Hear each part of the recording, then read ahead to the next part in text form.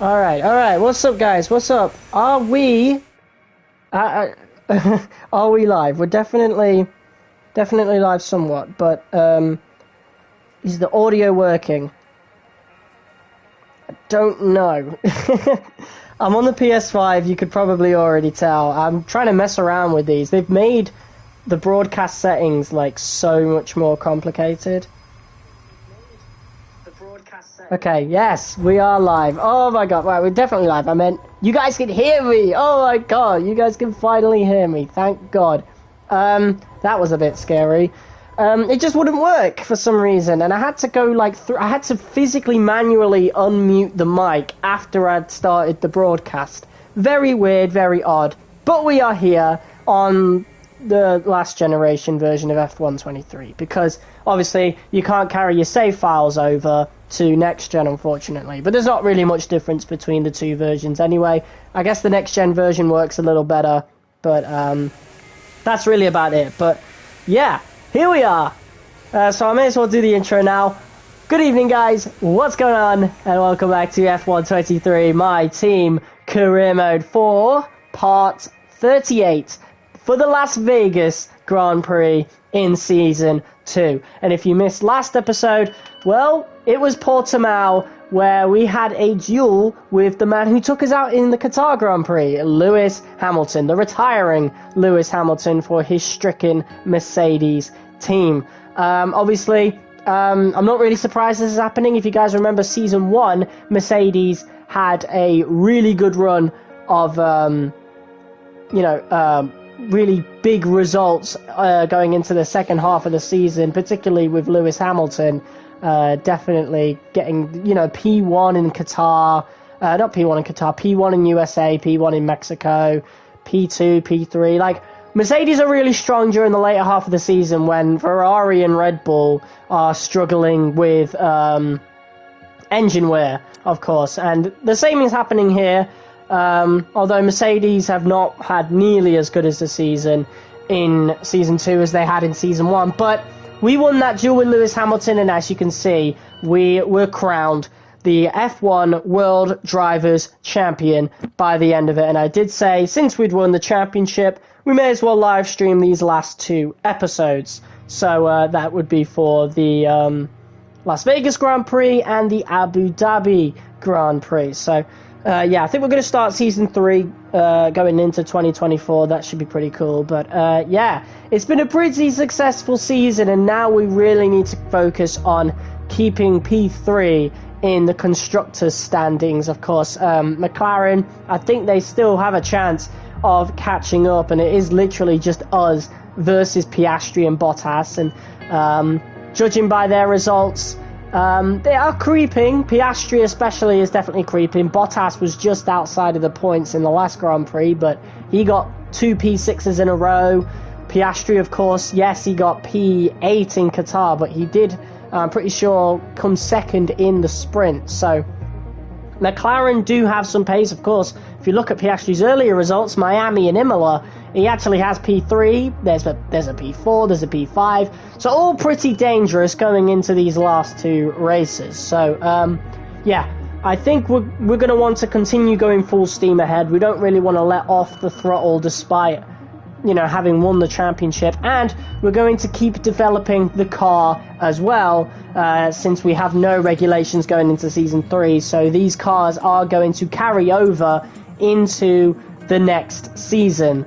And then, of course, Season 4 in real life is the 2026 season, and obviously we'll probably have new regulations in-game as well to coincide with that. That's just RNG. Pretty sure we get regulations every 2 seasons, and it just happens to fall into that category. So that's cool. We still need to improve the car, of course, and we're doing a pretty good job of it. We have two parts coming in for very soon, a major part and a minor part. However, neither come to the car in time for the Las Vegas Grand Prix. So yeah, here we go then. We've got no activities to do, of course, and look at this. Doing really good for parts. We're into our last parts of the season now. We don't have to do a new control electronics at all going into the last race, but we could as well. Same with the MG UK. So I think what we'll do is put in the last 2 parts going into the next race, just to, you know, have the freshest car possible and, you know, wrap up the season in as dominant a fashion as possible. But of course, we've also turned up the difficulty to 90. I'm pretty sure we're at 90, or is it 95? We'll actually have a look right now. It is 90 right now, but I am considering moving it up to 95. So we'll see what happens there. I'm thinking of doing 95 maybe in Season 4, just, you know, make that season a whole lot harder with, you know, the new regulations, the new engine, etc. But yeah, before we get into this, I should probably show you guys the livery we will be using. It is, of course, the hashtag Las Vegas GP livery that, you know, we earned, well, not earned, but we got given it to coincide with the real life Las Vegas Grand Prix. And I thought we may as well use it. It's a special occasion, so we may as well use this special livery. And to celebrate, to also celebrate the Las Vegas GP, we are wearing Las Vegas GP gloves, and also to celebrate our championship win, we've got a special version of our usual helmet. Instead of the usual pitch black, we're using chrome purple, chrome midnight purple, and took a little inspiration off Max Verstappen's championship helmet, you know, with the little yellow, the gold sort of thing, and we've gone with a similar thing here. So yeah, pretty good vibes going into this weekend. We're going to do the first practice session, and then I think because we're live streaming, I think we'll just want to jump right into quali. I don't know, though. I'll think about it.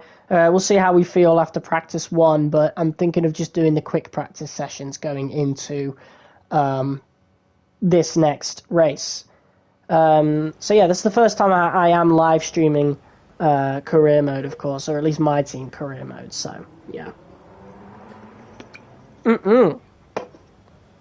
Yeah, so for those of you watching afterwards, the video is obviously going to be a lot longer and a lot less scripted in terms of the commentary. Like, I'm literally doing it on the fly, so you'll be hearing my commentary as I race, as opposed to commentating over it.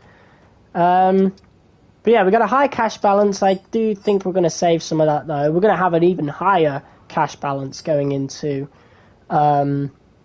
you know, next season, and that's why I want to keep 3rd in the constructors as much as possible. So yeah, and we still want to get some of these R&D parts in as well, but I'm pretty sure we're running out of R&D parts to actually be able to purchase.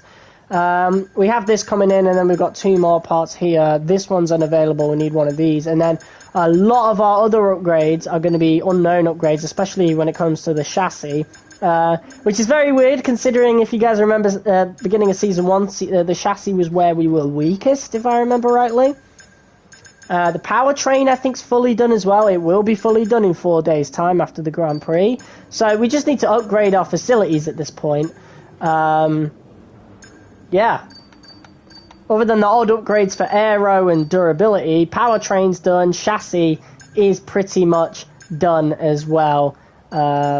Yeah, we got the last upgrade for powertrain. So, yeah, this car is almost at its maximum that we can do with the current facilities. So we do need as much money as possible so we can actually improve these facilities. So what have we got for practice sessions? We've got race strategy, qualifying pace, and ERS management. So, yeah.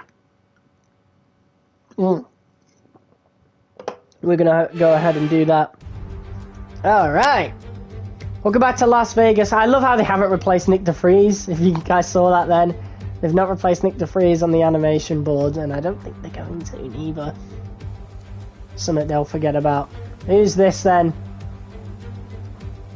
He's wearing a Haas helmet, so that must be Hulkenberg. I'm pretty sure Hulkenberg is the one on Alfa Romeo with the Haas helmet. I don't think we've ever seen that. I don't think we've ever seen a driver move to another team and then get a cutscene, so that's pretty cool. But yeah, I'm pretty sure that was Hulkenberg. Yes, it was Hulkenberg on Alfa Romeo Sauber. Yeah, I'm really excited to see who changes teams here. Liam Lawson, I don't know if I've told you guys, but Liam Lawson has gotten some big, like, big overall gains, obviously, since you know, he did what he did in the 2023 F1 season. So Lawson, I think, is like an 82 overall now in game. So expect to see some better times from Lawson, which isn't good considering we want Stroll to be competing with those Haas cars, and he was up until the recent update with Lawson. So yeah, not a good sign. So I don't, and I mean, I wasn't expecting Stroll to help contribute with the constructors anyway, but who knows? Maybe a McLaren will get stuck behind him, and that would be really, really nice. So I don't think I actually have a strategy for the Las Vegas GP. At least I don't think I have a setup. No, we don't. Okay, so I'm thinking we might go with the Jeddah setup. It's a very similar track, so we could go with the Jeddah setup, but downgrade these by about 10, because Jeddah's a bit more. I've already forgotten that second number. God damn it! Jesus Christ. Okay, so yeah, 25. So that's 15, 27, 17. So yeah, I think we'll go with that. We could put it down even more. Who knows? I've changed some of my controller sensitivity. There'll be a lack of rubber out on track, so take it easy for the first couple of laps. Yeah, so I've changed my sensitivity. I've been really practicing in terms of Jeddah, and I'm actually pretty good at it now. So all I really needed to do was change my controller's sensitivity, and yeah, it's a lot better now. So here we are. God, the car looks a bit weird like this with this new livery. But yeah, here we go. Our first laps of Las Vegas in Season 2, of course. Last season, I think we had a really good race. I don't remember it being particularly bad. I should honestly make it a habit to at least look at the results of last season's Grand Prix in the future. But yeah, these hard tyres aren't going to feel the greatest, and I highly doubt we'll be using these tyres in the actual race. Who knows though? But it feels okay. Yeah, they didn't really think this livery through, did they? Man, they really dropped the ball in terms of updating this game. It's a good game, don't get me wrong. Like, the handling is beautiful. I actually really like it. It's probably my favourite of any F1 game I've played, but in terms of like live updates and stuff, it's not good enough. And they've really got to pull it out the bag to get people to buy F1 24, because at this stage I don't think I'm going to buy it. I've honestly... if you guys see what Arava's been doing with his career mode, you know, the whole F1 2026 thing in his YouTube titles, I feel like I'm going to do that, honestly. I feel like when we do driver career mode, when we start that series, which I want to do on the next gen version of F1 23 after... Okay, just want to remind you to keep an eye on your tyre temperatures, which you can do on the temperature panel of the MFD. We monitor carcass temperature and surface temperature, and you'll get the best performance when they're both inside a normal operating window. Surface temps tend to fluctuate faster, so try a few laps with the data open and get a feel for how to control them. Okay, what was I saying? Yeah, so Arava's doing that, so I'm thinking when I do my driver career mode, we'll title the videos F1 2024. So I'm not going to title it F1 24 when that game comes out, obviously. So I don't really want to clickbait you guys like that, even though it will probably be the same game. I don't want to clickbait you guys like that. So I'll just do F1 2024 driver career mode, because I'm not exactly lying in the title, am I? You know, it is playing F1 in 2024, so I think that's something we'll do. I don't think people will mind, especially if if F1 24 is pretty much the same game as 23. Like, really, EA and Codemasters are in trouble with that game, because this community isn't like FIFA's. There are people who have stuck as far back as F1 2018. Like, you go on the F1 game subreddit, and there are still people posting F1 2018 clips, so yeah, they've really got to watch out, man. But yeah, this setup's feeling pretty good. Now using the Jeddah setup, of course, which we didn't have. We didn't have a Jeddah setup this season. It's something I've made quite recently and I've been practicing on and we've been doing really good on. There we go, those are the timesheets. The Astro is quicker than us, which is not a good sign. And we've lost a lot of time in that second corner there. So, yeah, I think what I'll do is another lap after this, and then we'll pit and we'll start some ERS management, I think. And, yeah, I don't really know what to do in terms of practice one. When I play practice one outside of the stream, I don't really do much practice programs. I do most of my practice programs in practice 2. So, yeah, I only pretty much do one in practice 1, because I use most of FP1 to do what we're doing right now, and that is pretty much track acclimatization. Whether or not that program is up or not, I drive around on these hard tyres to get a feel for the track with the worst set of tyres possible. But yeah, time's looking pretty consistent so far. We're actually gaining time now, now that track evolution is setting in. And we're not close enough to the guy in front of us to get a tow just yet, but I think that's a Williams just ahead. That is Guan Yu Zhou in the Alfa Romeo there. There's a Williams not too far in front of him, so yeah, we're going to start our final lap on these hard tyres now before we go and pit for the mediums to do our ERS management. Here we go.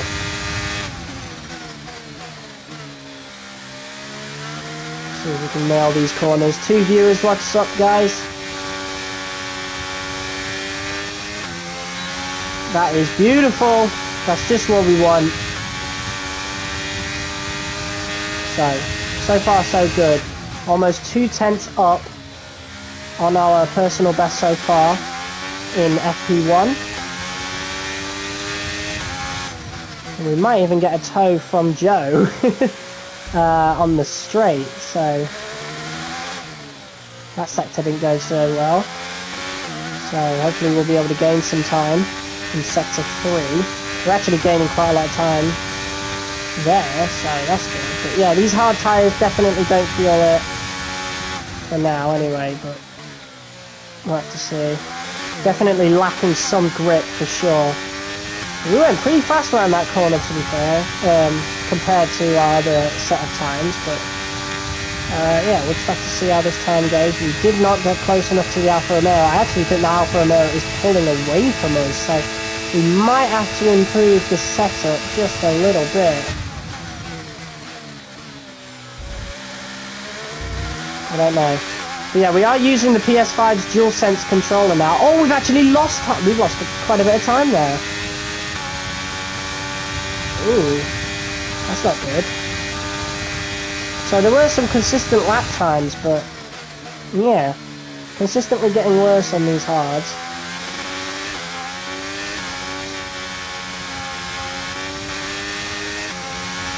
Those sets of corners were really good. We are actually over 2/10 up this time.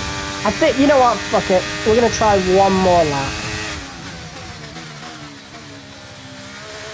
One more push lap on these hards. Just to see if I can beat my original time on here. But Joe is quicker than us. He is on the softs after all. So it's usually in this sector where he is gaining time. There's a Ferrari not too far behind us.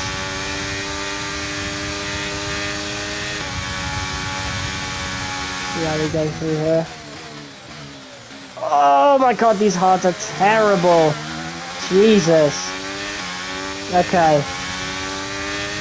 So the hards do not feel good around Vegas, that's for sure. So, yeah. If we ever move on to the hards in the race, it will likely be as a second stint. No way am I starting on these. Which is weird, because around Portimao, they were clearly the better tyre to go on for the first stint if Lewis Hamilton was anything to go by. And he was all over us at Portimao.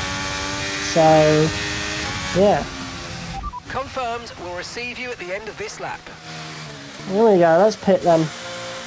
So I'm not sure how I'm feeling about the times we're setting on the hard tyres. We might have to lower the wings a little bit more. And they're already lowered quite a bit. It is our Jeddah setup. but with the wings 10 lower on each side. But we might have to put it even lower. So we'll have to see. I don't know though. The hards didn't feel very good around Las Vegas here though. So yeah, we'll just have to see how the mediums feel. Always unsure what to do for the setup around Las Vegas because I don't want to put the wings too low because otherwise we will lose so much time in Sector 2. Even in Sector 1, just getting around that, you know, second corner. So we'll have to really think about it. But yeah, we're going to go for ERS management now. So let's go out and do that. Okay, engines fired up, we're set. Lance is out. Lance is driving. I don't know how far in the circuit he is, but I guess maybe we'll find out.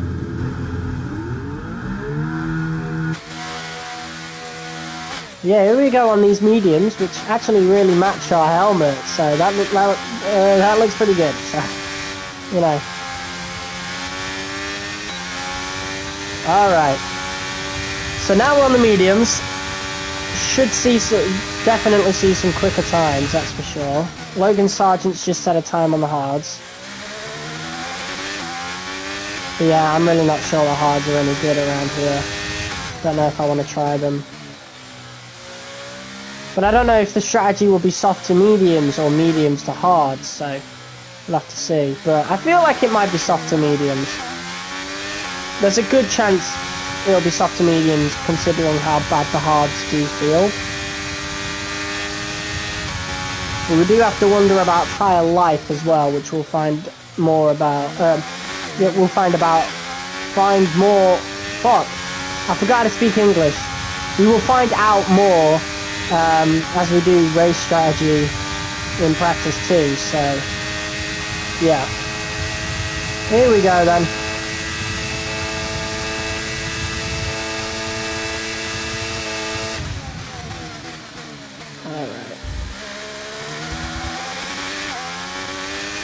You can really cut that chicane quite a bit there. But yeah, here we go. First lap on the mediums. The ERS management. Let's do it.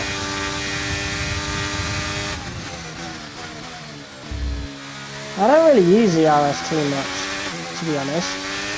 Other than the first lap. Or when we need to overtake people or catch up.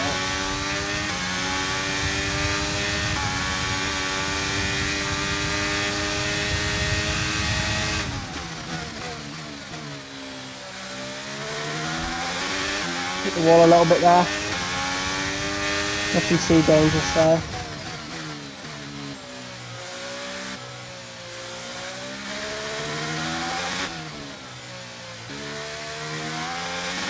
Definitely felt a lot more comfortable going around there, that's for sure.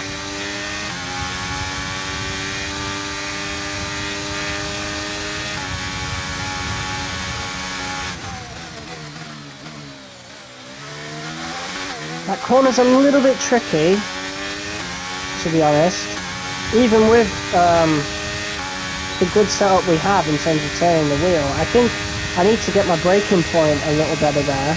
Even though we do have the racing line on, I feel like we might have to brake a little bit earlier because of the car's just pure power.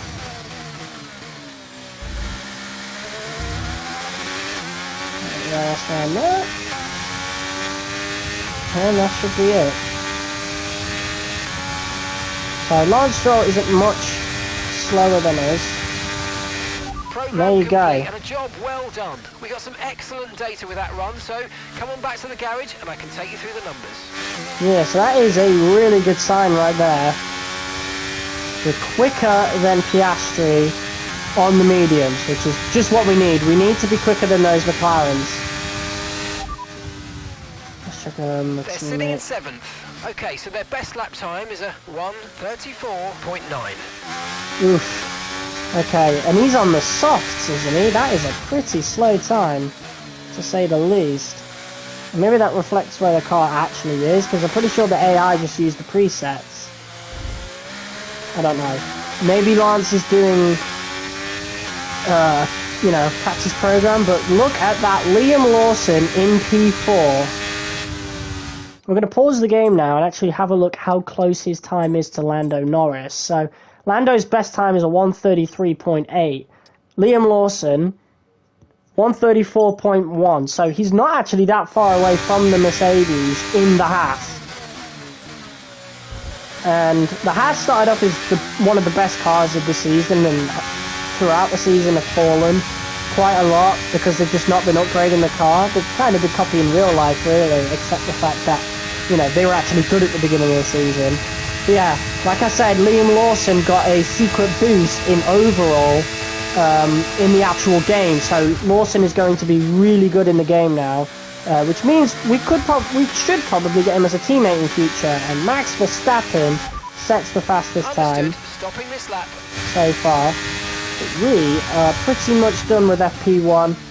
I'm not really going to do, you know, too much. There's not really a need for it. There you go. So we're done for FP1. We're going to move on to FP2 now, and yeah, get the race strategy done, and then qualifying pace. And then if there's any leftovers, we'll do quick practice for FP3 before getting into qualifying. I'm going to change the regulations quite a bit going into Season 3. So we're not going to do the Q1, Q2, Q3 anymore, because it's pretty much a given that we'll make it to Q3, especially since we've not got any new regulations going into Season 3. There's not really going to be any chance I'm getting knocked out of Q3 unless we crash or something, which is getting quite rare at this point, because I'm pretty good at the game now compared to how I was in Season 1, where we did have a few crashes. Just checking mic audio there. So yeah, we're going to change the Q1, Q2, Q3 setup to short qualifying, which would be, I think, is it 15 minutes or is it 10 minutes of qualifying? Basically, we'll only do 2 qualifying laps as opposed to the 6 that you could basically do in the Q1, Q2, Q3 setup. So this will make the YouTube episodes a bit shorter. And I don't know, maybe it'll have a bit more of an unpredictability factor there, a few surprises, since, you know, whatever qualifying lap you set, that's it. It's the one session. So I feel like we could have some pretty good surprises going into Season 3 with that qualifying setup. Alright, so yeah, we're done for practice 1. Nick DeFries is still in my game, of course. Where is Lance? How is he doing? Here he is. Is he on a push lap? He might be on a push lap. If he is, he's getting a nice little tow in here from what I assume is Yuki Tsunoda. I don't know if he's on an... No, he's on an out lap. He is charging. But I think that is Yuki. No, it's not. Yes, it is. It's Yuki. Lance is actually overtaking Yuki on the out lap, on the in lap, sorry. Go on, Lance. Nice. Lance showing off for us a little bit there. Let's hope here's hoping he has a good race, and of course I'm really looking forward to Season 3 because the car is going to be a lot better going into that season with all the influx of money we're going to get. So yeah, I'm quite excited for that. I have some plans for the team's identity going into Season 3. We're going to have a proper title sponsor, so a whole different livery, no more Slide Team Racing purple for now. It will come back.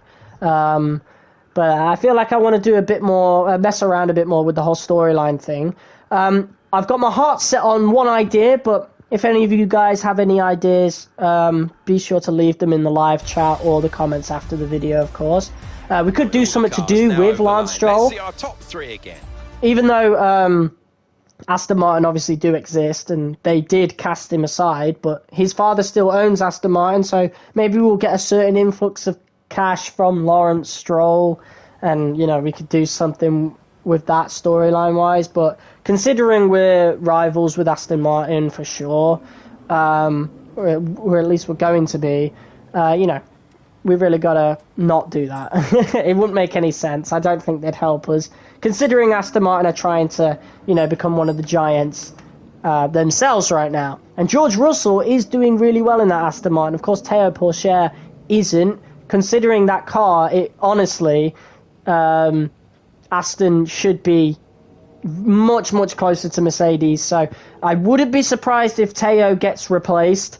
Again, it's quite surprising that he got that seat in the first place, considering how bad he did in the Sly Team Racing seat for us, especially with that DNF at Monza and the Las Vegas Grand Prix. Like, oof, you know, I'm very surprised that he got that Aston seat. But yeah, it is what it is. Anyway, FP2. I am going to definitely be keeping my eye on George Russell, though, for sure. I feel like we could do a storyline later down the line where Lance does redeem himself for his horrible Season 1 at Aston Martin, which was why he got kicked out of that team and replaced by Pourchaire. Redeem himself on this team, and then maybe we do a little swap deal. We've got a leak in the hydraulic system, so it's going to be a few minutes before we can get you back out on track, I'm afraid. We could do like a little swap deal with Aston Martin, send Lance back to his father's team, and bring in George Russell. And I love George Russell. As a Williams Racing fan, I love George Russell. So it'd be really cool to have him on the team.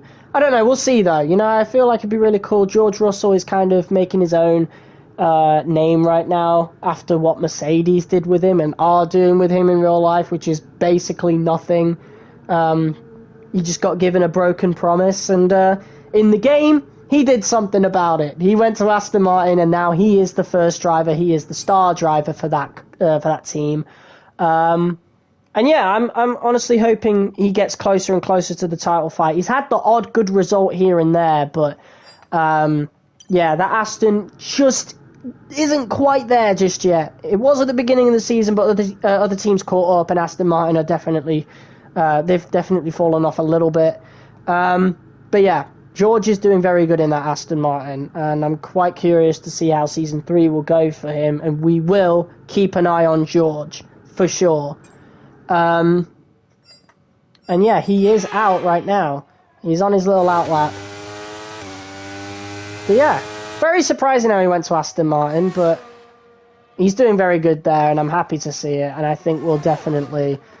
I'll definitely consider getting him at some point. I did originally want Nico Hülkenberg for our second seat, going into halfway through this season, but we couldn't afford him at the time, and Lance Stroll was pretty cheap, especially considering he was a free agent at the time, after getting cast aside from Aston Martin in that first season. So, yeah.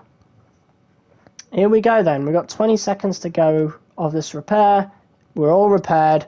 We're about to go out on that race strategy now. So those two original tyres have been handed in. All we've got now is the mediums and softs. So let's go out on this race strategy. Boom. Okay, track's green right now, so take a few laps to get the tyres up to temp and get yourself in the zone. Let's do it.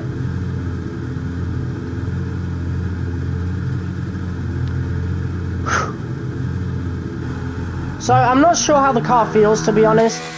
It feels somewhat good, but in certain sections of the track, it is... I do feel like it's struggling a little bit. I don't know, though. We'll have to see how we're feeling on the qualifying pace as well after this practice program.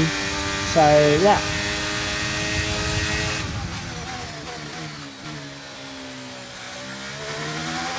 Here we are on a new set of mediums, about to do our little race strategy around the Las Vegas GP circuit.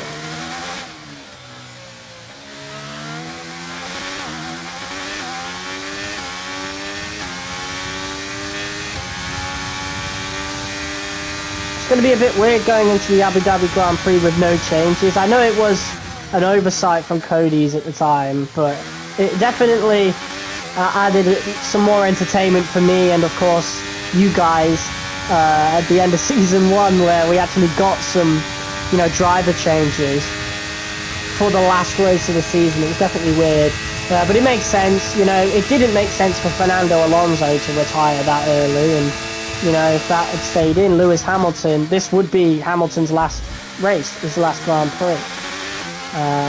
but that's not going to be the case now. It's fixed. So, yeah. The next race will be Hamilton's last race in F1. He is retiring. Alonso's gone as well. So, we're going to see we're going to see at least one new F2 driver in a seat next season, which is going to be pretty cool. I wonder who it's going to be. I feel like it might be Drugovic. We might see a Felipe Drugovic return. He is the best rated F2 driver after all. So, he did fail on our team, but he might excel somewhere else. Who knows? I'm quite curious. Can you imagine him joining Mercedes? Because it would be Mercedes, wouldn't it? Unless Mercedes pick up another driver from an opposing team, we could actually see Drugovic or another F2 driver at Mercedes. That is going to be so cool to see, for sure. I'm excited. You know what, I'm also excited to be able to sign that driver, that F2 driver that everyone's been talking about. He's really fucking young. I think he's 17, something like that. I forgot his name though. But he is a Mercedes driver, and he's making he's skipped F3 entirely. So he's doing a Max Verstappen. Yeah, how is he going to get an F1 seat? I feel like if Sargent does really bad, we might actually see this guy in a Williams seat by the end of next season. Because Mick Schumacher's in WEC for Alpine, which is cool in and of itself, but yeah. I need to see who that driver was. Let me... fuck. I forgot his name. Wait, I just remembered it right as I was going to look it up. That's so annoying. It's Kimi Antonelli. He's going to be really cool to sign in future MyTeam careers. Hell, if I do end up getting next year's game, we could get one of my favourite F2 drivers right now, and that is Ollie Behrman. I do wish Ollie Behrman was, able to be signed in this career mode. Obviously, we can't do it right now. We have to update the game. But yeah, you can sign F1 esports drivers, which is pretty cool, of course. People like Jarno Opmeer, but it just wouldn't make any sense. I feel like if I was being a bit more casual, then sure, but I don't know. But our Delta's not looking too good right now for this. I don't know what happened. Yeah, that's what I get for not focusing. But we're going to make up the time, so we'll be fine. This corner especially is something we're definitely going to need to brake a bit earlier at, for sure. We're going to use a bit of DRS to try and gain some of this time back. Alright, there we go.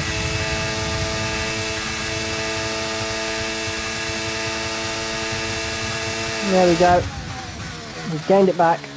I mean, we probably would have gained it back anyway without the ERS, so... but we are behind an Alpine here, of either Esteban Ocon or Pierre Gasly. So let's try and catch up.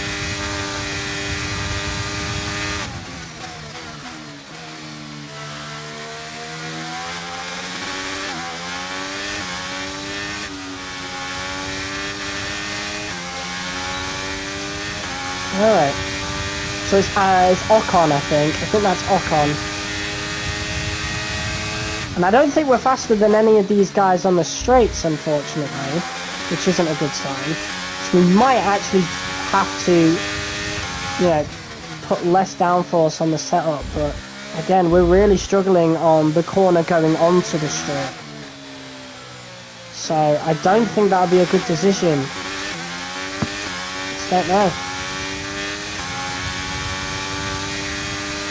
Yeah, let's see if we can do better on this corner now. Yeah, look at that. We're definitely really struggling there, and I've got a decent amount of downforce on this setup. So I have no idea what's going on there, to be honest. But we do have the quickest time of the lot, so that is a very good sign. I didn't notice that at first, but we do have the quickest time. But yeah, the car doesn't feel any good on that particular corner.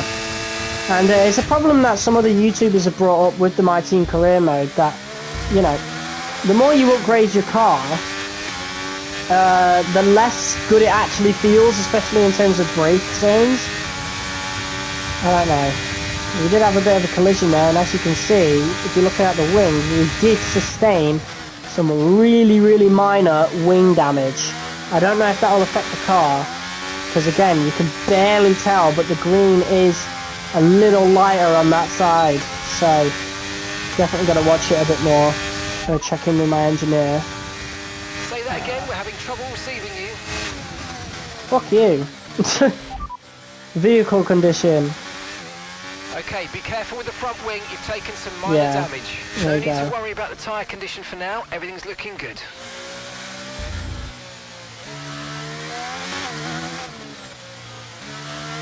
Yeah, so this setup might not be any good, I don't know, but we're definitely losing time in Sector 2 quite often, unfortunately. But we're gaining it, so... So I feel like we definitely go through that corner a lot better if we brake at the yellow part of that racing line instead of actually at the red part. So, yeah, just a slight change in braking might do us the world of difference, but Max Verstappen has set the fastest time on the softs. We haven't used the softs yet, but we are a second slower than Max. So, he might have actually gotten some new engine parts going into this Grand Prix. Lewis Hamilton, obviously he's back with a vengeance. He's actually set a quicker time than Verstappen on those softs. He's on the mediums, so there is time to be found on these mediums. But we are a second back, obviously, and we're not going to gain anytime soon because we're now on a 5th lap, whereas those guys would be new.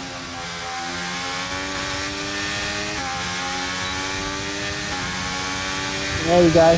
I let off the throttle a little bit there, so that did lose us a bit of time.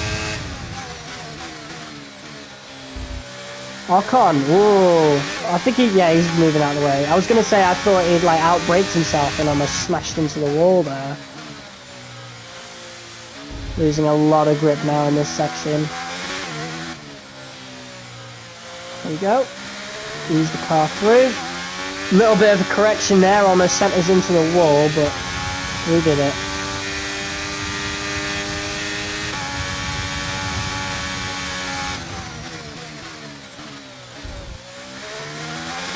Jesus, yeah, that corner is just not any good for this car right now. Not a good sign at all.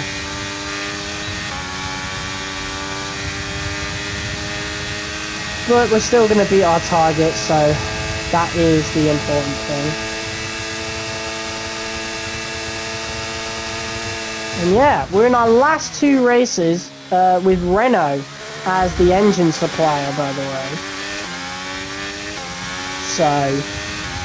yeah, it's going to be weird to have a different sounding car next season, and we're probably going to go with Mercedes. You know, we're not really competing with any Mercedes powered, well, we're not competing with Mercedes. A lot of valuable information out of that, well done. Yeah, we're not really competing with Mercedes at all in the constructors or the drivers standings, so I think we can definitely conjure up a deal with them, and especially in real life where, you know, they're still making deals with McLaren despite McLaren being a clear threat. You know, there's a good chance that, you know, we have that believability. So, yeah, we're going to be powered by Mercedes for 1 season next season. I have specific plans for season 4 onwards. So, yeah, looking forward to it. I'm not necessarily looking forward to having this car sound like a Mercedes-powered car, because the F1 World car sounds like a Mercedes. So, yeah, it's just the sound that I've been hearing all the time. But it's going to be a more powerful engine. So, I am looking forward to that. Or maybe it isn't. I do know that the engines actually change stats themselves throughout the season. So, maybe Renault E-Tech's actually a really good engine now. In real life, obviously, it's the weakest. But,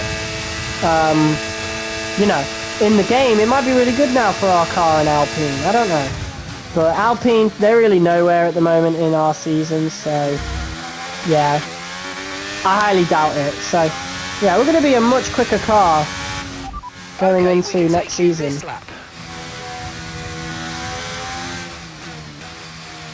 Yeah, here we go. Done on these mediums. That was pretty successful. Even though Hamilton is looking quite rapid on in that Mercedes, so oof, that might be a bad sign. There you go. Whew, that felt good. Alright, I'm going to open another can of Pepsi Max. Man, Christmas was stressful. I'm sorry we haven't done a Christmas special, by the way. I don't even know if we'll get round to doing it, but obviously I don't think it'll be called a Christmas special. We'll probably call it the New Year special, but yeah. TJ's very busy, and obviously I've been busy as well. So... Car repairs have set us back a little. Yeah, so it was very minor front wing damage.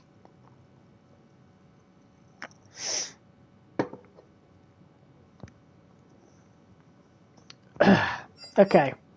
Has Lance gone out yet? Yes, he has. He went out on the softs and set a 134.4 and was quicker than Russell. So, I don't really know what to gain from that, but Lawson is 2/10 quicker than Lance, which isn't good, and that kind of shows how good the Haas car is compared, because Lance is a max overall at this point. We are really good in terms of our facilities, so yeah, he is very high overall, and it just comes down to our car not being as good right now. But again, Season 3, the car's going to get a big boost, and I'm really looking forward to it. But yeah, time to switch to these softs and start our little qualifying pace. So let's go. Flying lap as you do, as we would in normal quali in the videos. In the normal videos, should I say. Here we go. On the softs, let's see how good we can be. Don't worry about tyres, just give it everything. In this test, we just want to make sure we can lap close to our rival's pace.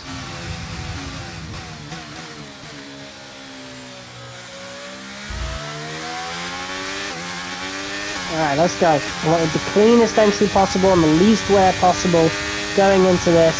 Here we go. Let's see how quick we can be around the Las Vegas circuit.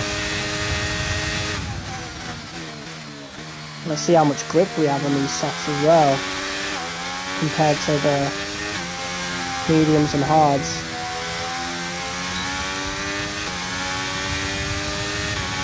Not very good around that first sector at all.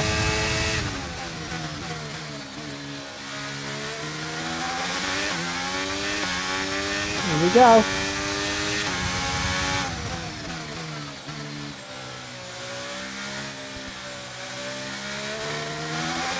Yeah, this setup needs a bit of work.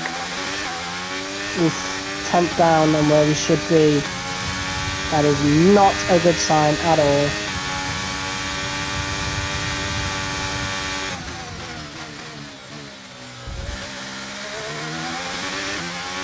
Oof, not good at all.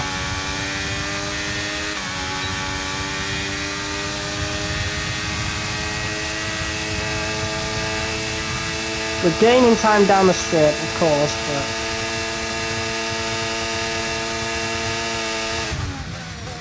we're about to fail qualifying pace.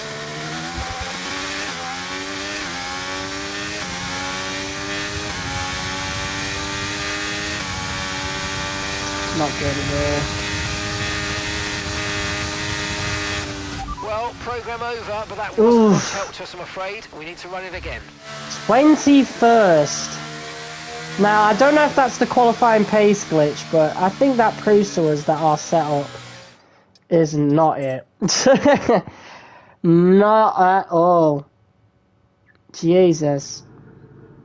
Okay, let's have a look at this.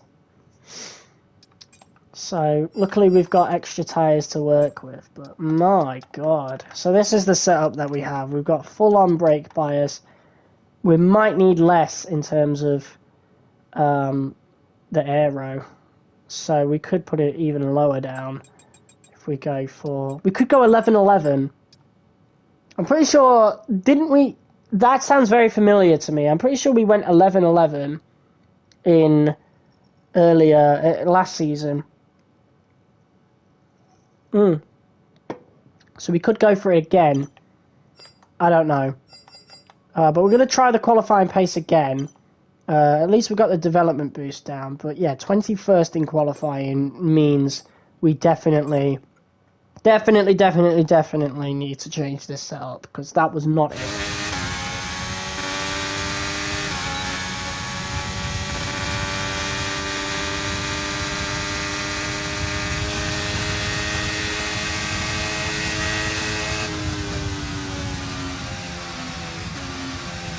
I've lost a lot of ERS there for some reason.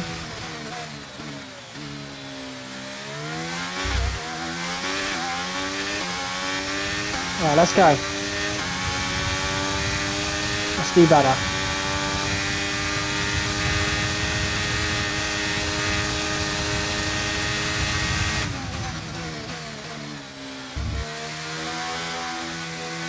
Oh, I'm not gonna lie, these fucking racing lines are getting in my way, man. Fuck off.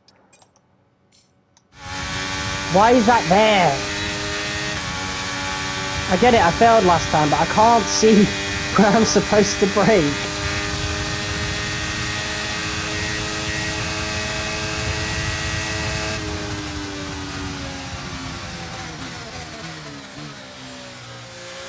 Yeah, I guess we'll just have to look closer then, won't we? Let's do it.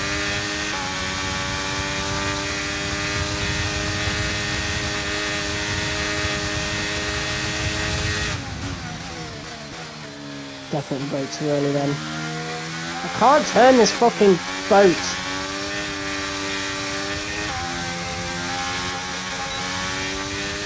Let me hit the wall. Fuck's sake, man. Just fuck off.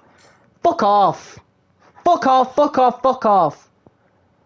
I'm so mad at that. Okay, yeah, like, the car feels worse than it did before, that's for sure.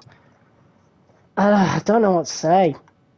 I don't know what we can do about that, but that's a definite fail in the qualifying pace department, so we're just not good enough there, unfortunately. Ugh. So we'll just have to hope for the best in terms of qualifying. We're just going to have to hope that it was the glitch qualifying pace, because everybody knows that qualifying pace for F123 is a bit bugged at times, so we've just got to hope that it was a qualifying pace bug and our car isn't actually that bad, because it's predicted as 21st, and I guarantee 22nd would have been Lance's car. So, yeah. We'll have to see how we do, but practice 3. I'm going to go to quick practice and get the rest of these done, so. Yeah, that's that. And let's get this one done. Oh, it failed! Even on 70% success? There we go. So that is that done. Okay, we'll want to do this one more because this is worth 90 resource points, please. Yes, there we go. Okay, that is practice done. That's free practice for the Las Vegas GP, all done. We're going to earn some of our development points now, and we're going to put them into the car, because we can afford to do that. No regulations going into next season. Decent amount of resource points there. Lance didn't do much practice programs, unfortunately. Oh, well, not as much as I did anyway. I don't know, though. I wish we could control the second driver a lot more. I trust me, if they added that feature to F124 where we could do team orders with the second driver, I'd buy that game. I would buy the game if they did that. So, yeah.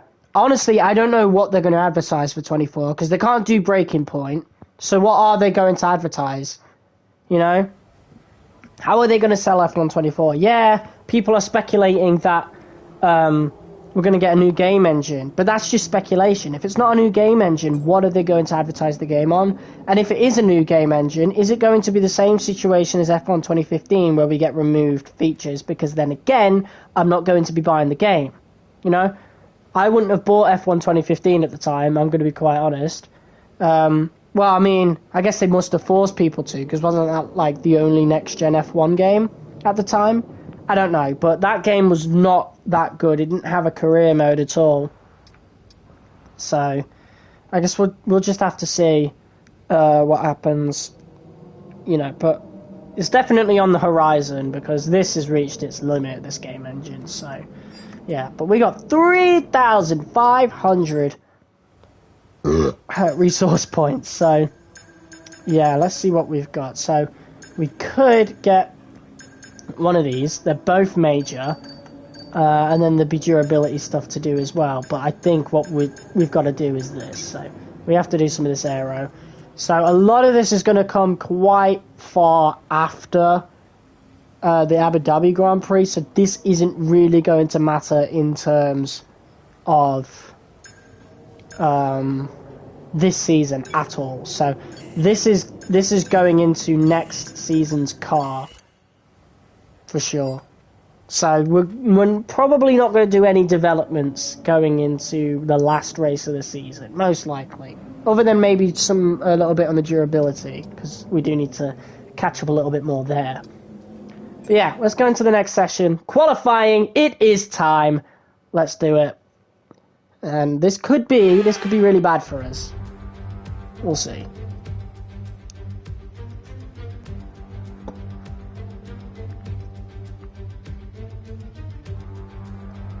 Bum, bum, bum, bum. And there we are, the champion, the newly crowned champion, ready for the Las Vegas GP. Let's get it! Right, we're going to go out and just set a banker right away. Let's do it!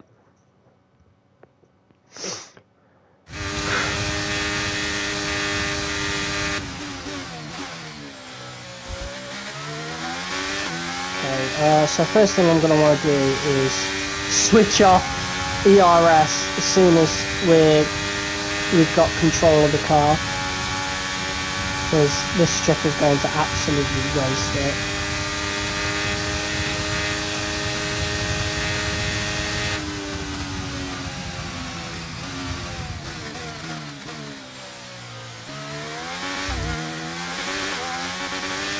Okay, here we go. Let's go.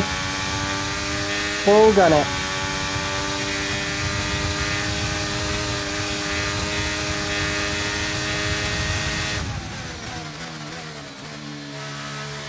Bit wide there, but I think they're okay.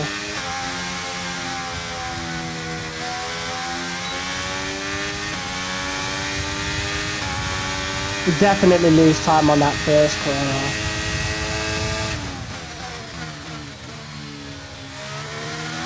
That corner's perfect though.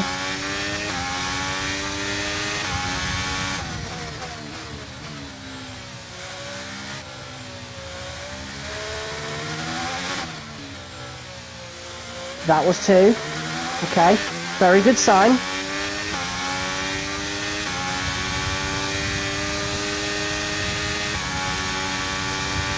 Alright, here we go.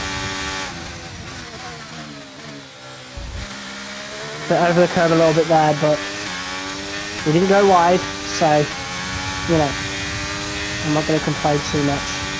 Max Verstappen sets a 132.3, that is the target. We want to get somewhere near that.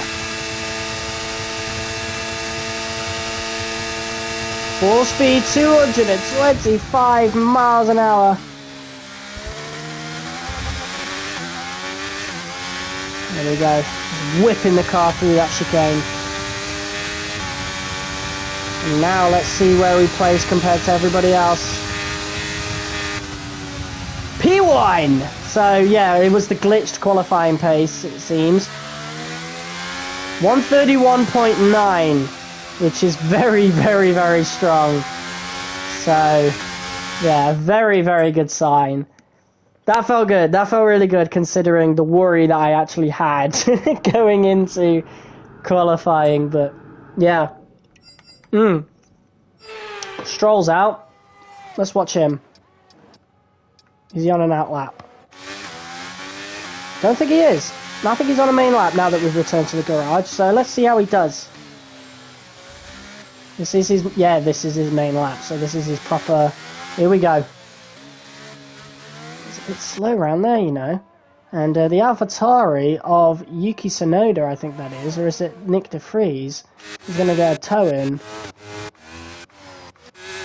Let's watch whoever that is. It is Tsunoda. He is behind Stroll, so these two keep meeting each other, man. So Tsunoda's going to get a toe in on Stroll, unfortunately. We're not the slowest in the speed trap. That would be AlphaTauri. Stroll is outrunning Tsunoda, so that's good. That's a very good sign. Here we go, then. Come on, lads. Nail this last corner. Oh, he's hit the curb a bit too much there, I think. I don't know. This is the best Lance can be, though. We've got his overall quite high up with our facilities, so... Oof, P16. Tsunoda is slower, but that's to be expected. Hulkenberg's slower. Lawson is quicker. So Lawson has a pretty high overall now. So... yeah. Oh, look at Albon! Albon in the Williams sets a very quick banker lap. Wow. We do see Albon appear there, here and there. Sargent's actually been downgraded even more, so I think he's actually worse than Nick de Vries now in the game, which I think is largely unfair. To be quite honest, especially since Sargent was actually pretty strong going into the last races of the season. Like, he got his first points in Texas. He qualified P5 in... was it P5? In Las Vegas. And he was only screwed because of the strategy. Our strategy just wasn't good at all. I really think Sargent getting an even lower downgrade in the game was quite unfair, to be honest. If anything, I feel like he should have got a slight upgrade. Like, obviously, he should still be, like, the worst-rated driver on the grid, for sure. Like, or at least among them. But to be that much worse in overall compared to the others, even though he was pretty good in qualifying and in the races, especially in the last few, like, it's just unfair. We can only hope he has a good season next season. I am rooting for Logan, that is for sure. All right. So, we're looking pretty good in Q1 here. We've set the fastest lap. So, I feel like we could probably skip through and be safe.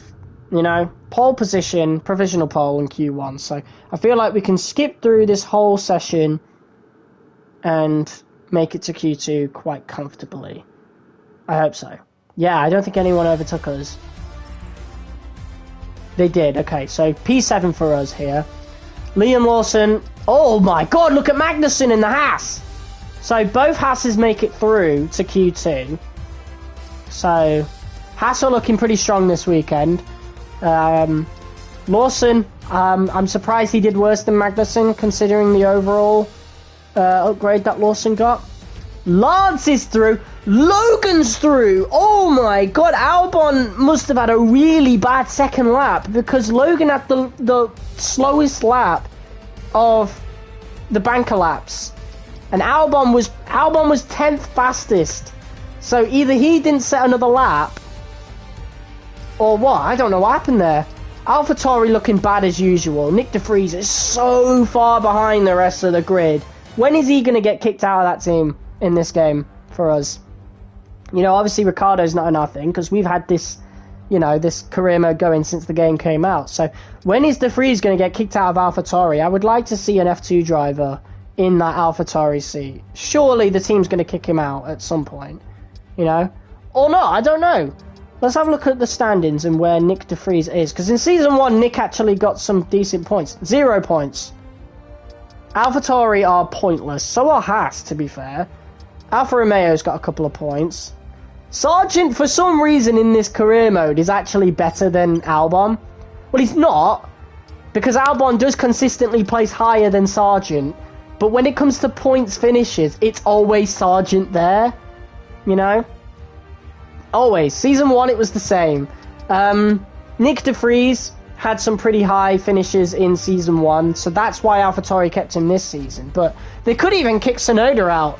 You know, I wouldn't be surprised if AlphaTauri have a completely new team next season, but I am happy Stroll has made it through to Q2. That's all that matters. We want our second driver to consistently make it into Q2, at least here in Season 2. Of course, Season 3, the aim is to get Stroll even higher, because now that we've won the Drivers' Championship, our focus is now moving towards the Constructors and winning that for the first time. That is our main objective now.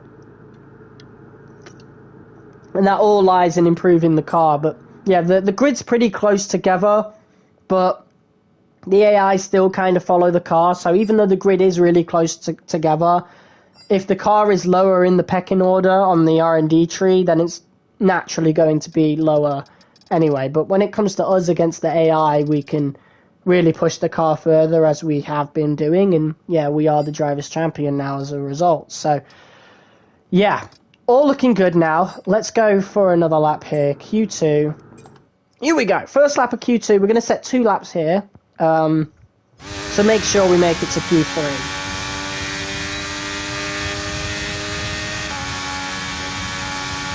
Yeah, we have a mostly fresh engine, so I wouldn't be surprised if we do end up placing high still when it comes to Q3, but I also wouldn't be surprised if we don't, considering the setup. Because we are favouring a lot of these corners, for sure.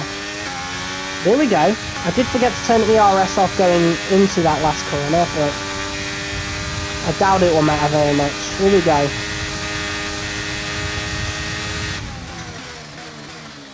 First corner. Not as... Oh, still wide. We do struggle on certain corners. Well, it might be down to the sensitivity of the triggers on the DualSense. I am using the DualSense now as opposed to the DualShock, so... yeah, I might have to watch how much pressure I'm actually putting into these triggers now. Maybe that's why we're struggling, I don't know. At least on that first couple of corners anyway. But the corner going onto the strip is definitely down to the car. It must be.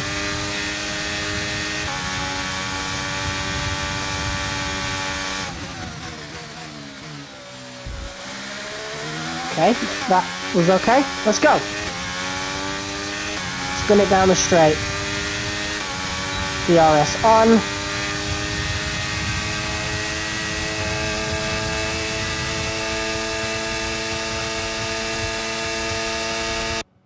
Oops. Accidentally pressed the touchpad. Fuck.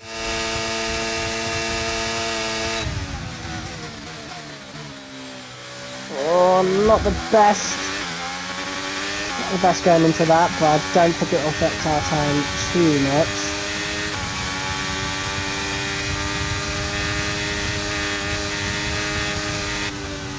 P1. 132.1, so not as quick as our Q1 time, that's for sure. I don't know how much quicker. No, I don't know how much quicker everybody else is, but we'll have to check that out. Well, not how much quicker, but how much slower. But we are doing pretty good so far. That is a very good sign. Let's have a look. Oh, it's close. It's very close. Piastri. Oh, that's not a good sign. That is not a good sign at all. Piastri is pretty close to us, and we are competing with McLaren now to keep P3 in the Constructors. So, yeah, and Piastri is the dangerous one. So he's not that far behind at all. He's actually quicker in Sector 2. We are still quicker in Sector 1 and 3, though, but not by much, especially in Sector 3, so definitely need to watch it a bit there, but yeah, so far, so good. Alright, let's see how Lance is doing. He's on a 133.2, he's in P15. That livery looks beautiful. And yeah, he's on his in-lap now. So yeah, he's P15. So, he's quicker than Perez. What happened with Checo? He's in the Red Bull, man! And he's good in this game. So, what's happening with him? I don't know. It is only provisional laps, though, so Checo is probably on a worn set of softs, but Stroll should be beating Sargent. It's close, but it shouldn't be close. The Hasses are right next to each other, and they're placing high. Like, I wouldn't be surprised if Haas get their first points in these next two races. They would be extremely unlucky not to score points, either of them, considering how good those drivers are. And it's just completely down to how the teams drop the ball. Because, again, that Haas car was really good at the beginning of the season, and neither driver was capitalising on it. Russell's not doing the greatest. Porsche didn't make it to Q2. Alpine are looking strong. Ocon in P3. Ferrari right next to each other. Red Bull not looking too good. Mercedes are back to normal. But again, we don't know who's using worn softs and who isn't. So we'll have to see. But we're now going to skip to the last 3 minutes of the session, as I usually like to do, as everybody is going out. So let's do it. Flying lap. Stroll, I hope he can get a toe in on somebody and gain some extra speed. That would be wonderful. But we're not close to anybody, fortunately. Here we go. Let's turn off the RS real quick. I don't know where anybody is. They must have pit already.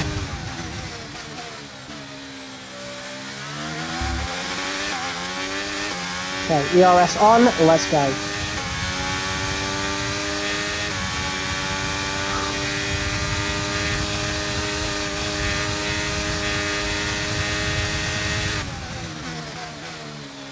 Should be even quicker now with track evolution.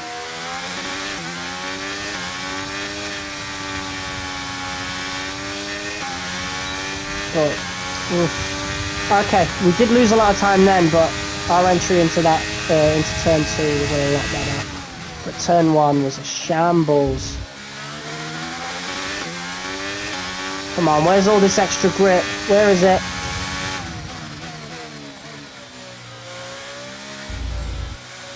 There it is.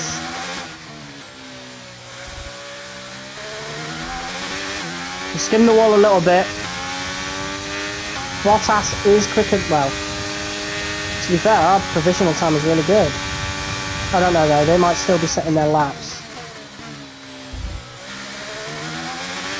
Okay. Not the best entry onto the strip, but quite similar to our original.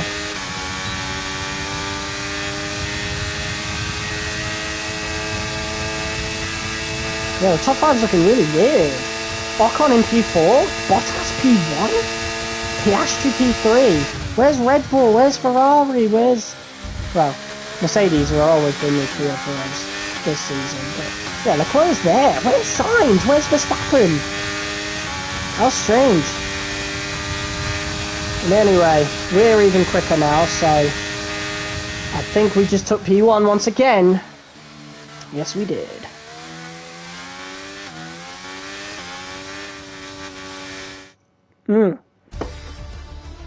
So I might have to up the difficulty going into Season 3. Who knows? But again, it might come down to AI engine wear as well, so I don't know. So I think we'll go into Season 3 still at 90 difficulty, but I think after the first race I'll be able to properly gauge where everyone's at and see if I need to up the difficulty. But there we go. Lance Stroll is slowest. So that's not good, because he really should be beating the Williams. Oh, I don't know though. The Williams, I think, are above us. Yeah, Williams are above us in the R&D chart, so their car's quicker. But I don't know. It's Sargent, and he's got a downgrade on the overall in this game. He's the worst driver in the game of the F1 drivers. Anyway, he's almost as bad as the F2 drivers. Like Cody's were really harsh on Sargent, I think, in my opinion, and Stroll should be beating him. So I'm quite disappointed in Lance there. But again, it might come down to the car, because again, we haven't felt the greatest in the corners neither. So, I don't know. And we don't know where Lance is at in terms of engine wear neither. But yeah, look at that. So neither of the Haas cars make it through. Sergio Perez just had a torrid time of it. He doesn't make it through. Alpine are looking really strong. McLaren are looking strongest, which is not good for us because we're trying to cling on to P3 in the constructors right now. So that's not good at all. And I think if you guys remember last season, McLaren actually stole the place we had in the constructors right at the last race of the season. So I am quite worried about McLaren doing that again to us. That's for sure. The energy store's looking a little worn, so we'll definitely be replacing that going into the last race of the season. No, we won't, actually. We don't have a new part for it. Or do we? I don't think we do. Does it count? Like the plus, does that count as like a new part or what? I don't know. No, I think you get 4 parts and then the rest is penalties. So, yeah, we're on our last bit of energy store and it's running out on ERS right now. So, that's not a good sign. That's for sure. But, yeah, here we go then. We've got 2 laps left to Q3 and I don't think we'll be using the hards for the race, to be quite honest. So, I think I want to save a set of softs for the race. So, I think we're going to save that one. And we're going to set a lap in the last 3 minutes. So we're just going to do 1 lap in Q3 and hope for the best. Alright. So let's have a look at everybody here. God, McLaren are looking rapid. I mean, Bottas didn't set a good time, but Piastri is looking insane right now. Which is a really bad sign. A really bad sign. Because they're going to be close to us in the race. And I don't want that. Our car parts are mostly fresh though. So, since Portimao. So we do have that advantage over the rest of the field. So, we'll have to see. But yeah, Q3, we've finished P1 in both qualifying sessions. So let's see how we do in the third. Here we go. And we'll get to see how everybody else goes as well, I'm pretty sure.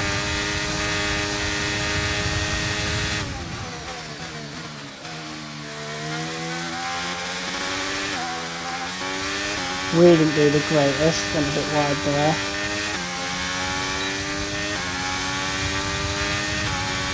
And yeah, I'm still getting used to the difference in triggers, dual sense versus dual shock. Hit the wall a little bit, but I don't think it affects the time. Oh, that was perfect. There we go. Just use the car around there and get out of it. Right, qualifying is finished. So Bottas did not do well. He is going to be bottom of the pack.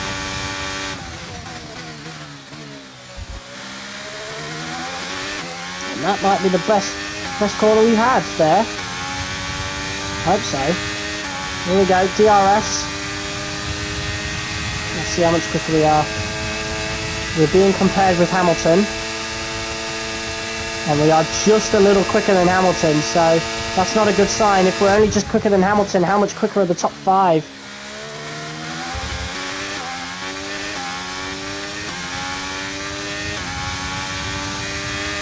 At least in Sector 2 anyway. Oh god. And it's only green sectors so far, apparently. I think we just took it. Fantastic, you've got pole position. Yeah, there you go.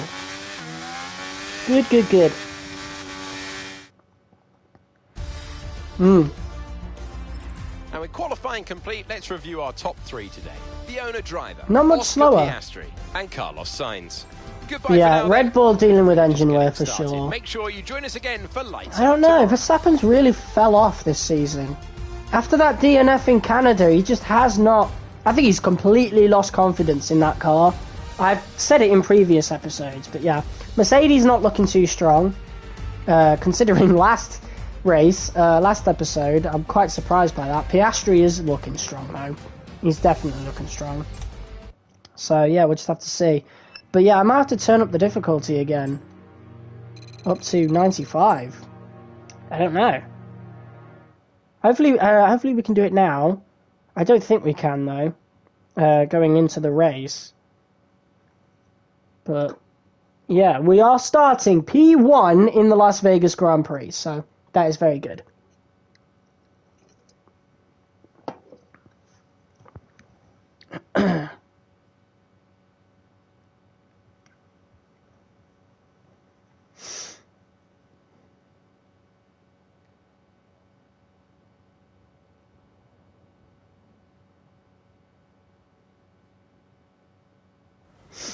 Alright, so let's have a look.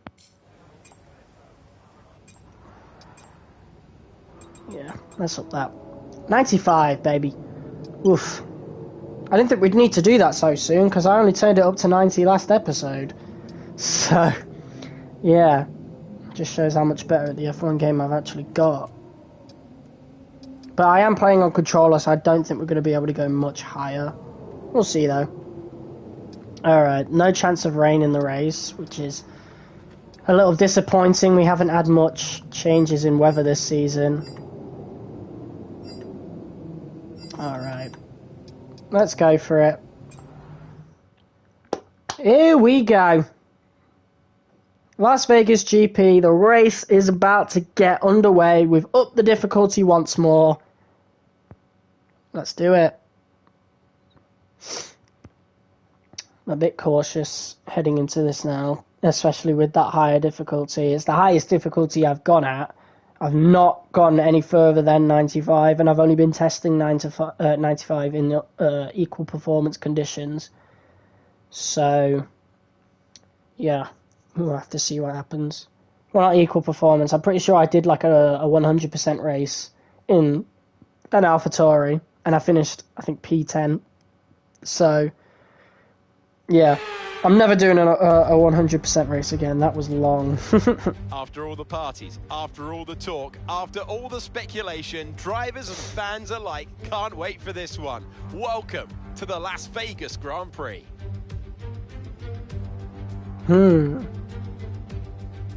17 corners, 3 straights and 2 DRS zones. We have taken over the world-famous strip, and Formula One is going to have a top speed there of around 210 miles per hour. Off the back of a fantastic qualifying session, it's time to see how our starting grid looks like for today's race. It's the owner-driver then in pole position, and Oscar Piastri completes the front row.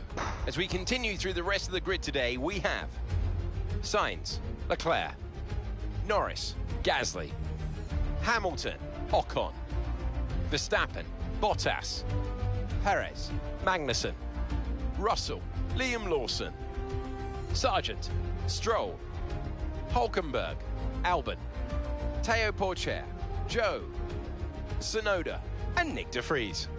And now it's time to head down to the track. And Anthony Davidson joins me once again in the commentary box. And what's the emotions like down there on the grid in these final stirring moments? Are they excited? Are they nervous? Take us behind the wheel. Well, it was a really impressive lap in qualifying to get pole position, but are they going to be able to hold on to the lead into the first corner with so many quick starters around them? And apart from that, keep an eye out for anyone getting a good launch from the midfield. You see it happen from time to time, and it can really throw a spanner into the races of the quicker cars and push them into a more risky strategy.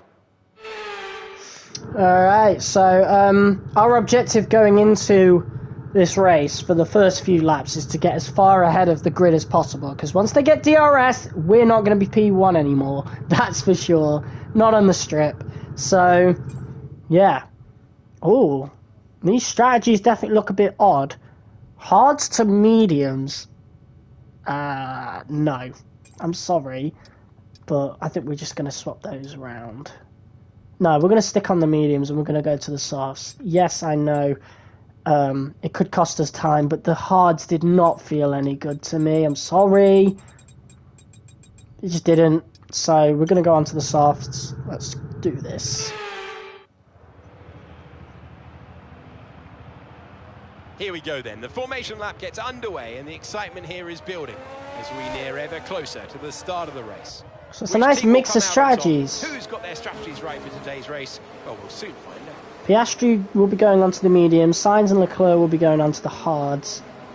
Norris onto the mediums, Hamilton mediums, Ocon mediums, Bottas mediums. And Albon's on the hards right down the bottom of the grid, which is the teams odd. will be hoping their strategies pay off for them in today's race. But the question I'm asking is which teams have got it right and which teams have got it horribly wrong? Well, we'll have to see. I haven't really tested the softs in practice, did I? So, other than qualifying pace, so, you know, we'll see how these do for 8 laps. But there's not too many corners on this circuit, so it can't be too bad. You know, we'll have to see, though. It could be really bad. We could have made a really horrible decision here. But here we go. Waiting for all the cars to line up. And now we start. There we go, a bit of a late start on Piastri. Oh my god, the lights caught me really off guard. And Piastri has jumped us. And we might be getting jumped by the Ferrari here. I'm going to try and stay ahead. We've had a little bit of a collision there. I think we had a little bit of another one there. And Piastri has had an amazing start on those hard tyres. And look at that, the other cars are already catching up to us, so that is not good for us at all. This setup is not going to be good at all in these race conditions. And Piastri's already so far ahead, which is just the worst possible start we could have had ever. So we're just going to have to grit our teeth and try to catch up as much as possible. But now look at this, Leclerc is getting round us now. This setup is horrid. Sainz, what the hell was he doing there? We've hit the wall a little bit there, oh my god. Oh Jesus, no! And we've had a bit of a collision there, is that going to cause a red flag? Okay, we've got a 5-second penalty! Get the fuck out of here. We gotta restart. Oh my god, okay, that caught me off guard. Okay, here we go. Here we go. So, yeah, our setup is all wrong for starters, so this is not going to be good. Piastri's already jumping us at the start. And the soft tyres, they're not doing much. We've got a Ferrari on the left side of us. So we might have to let one of them pass to see if we can, you know, stop the McLaren as much as possible. But even with DRS, it's not looking good, folks. Oh my god, Leclerc! What are you doing? I mean, I'm going to let you go out in front, but that's just terrible, man.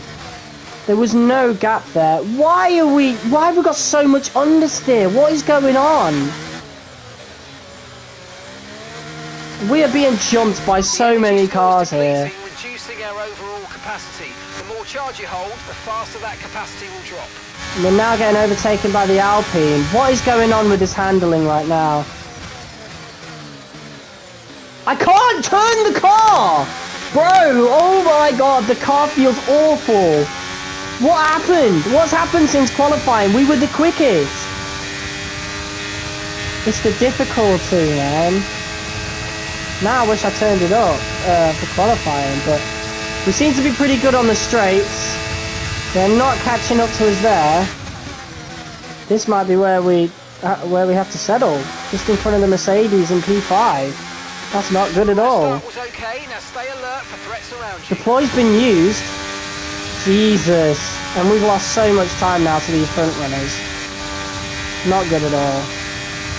So I think P5 is where we're just going to have to chill for a bit.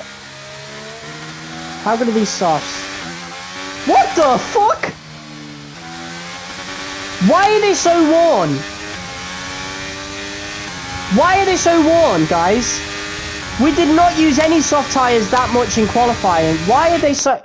That's unrealistic as fuck. What the fuck?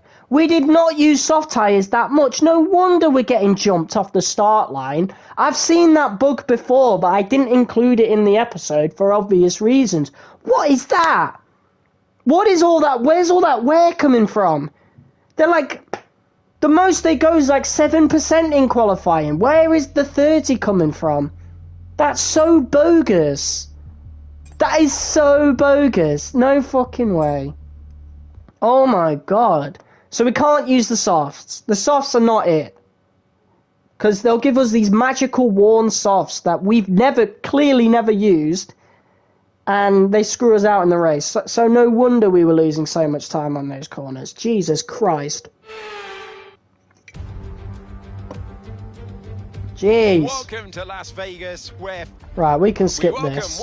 I won't skip the formation lap, though, but that's terrible. What kind of a bug is that? Can someone explain to me what that is? Because there are no soft tyres that we use that are that worn. Not even in practice.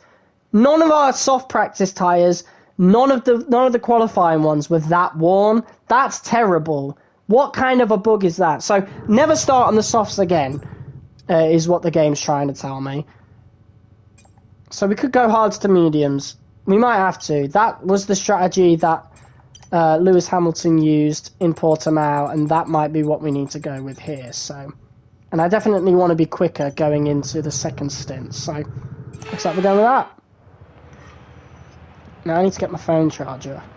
The formation lap gets underway, and every driver will be looking to settle in for the race ahead, making sure their car is ready for the battle once the lights go out.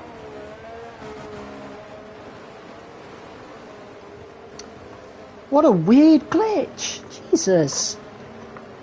That can't be a feature, because, again, none of my tyres were that worn. We are almost ready to take the start of the race as the cars take their positions on the grid. Alright, got my phone on charge. Making their final preparations. Jesus Christ, that was terrible. Alright, it should be a lot better now. A lot better. So, I think the first thing we do is cut off Piastri. That's probably what I should have done for the first time. But yeah, this is the proper start now. Whatever happens, we're going to stick with. So, yeah, if it actually is the setup, which it probably wasn't, considering how worn those softs were, yeah. That was weird, though. I've experienced that before, but I completely forgot about that. But I don't think I'm going to forget about it now.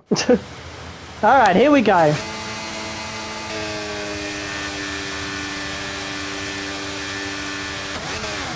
Go, go, go, go, go, go. Let's cut off Piastri, and that is a beautiful start for us right there. Okay, and Piastri has lost a bit to the Ferrari. And now we need to focus on getting ahead. Yep, there we go. That's more like it. Alright, so now... oh! Carlos Sainz. It's me versus Sainz again. So Sainz has had a really good start.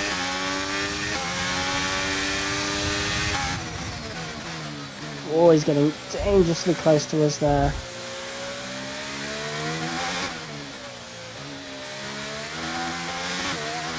Here we go. ERS a bit.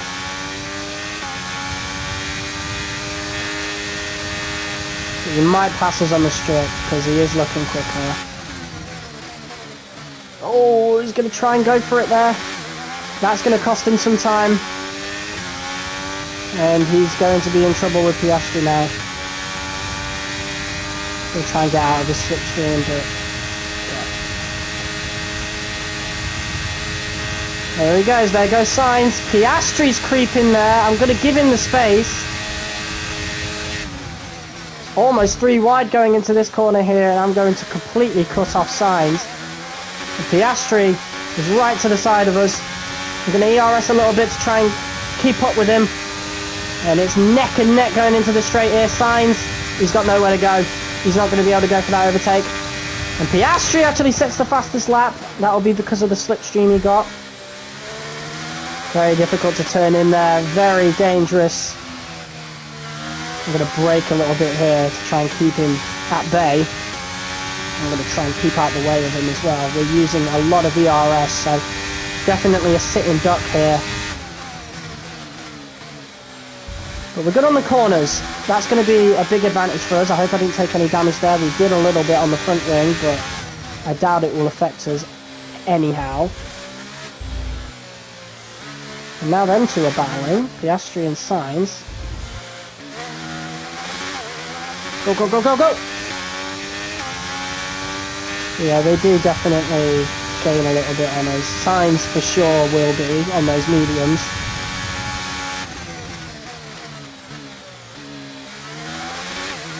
Yeah, let's go. We've set the fastest purple sector, which is definitely a good sign.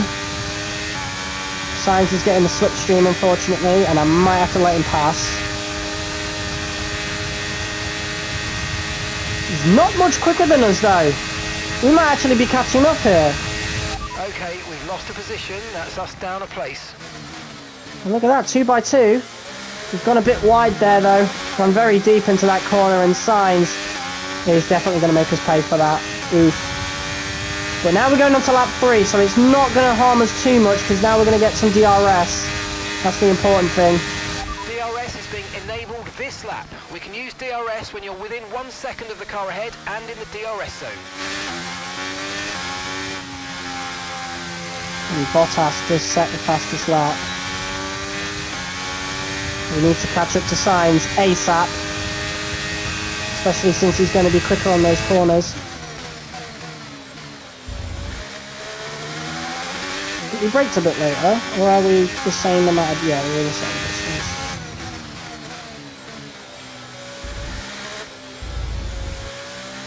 Jeez, he's gaining with those mediums. He isn't good at all. We need to stick close to him enough to get DRS, and then we can get back in front of him.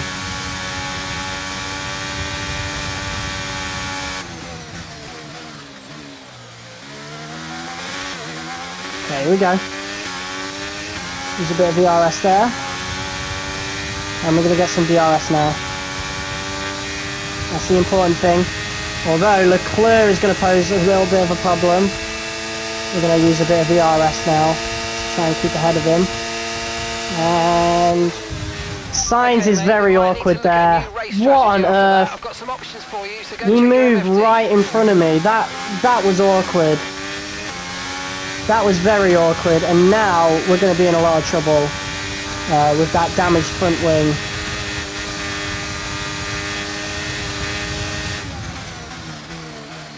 Jesus, okay. So,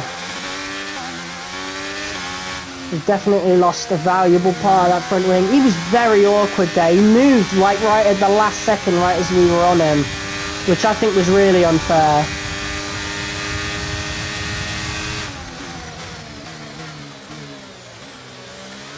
Now we're really battling the car, and it's not like we can move on to the hards, so we're just going to have to see if we can salvage this as much as possible, but we are going to lose a lot of pace now to Sainz. It's only the Ferraris though. We do need to stay ahead of Piastri, that is the important thing. Luckily this is Las Vegas, so we can salvage it. Our normal pit lap was lap 8. So I'm going to try and see if we can pit not too long before that. So maybe lap 6 could be a viable option. Leclerc's getting DRS. Let's repair that wing damage. Could box for new mediums. Wait, that's the normal strategy anyway. Piastri's looking for the overtake. And I'm going to just stay in front of him right there. So yeah, we're going to be a sitting duck now with this damage. But it is Las Vegas, so of all tracks, this is the one where we can salvage it the most.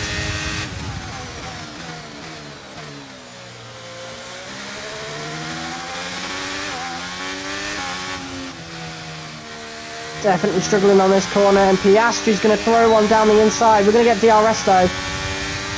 I'm going to squeeze him a little bit. He's hit the wall there. Bit dirty from us. Piastri's going to dive down the inside. We're going to have the inside into the next corner though. Let's turn this car. Definitely really struggling now, but Piastri's the dude we've got a battle with. Okay, next lap we're pitting. So yeah, very awkward move from Sainz there as we were going for the overtake. Moving last second like that. It's just a racing incident, to be honest. Yeah, I was going to go down the outside, but, you know, there wasn't any space there. And I think he moved twice? I don't know, I don't really remember very well, but We don't get DRS, dudes. We don't get DRS, but geez, look, there he was again. And I did let go of the throttle this time. Gonna throw one down the inside. We've braked a little earlier to see if we can make it through this corner. Trying to give Piastri as much space as possible. He did have to back out of that. So that's definitely going to gain us some time. But the Ferraris, I think they might have the Vegas GP wrapped up. Right, let's have you in at the end of this lap, please. But we're going to pit on this lap. This is our pit lap. So we are pitting earlier, unfortunately.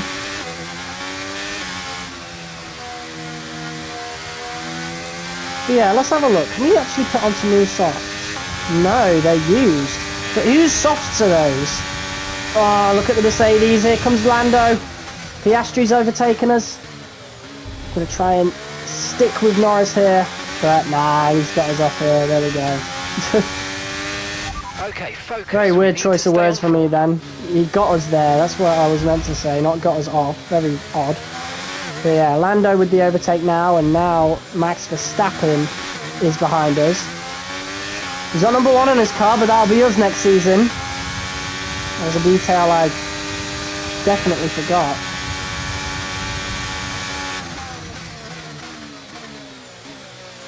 So hopefully our pace on the medium is very good, because we're definitely going to be losing a lot of time in the pits, for sure. We're going to use our ERS here. There's a yellow flag just behind us. Caution, oh, caution. Yellow flag in front of us! I think it's a Ferrari! Come off ahead of you. There's a yellow flag ahead. It's Leclerc! Oh no! Oh no, of all people, it's Leclerc. Oh no, well that definitely helps our race prospects. Safety car deployed. Safety car! Oh my god! Make sure you keep it positive as we catch the pack. Right, drop your speed. Our delta's too low and we're going to risk a penalty. Leclerc's out of the session and has caused the safety car. The look! Oh my god! You couldn't script this. You could not script this. Lance is in for his stop. No! Lance, no! No, what are you doing? Oh my god, please be far enough. Oh, he's there. Let me go. Box sake, guys. Right, let's go. No, Lance. I mean, oh, it was bound to happen. Pit strategy complete. Oh, I'm so sorry, Lance. Oh! Okay, I wasn't looking. We're gonna flashback that. I can't flashback that. For fuck's sake! Are you serious? I couldn't Ah, no! The pure bad luck. Lance is in the pits. Oh my god, we can't. Oh my god. Are you fucking kidding me? Are you having a fucking laugh? That's so bullshit. Are you having a laugh? We're in P7 now. That's so bullshit. That's what you get when you turn flashbacks off. Like, I could have kept it on for emergencies like that, and I haven't. And it's fucking screwed us over now. So, I don't know what to do. Guys, I don't know what to do. We're just going to have to pit and hope for the best. But we've got no other tyres. Okay, I've got a brand new race strategy on your MFD if you want to go and check it out. What are we pitting for? Hards again. Oh no. That's so unlucky. Why am I so unlucky? Fuck this. Fuck this. Oh, what is wrong with me? Fuck. What is wrong with me, man? What is going on now? Jesus Christ. Can I retire from the session now? McLaren won! What the hell? Oh, Jesus. What a disaster. The gap at the top of the championship has been cut down. Lance got 12. Difficult race for our championship leader. So, Anthony Davidson. Right, we're restarting. Oh, God. I restarted right away. Alright, we're restarted. I'm sorry. Here we go then. Right, let's not make any stupid mistakes like that. Let's actually pay attention to the game this time. The Piastri's been jumped at the start by the two Ferraris. energy stores depleting, reducing our overall capacity. The more charge you hold, the faster that capacity will drop. And here comes Sainz now, challenging us down the inside. Oh, for fuck's sake, man! Give me space! Now we've got... Oh my god, what is this? What is going on, Sainz? Piss off, cunts. God damn it. Alright. This is the last time we're restarting. I'm not doing this again. Here we go. This game right now, the stupid AI. I was giving him as much space as I could. And he just rams into me. But Piastri now challenging us. Straight away, he's all over us. Let's use IRS and try and get away from him.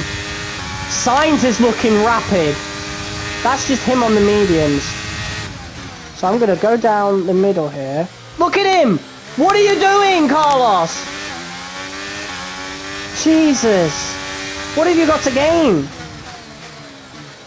Look at him! How am I supposed to give you guys space when you're doing that? Alright, here we go. P1. Sainz battling with Piastri.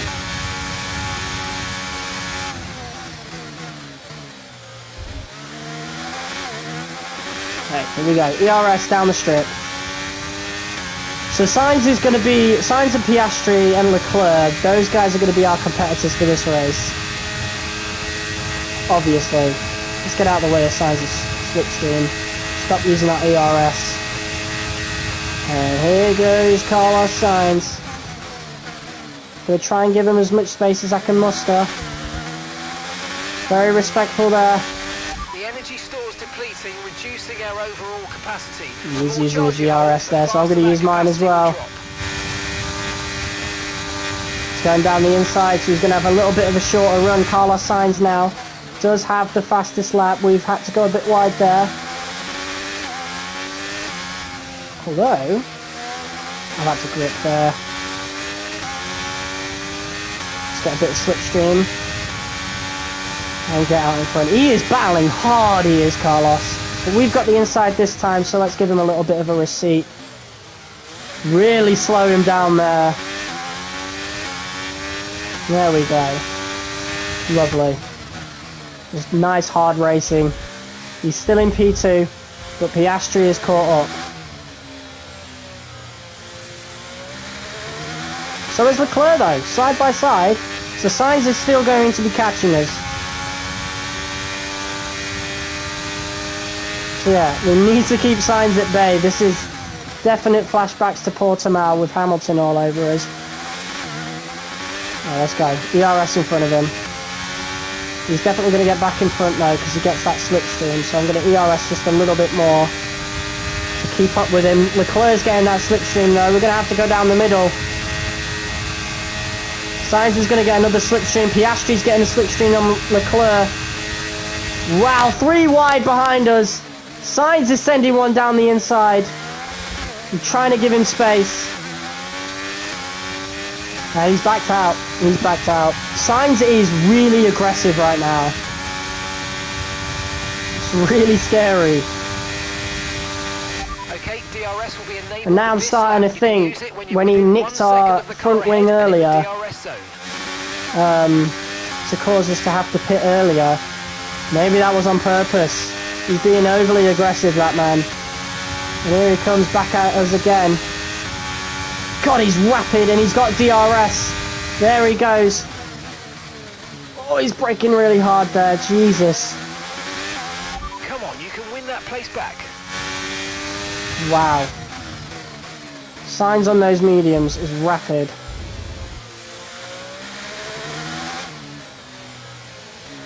Alright, here we go.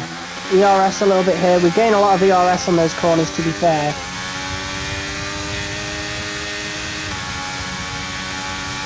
Alright, here we go. We're going to get DRS here. That is a perfect entry onto the strip.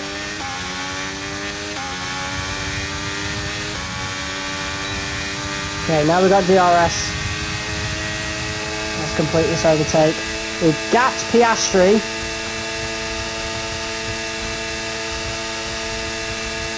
And gapping Sainz a little bit there. Staying out of his slipstream.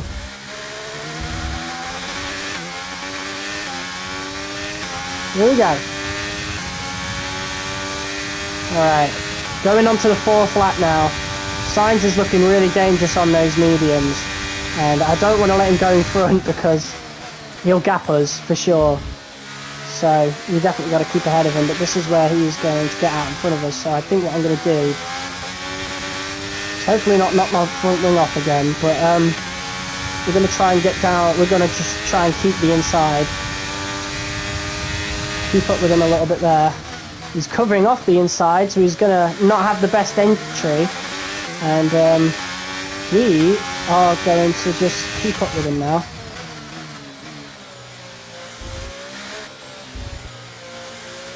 Beautiful. A little bit of a correction needed there. DRS. Just make sure we keep up with him, and we're going to overtake him again. So it's just going to be a game of cat and mouse until the first pit stops, and then we will have the clear advantage over Sainz. I'm surprised Leclerc and Sainz have gone with the same strategy though, that's for sure.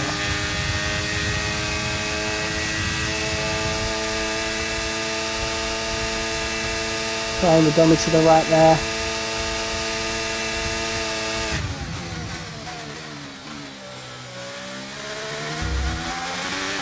There we go. God, he is looking so much quicker on those mediums. Right behind us, he's all over us. Just like Hamilton was at Portimao. It's a lovely duel with Carlos Sainz. I'm going to slow down a bit round here.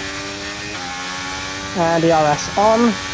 He's going to get DRS, Sainz is. He's going to try and get the slipstream. I'm going to take the inside. There we go.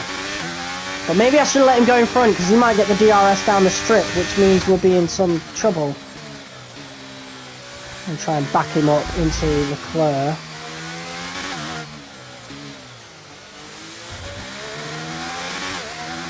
Really fine line there with the rules.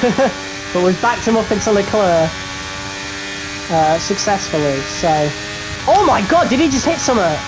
What happened there? Whoa, Carlos! What are you doing? You've just given us DRS! What? What is going on? Carlos, man, he is so aggressive that he's actually ruining his own strategy. He is now going to get swarmed by everybody behind us. Look at that. And through goes Oscar Piastri as well. As now Leclerc is going to be challenging us. Sainz might manage to keep the position ahead of Piastri. I think he did. But now we're going to be under pressure from Charles Leclerc. We're approaching the pit window, and you're going to be on mediums. We're going to have to give him some space. Here we go. We're going to take the inside. Less on the throttle a little bit and ERS a little bit to try and get away from him. But now we've gapped everyone else, so Piastri's battling everyone and slowing everybody else down, which is actually a really good sign for us. Yeah, hard racing between me and the Ferraris here, just like we have the majority of the season. And that's why Ferrari aren't going to lend us their engine, that's for sure. They probably hate us after this season. Ferrari, of course, I think they're still looking to win the Constructors' Championship at the very least. I think Sainz was in for a good shout of winning the championship if it weren't for us, you know, so... And Leclerc as well. Leclerc is actually P2 in the driver's standings. And looking to clinch it ahead of Verstappen, so... Yeah, but through goes Charles Leclerc. We're going to let him pass, of course. Whoa! Oh, wow, yeah, I forgot. The career mode is scripted at times, isn't it? Shit. So I should have known that Leclerc was going to have an engine failure. Oh my god. So Leclerc has an engine failure, just like he did on our failed attempt at a race, and we now have a safety car. Keep your delta number positive as we form up. There's a new strategy available on the MFD. And we're going to have to take it. Confirmed. And hopefully we don't get in the way of Stroll. We haven't lost much time compared. I don't know though, we'll have to see. This should be a quick enough pit stop. I hope it goes like Singapore. Let's have a look. Please don't screw over Lance. Let me go. Let's go now. Come on. That was a fantastic stop. Faster than we were expecting. Yeah, I think that was just like Singapore. So Stroll's looking good. Let's go. Stroll's had a good stop. I don't want to get in the way of his race. Okay, we're coming up to the... Oh, Piastri. in the pits. Chill out, jeez. Okay. How are we looking in terms of fuel? We're looking okay. Right, let's pick up the pace a touch, please. We need to close to within 10 car lengths of the car ahead. Look at Kevin Magnussen now in P3. Piastri P2.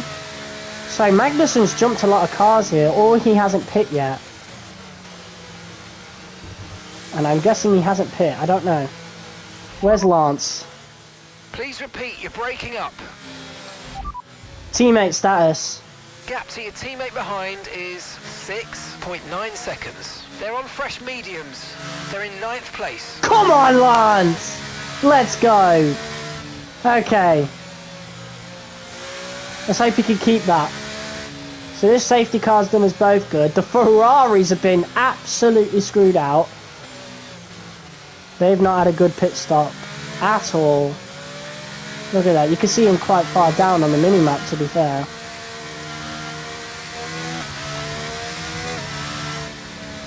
Yeah, here we go on these mediums.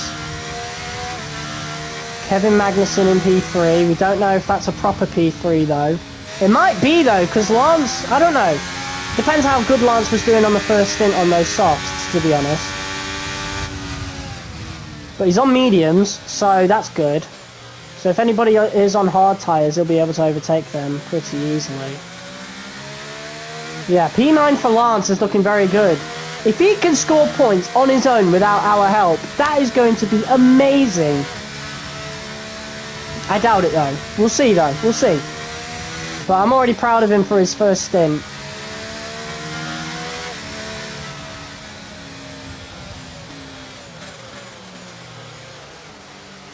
Here we go. Lap 8, we've got 10 laps to go on these mediums.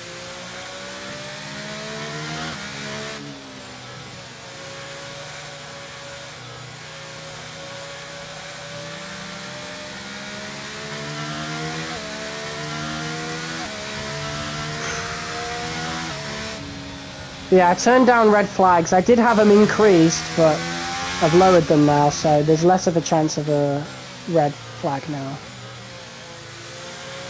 You're approaching the safety car. You're leading, Hello. so don't pass it. Can you Stay shut up, behind the engineer, safety car. please?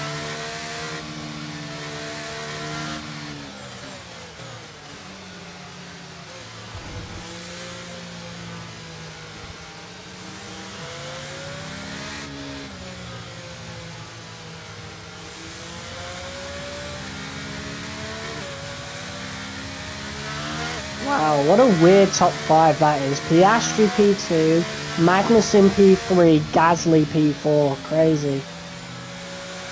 Magnussen in that Haas. I did say, man, Haas will be looking for points. And if those are really a fresh set of mediums, then he's there. And Lawson's going to be quite far down because I guarantee they got in the way of each other's strategy for sure. And maybe, yeah, maybe a lot of teams got in the way of each other's strategies. So one of the Ferraris definitely did better. We were far ahead enough of Stroll to not really compromise him. So we've not compromised Lance. That's a good thing. But other teams have definitely compromised each other. Okay, the safety car's coming in this lap. Okay. We'll be pacing the field in sector 3. Make sure to respect the delta until the safety car's into the pit lane. Alright, here we go. We're going to switch on the RS now. And we're going to get ready to absolutely blitz it away from Piastri. Here we go. Come on, let me go. Let's go, baby. Flag. Okay, so we're leading our teammate by 1.8 seconds. Just to get away from everybody here. These mediums feel exponentially better than the hards. We're not pulling too much on Piastri, which is not a good sign. And hell, it's not a good sign that he's actually there, because, you know, we're really competing with McLaren, and the more points they gain, the worse for us. But the good thing is, McLaren have definitely jeopardised Bottas's stop, so that is one good thing we can take away from it. So if we're still scoring more points than Piastri, we're looking good in terms of the constructors.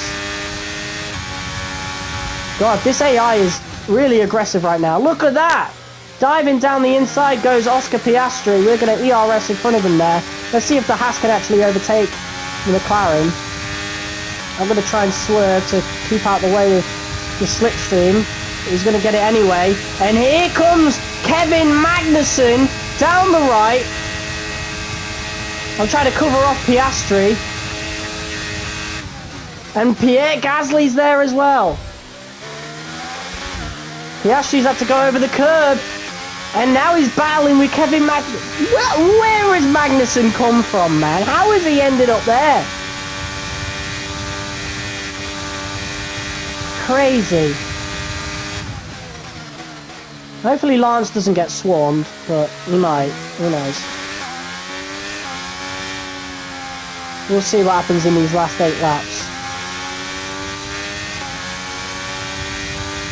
So there we go. We're doing really good so far to keep ahead of Piastri. That is what matters.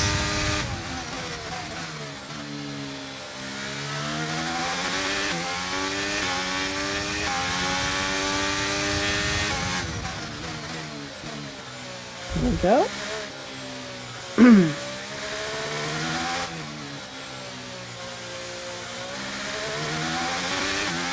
Yeah, that's a bit to get away from Piastri, but he is gaining, to be fair. He is looking quick.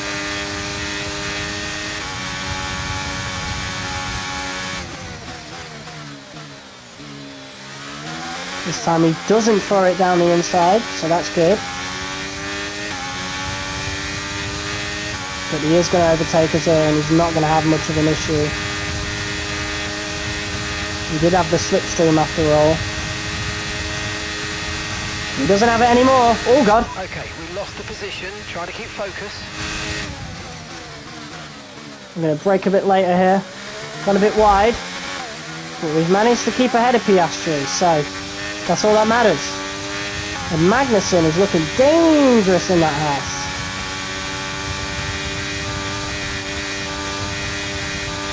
Okay, the stewards have now enabled DRS. DRS is now online.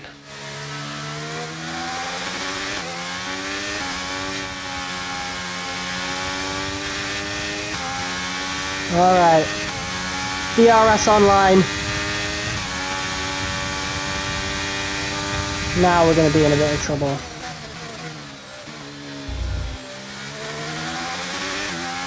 Well, let's see what we can do about it.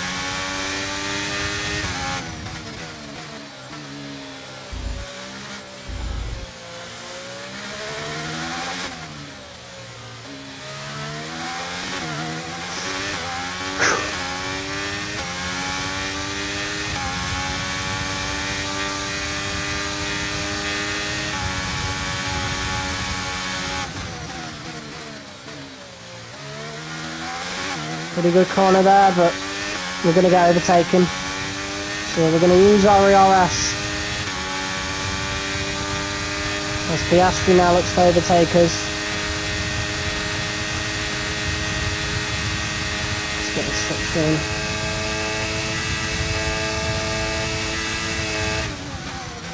Just going to have to follow him through.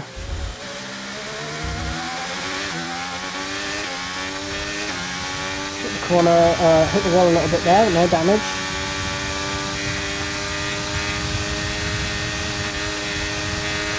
I'm actually looking quicker than Piastri here. He's going to try and take the inside. And we're going to dance the car around the outside Retaking P1. Nice work, mate. That brings you up a place. I'm going to take the inside here. Piastri overtaking us with DRS there. No point jumping down the inside there, but we do get DRS. That is the important thing.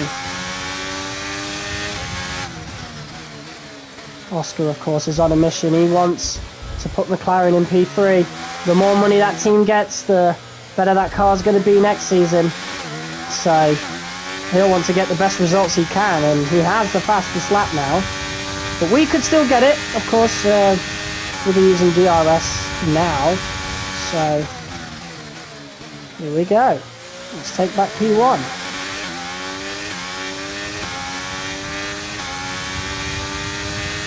There we go, DRS enabled. There we go.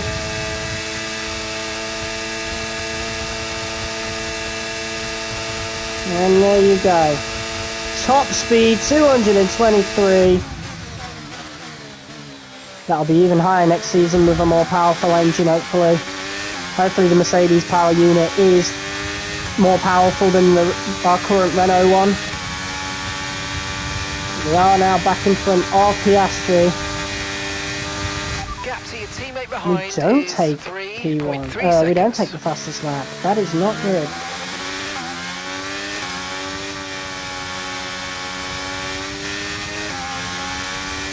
But that might be combined because he does have DRS here as well, so if we want to take fastest lap, we might want to let him through later on.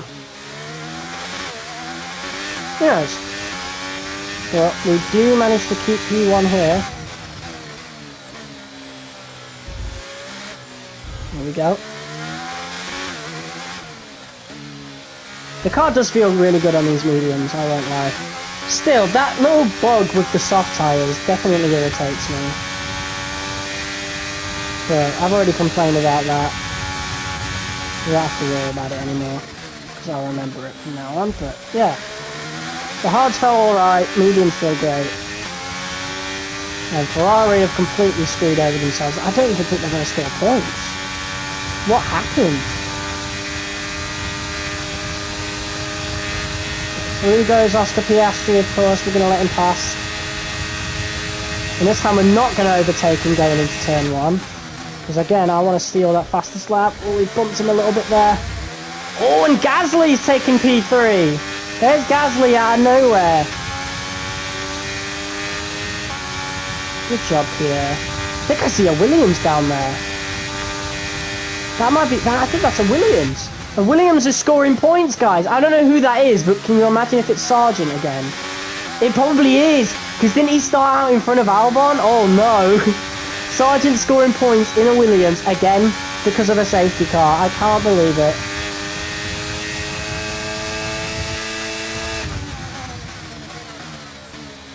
There we go. We had the RS there.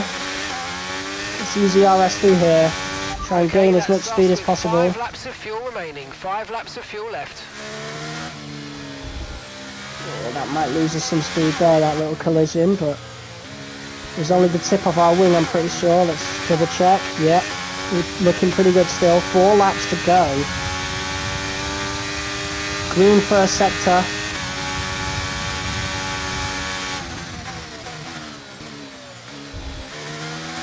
Alright, here we go, here we go. ERS here, we need to get back in front of Piastri quick.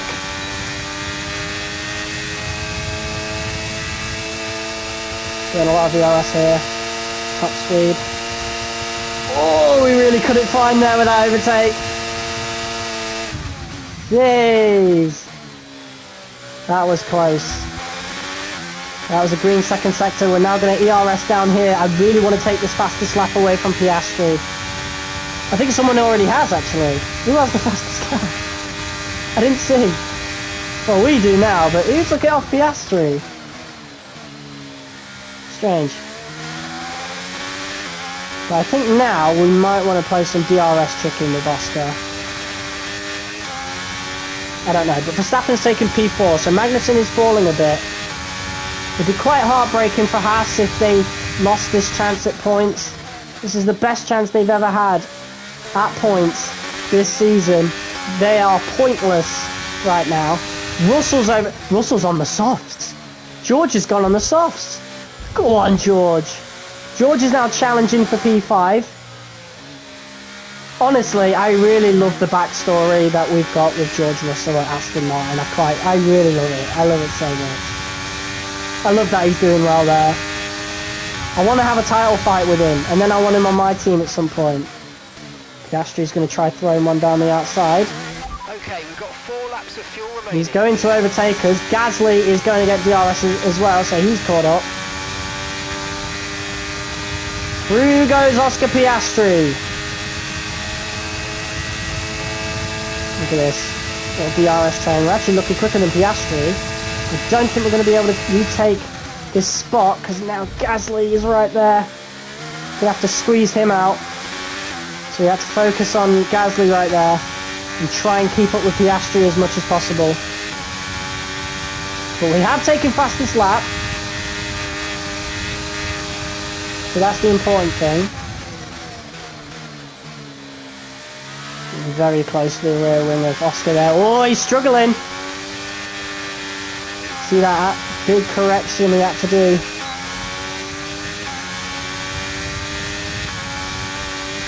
Okay, I'm not going to use the RS too much. He's covering the inside. And he did that quite well. Good defence from Oscar. Not that I was going to try and overtake him, but he cut off any chance I would have had.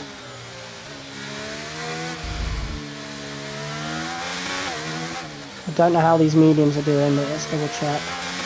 Yeah, looking pretty warm now. I wonder how Oscar's doing with his and who's looking worse, because we're both battling quite hard for this win. Oscar looking for his first big win here.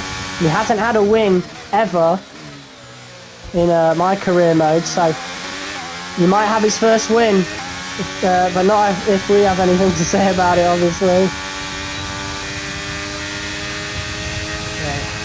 Engine wear on the energy store. We're going to get the overtake here, not using too much DRS, of course. Nice move. Keep going. Thank you. And now Piastri has to cut off Gasly. It's not going to work, though. At least I don't think so. He's going to come out on top there. It might be the Alpine of Pierre Gasly, which is great, because the more they battle... Look at Albon! Oh, my God! Oh, it's Albon in the Williams, so it wasn't Sargent, it's Alex Albon. He's P5 in the Williams. And oh my, where did he come from? It's the multi-car battles down the strip. Wow, that is awesome. That is absolutely awesome. Alexander Albon in the Williams P5. I'm so happy to see that. I think Albon's been so unlucky to only score 1 point in the 2 seasons we've done in the career mode. You know, it's made absolutely no sense. But there he is. Albon's going to score his first points. And I think Stroll is still battling pretty hard as well. Stroll's still pretty close. Lance might score his first legitimate points without our help.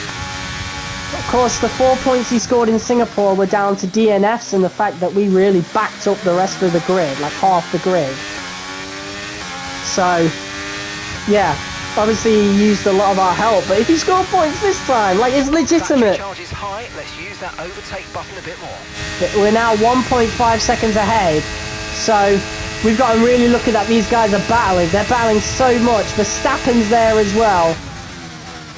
Wow, they've really screwed each other over here as we now go on to the last lap of the Grand Prix. We've got so much ERS there, which is such a big change from before. If you remember back to Season 1, our ERS was not good at all, but we've done so good at saving it. Okay, mate, final lap. Max Verstappen has come out of nowhere to take P2. Magnussen P5, so Albon's fallen a little bit. But I think Lance is legitimately in the points. I think he's like P9 still. He might still be in P9. Last lap.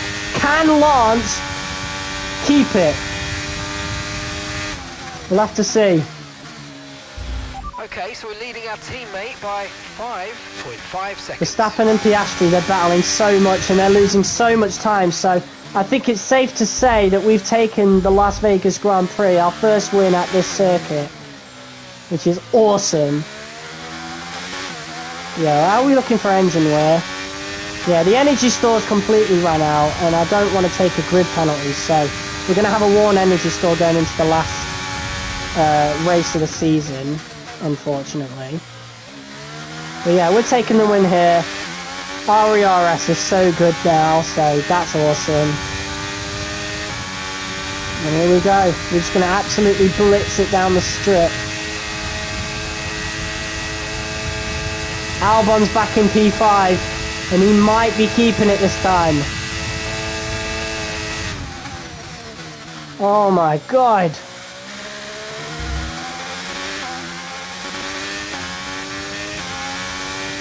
So Haas, Williams and Lance is actually scoring points. Piastri has taken P2 right at the end there. And we have taken the win in the Las Vegas Grand Prix. Let's go. Oh, superb driving. That is the race win, my friend. Well done.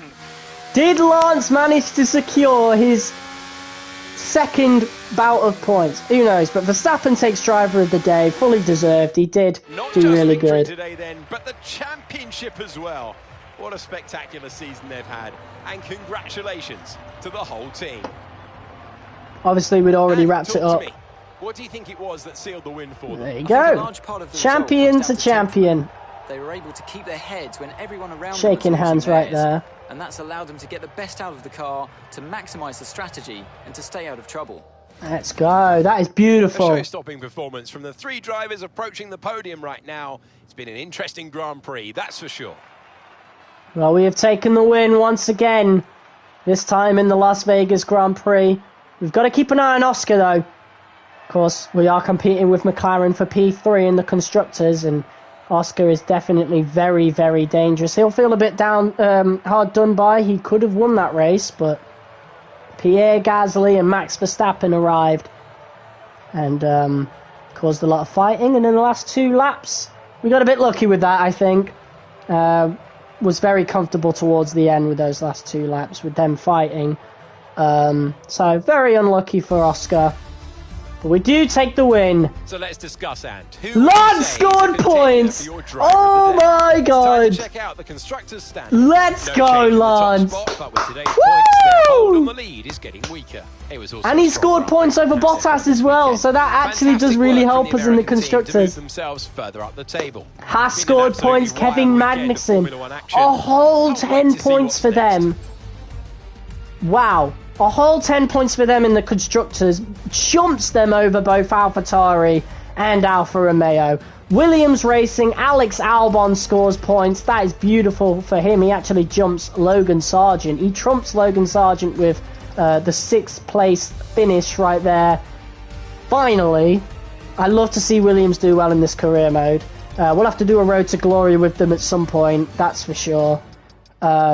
Especially since we'll probably not be buying F124 if they don't provide anything new. We'll do a driver career mode and a Road to Glory separate, I'm pretty sure. That would be really cool. Yeah, George Russell in P7, good for him. Pierre Gasly P4 in the Alpine. So, where are they in the standings? Yeah, they're just nowhere, you know? They're just like real life right now. They've got absolutely... They're not competing with anybody at all. So hopefully they improve in the future. But yeah, Williams in P8, that's going to do wonders for them. I doubt Haas are going to score another set of points. I doubt Williams are going to score another set of points. But anything can happen. Of course, it came down to a safety car in the end. Ferrari, still ahead of Red Bull, but they definitely were in a shambles. What happened there, man? Oh yeah, Charles Leclerc DNF, but what happened with Sainz?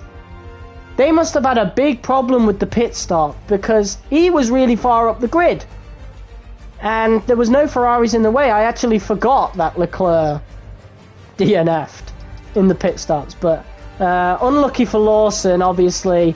Him and Magnussen definitely got in the way of each other. And it just came down to who qualified better. So hard luck for Liam. Good job for Kevin, for K-Mag. But yeah, everybody down here, like everybody Perez downwards got in the way of each other. We got lucky with Lance, of course. We were already well ahead anyway.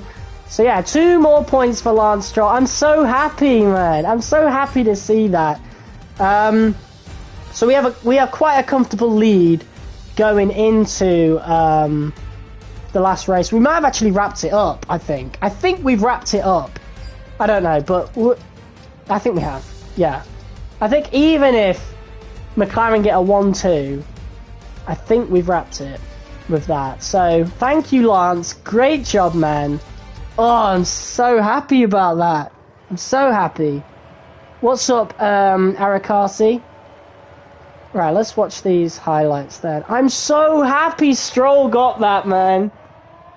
Yeah, so it really came down to the safety car and everybody pitting and just getting in the way of each other.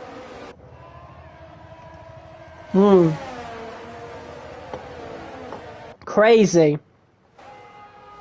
And still, AlphaTauri couldn't score points. Alfa Romeo didn't either, but you know. We'll watch these highlights then. Lap 10. It was a really good race, honestly. But yeah, after the safety car was when it got really interesting. Look at K-Mag there in P3. He ended up in P5, but man, he was challenging for the lead at one point in the race. It was crazy. But yeah, Piastri definitely was hounding us quite a bit there. He's going to be really dangerous in that McLaren. Lando's definitely regretting leaving McLaren in our career mode for Mercedes. Mercedes are nowhere right now. They're just dropping. Like, they're competing with Aston Martin, bro. You know, I don't actually know how close they are to McLaren. We might have to double check the constructors, but Mercedes are falling pretty far. They're going back to how they were before the turbo hybrid era, which isn't good for them at all.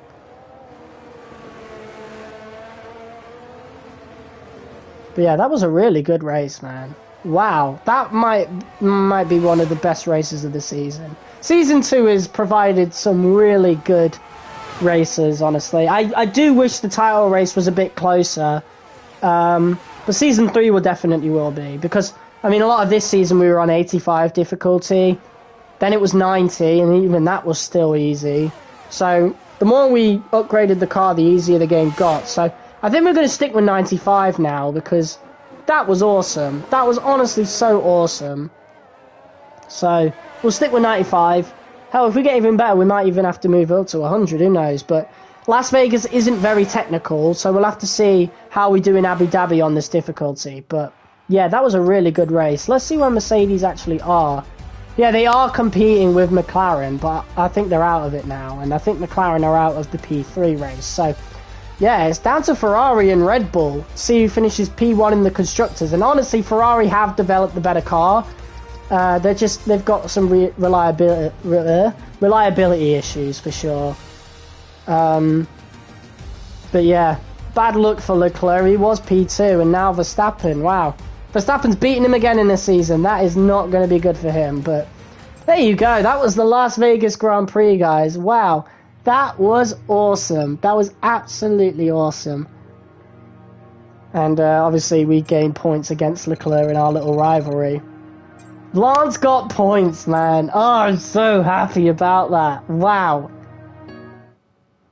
Our second driver scored points. Oh no, I missed the race. Yeah, you did.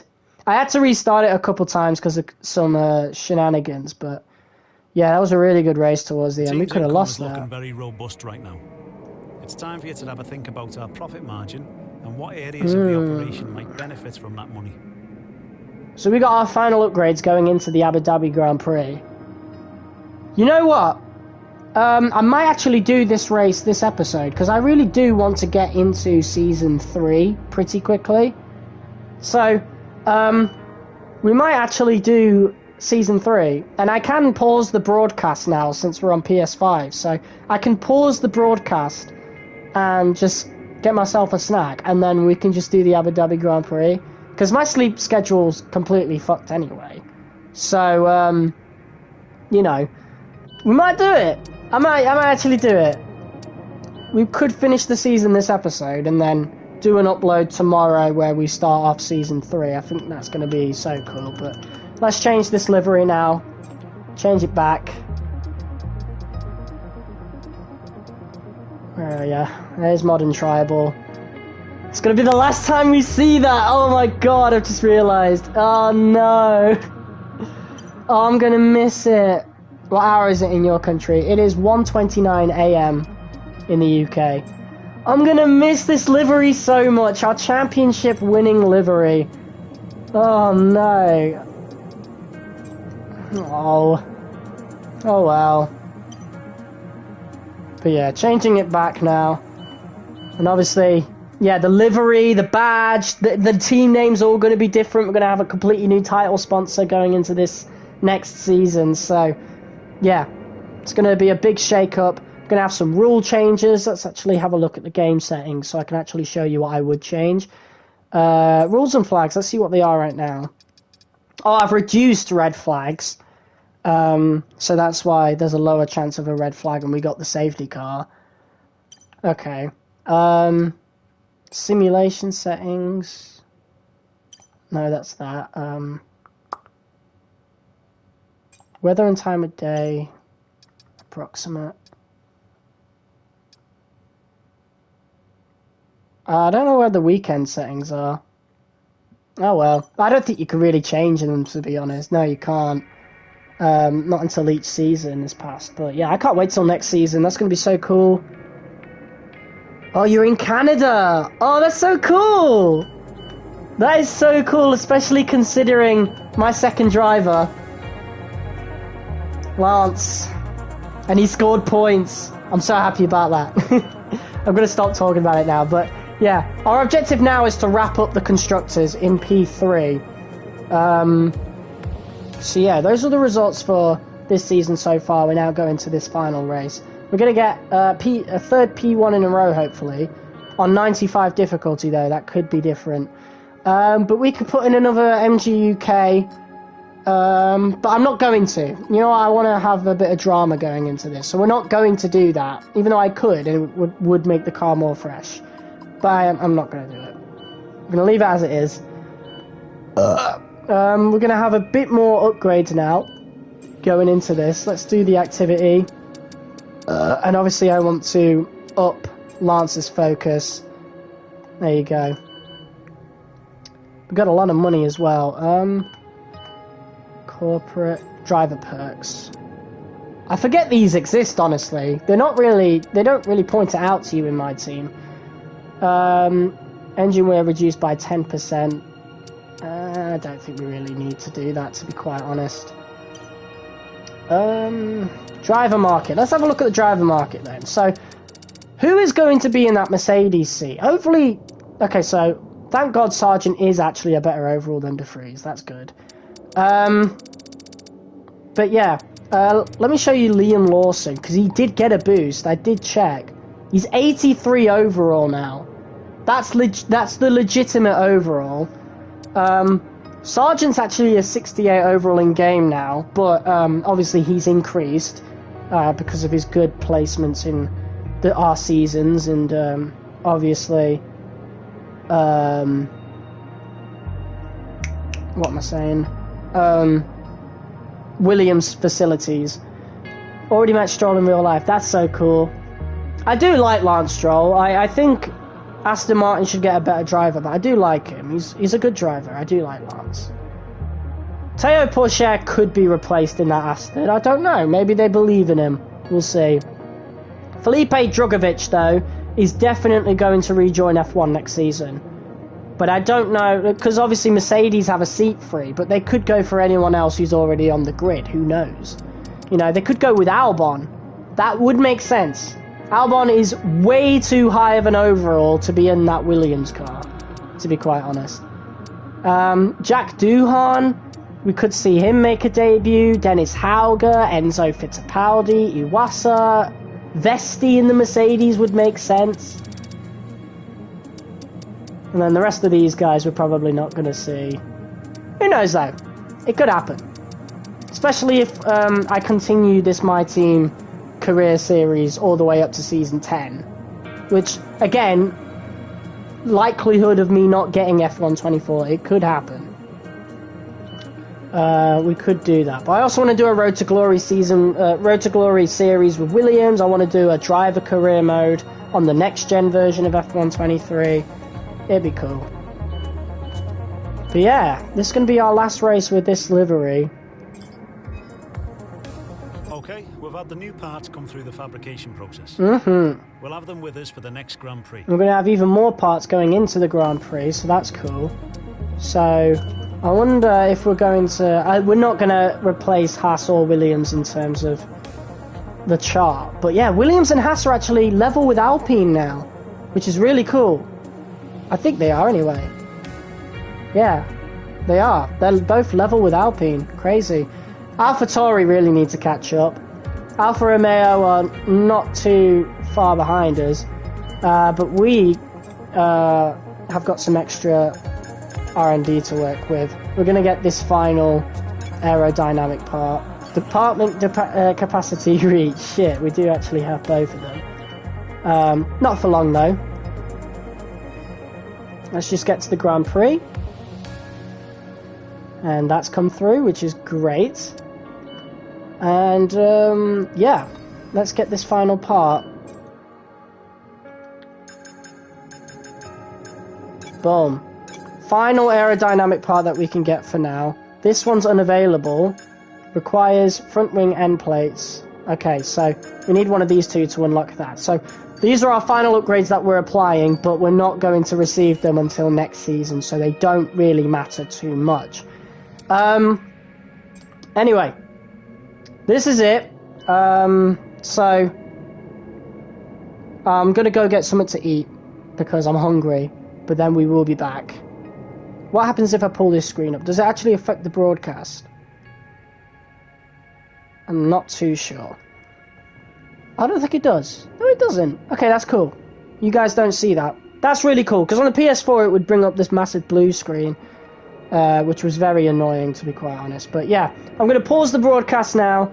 I'll be back in about 15 minutes ago, so I don't know, set a timer or whatever if you're in the live chat. And if you're actually watching after the stream, I assume it would probably cut to whenever I reopen the stream, but yeah, whatever. If not, I'll just set it in chapters anyway. I'll set it timestamp. So yeah, I'll see you guys in a few minutes. 15-20 minutes at most.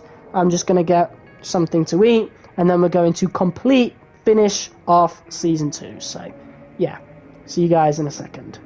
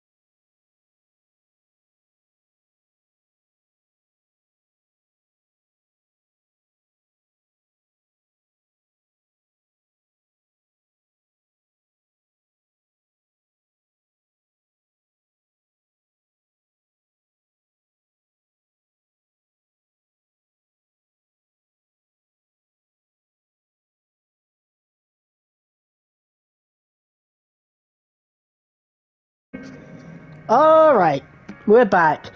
Let me just double check if everything's alright. Yeah, we're good. Okay, welcome back everybody. It's time to do the Abu Dhabi Grand Prix, just in time apparently for 3 people to hop on the stream. I guess you did set your timers, that's cool.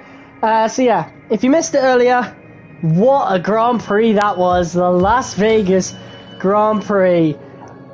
Okay, so Leclerc DNF'd, which is really sad. So it's all to play for in Abu Dhabi for the constructors' standings. I'm rooting for Ferrari, obviously, considering I've been really evil towards them this season. I am the main reason why Ferrari have not been mounting much in terms of the driver and constructors challenges. But then again, they've been tripping over each other. Ferrari, of course, their pit stop with Sainz in Vegas was so terrible, he didn't even score points. Bear in mind, he started P3. So, yeah, I don't know what happened with that pit stop, because they were all only pitting one person, because Leclerc had, had an engine failure beforehand. But Lance Stroll scored points for us. Legitimate. Well, down to a safety car, but he kept it for like 8 laps, I think it was. 8 laps straight, so he was still there. Albon scored points. Magnussen scored points, which leapfrogs Haas from last to 9th. Williams still 3 points ahead of Haas, so Williams should finish P8 in the standings. We'll have to see. But, yeah, I think we have beaten McLaren in terms of P3 in the constructors, but we'll have a good race just to be safe. Piastri was unlucky not to win the race. Of course, him, Gasly, and Verstappen, and who finished? Yeah, him, Gasly, and Verstappen were fighting towards the end, and they got in the way of each other, which caused us to get far out in front and get a mostly comfortable win. And we actually could end off the season with over 300 points if we have a good race in Abu Dhabi. So that's something to keep in mind, considering last season we got 186, which again was a really good season. But yeah, I'm really looking forward to season 3, and that's why we're going to do 2 Grand Prix in one episode. It's a proper special one.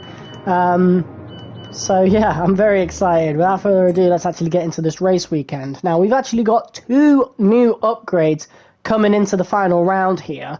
I don't know where that's going to place us on the R&D chart, so we're going to have a proper look as we go into this. But yeah, I am really looking forward to this. The final round of Season 2, finally. I feel like we've been in this season for quite a while now. I'm really looking forward to the new season, Season 3. So yeah, let's have a look then. Development update. Okay, so we're still below Haas, obviously, who are just below Williams. So not much must have changed. I think... So AlphaTauri have a new upgrade. Ferrari have a new upgrade. So Ferrari are actually quite a bit ahead, apparently. But this is the R&D chart zoomed in, obviously. So, yeah. Still close. But yeah, Ferrari, new upgrades. Aston Martin are the second best team. Mercedes are back. Mercedes P3 now, so they've come out of nowhere considering they're P5 in the constructors, and they're staying there. They're not going to overtake McLaren unless McLaren both DNF and Mercedes get a 1-2, and even then I don't even think they'll overtake them. So yeah, very strange, but Aston Martin are the second quickest team, so that's good. I want to see George Russell do well in the Aston, and I've got my eyes on him, honestly. We might bring him into slide team racing one day, but Lance is doing very good. Let's see how he does. But we've got upgrades now, so we're closer to Haas and Williams, who have stagnated going into this, as well as Alpine. So Lance could be battling the Alpines, the Williams, the Haas, if we're lucky. I really hope so. But yeah, Mercedes... some big upgrades in the last couple of races. They have stagnated a little bit, so they just had that one big upgrade between Qatar and Portimao, which was why Hamilton was so good at Portimao. I can't believe I didn't check that out before. But yeah, Red Bull have fallen behind a little bit, so that does make sense with Verstappen and Perez. Yeah, it's very, very interesting. Look at how close that is, you know? That's really, really close. And we're getting really close to everybody else now. Like, after these two major upgrades, we're going to be there. We're going to be right there. And the grid could look completely different next season. I'm really, really looking forward to it. So without further ado, let's actually get into our first practice session right here for the Abu Dhabi Grand Prix. Got race strategy, fuel management, and tyre management going into this. So, yeah. Now I'm going to go on to that that website I usually go on and get a setup for Abu Dhabi. Because I don't make them myself. Well, I do if needed. I edit them myself.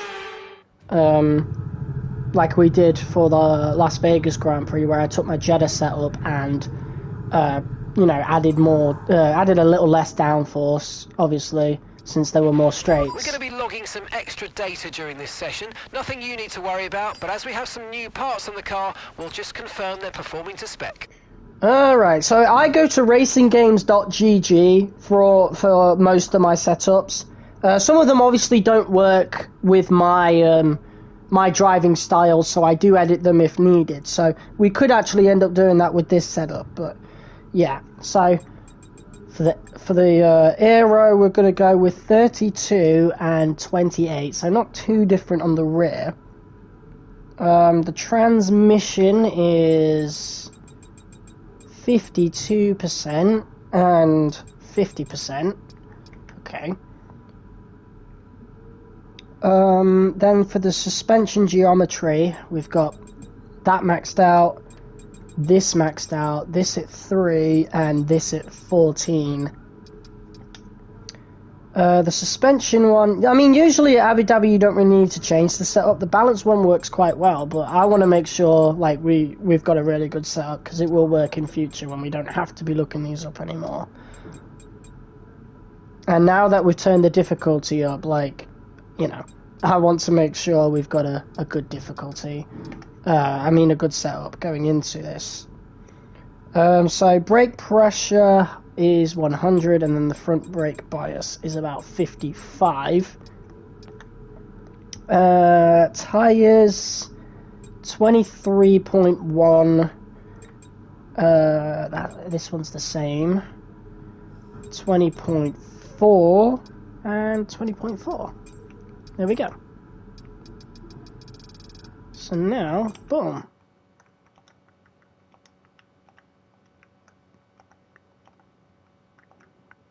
Abu Dhabi setup. There you go. All done. So now we are ready. I'll come back in like 30 minutes. When did you send that? It doesn't show the times for when people sent their chats anymore. It's a shame. But yeah. Alright, mate. So there is our setup. And let's get out there, shall we? Sergeant and Signs are already out. It's time for us to get out there. Let's get a few laps under our belt. Alright. This is the last time you're going to see this livery. Oh no.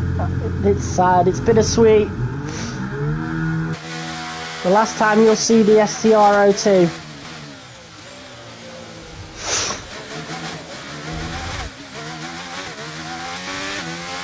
Sergeant is right there.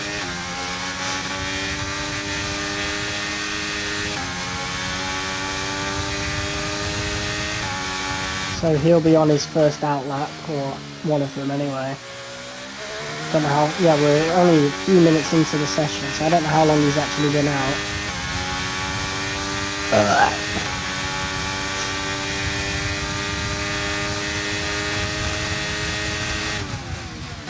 Alright.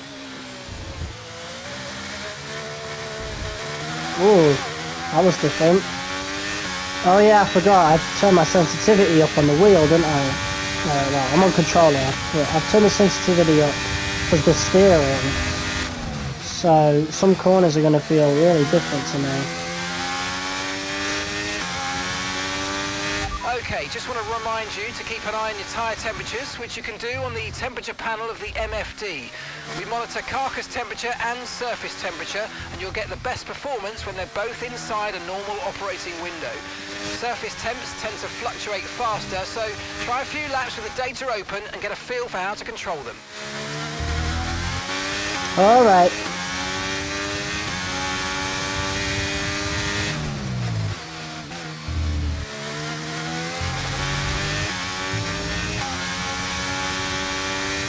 Logan Sargent set the fastest time of the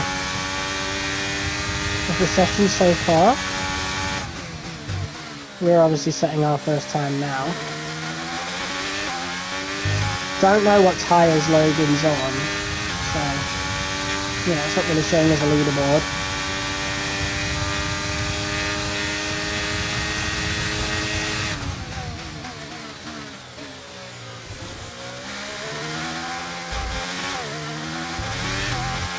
Yeah, really good few corners there. Signs now sets the fastest lap. And we are looking to make an overtake on Logan. Hope not though. I want a good time.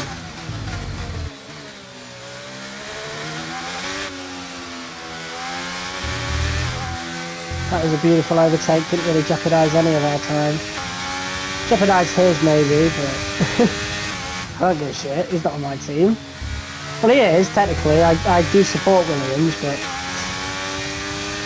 Ah, he was on the softs. Okay. And we were on the hards. We've set the fastest lap so far, which is great. I think we'll set 2 more laps before we call it on these tyres and start working on the practice programs.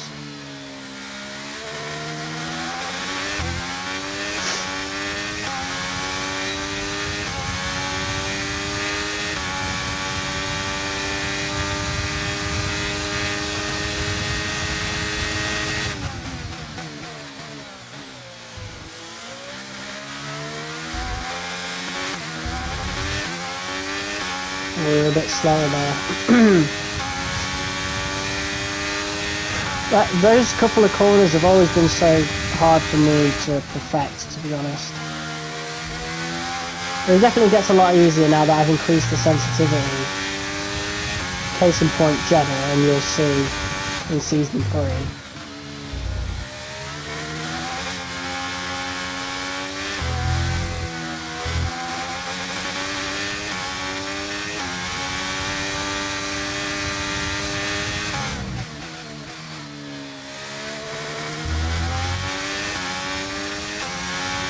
Oof. Really good time there.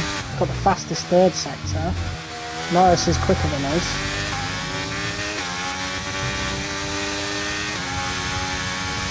Use some ERS now. Do need to spend some of it because, yeah, it's causing a lot of wear to the energy store.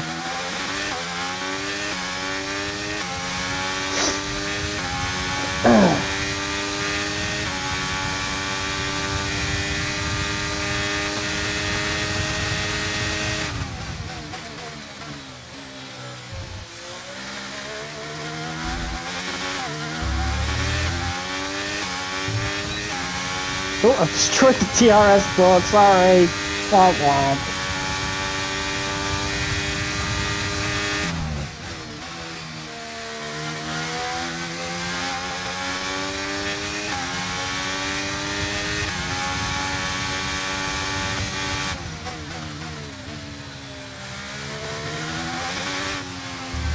Okay, I think we'll call it this here. lap then, come into the pits at the end of this lap.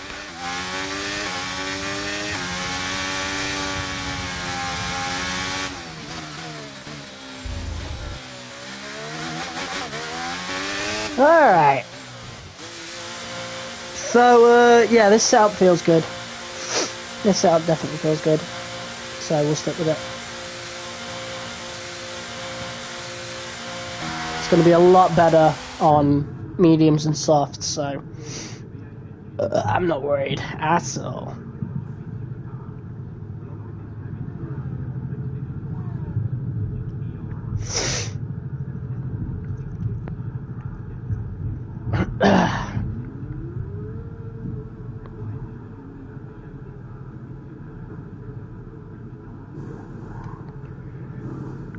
Okay, so our energy store capacity is at 89%, so yeah, not too difficult. And I mean, we did do pretty well on saving our ERS in the Las Vegas GP, so I don't think there's any point to replacing the ERS.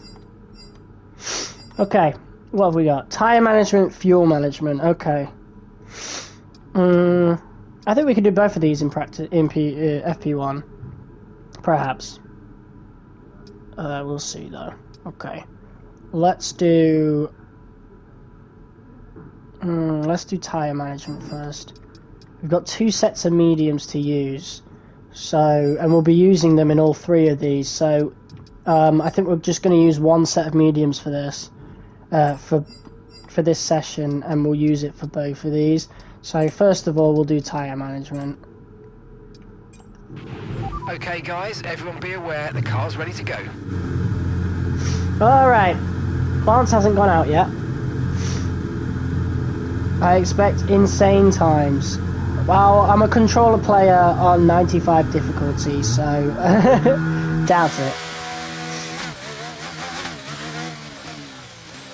We'll see though. But yeah, now that we've wrapped up the title, you don't have to be too aggressive. But yeah, the car felt pretty good on the hards, so we'll just see how we do on these mediums. Session Didn't update. receive that. Repeat the message. What? Repeat the message. Give it a try, bro. Session update. Repeat that. I've got some interference here. Fuck you. Session update. Okay, so as for the cars around us, just ahead are Hamilton, Leclerc and Norris. And we're in front of Perez, Piastri and Sainz. Currently the fastest lap is a 1 minute 23.3. Sorry, we can't provide you with that information right now.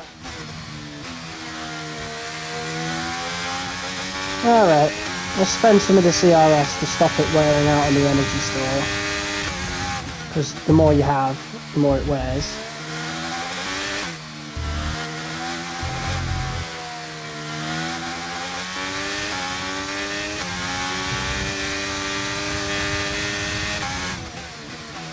Alright, here we go.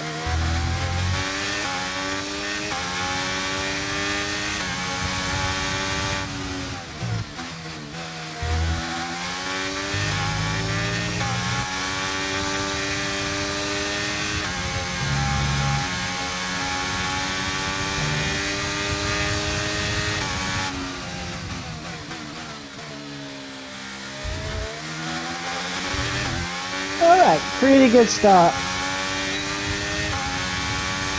Embrace your inner Schumacher.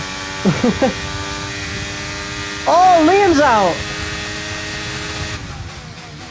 Oh my god, what's he doing? Oh, Jesus, we got close to him then. Jeez.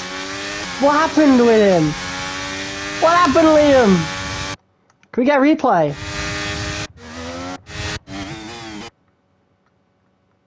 Come on. Give me a replay. Oh, there he is. Oh, he crashed! What did he crash into? He's like...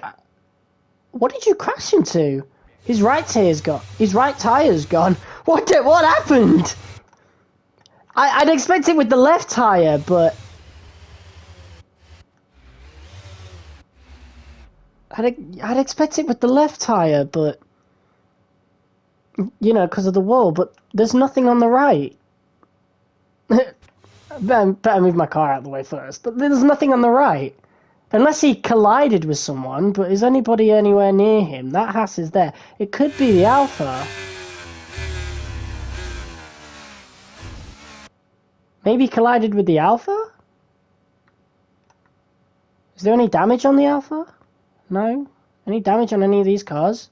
Haas is there. That's Liam dead over there. There's no damage on the McLaren. What happened?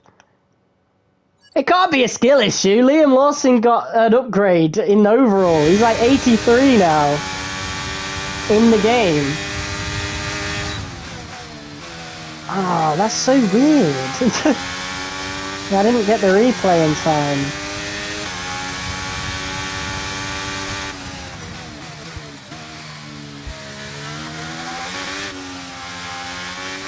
Hey viewers, what's up?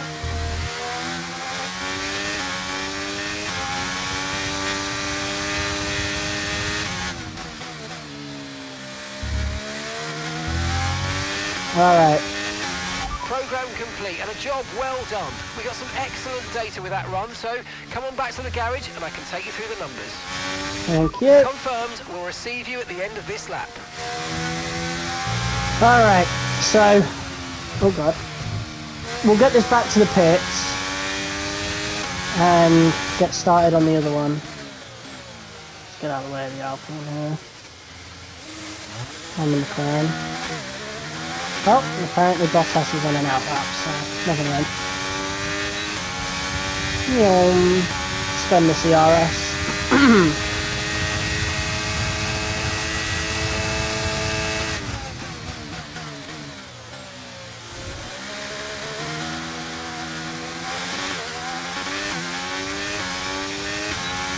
Last race of the season, I'm hyped. Sad to see this car go, it's won us the title, but, you know. Mate, you missed that Las Vegas GP earlier, so if anyone's watching live right now, after the stream ends, go back and go watch the Las Vegas GP. That was a great race. Underdog scoring points, like Williams got points, Haas got points, our second driver Lance Stroll got points.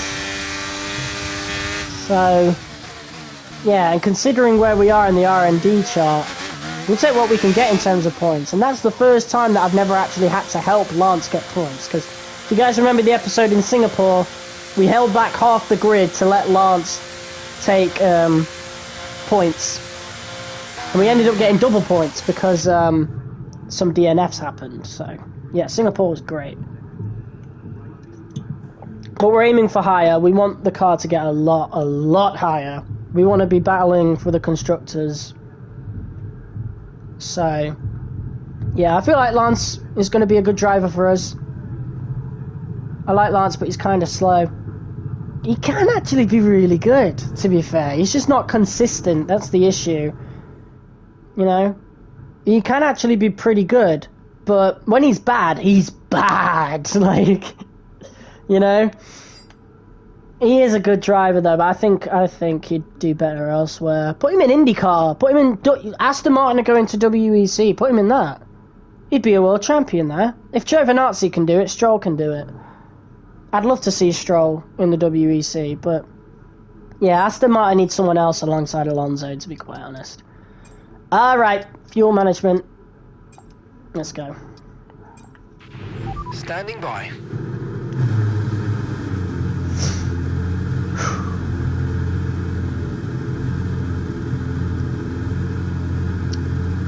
Alright, we'll do this, and then that's FP1 over.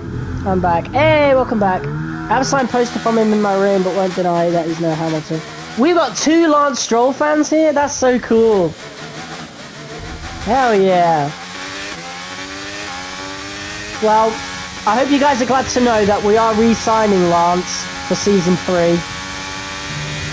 So, yeah. And depending, if he does really good next season, we'll keep him on for Season 4 as well. But I've got my eyes on George Russell, who's at Aston Martin currently and doing really well there.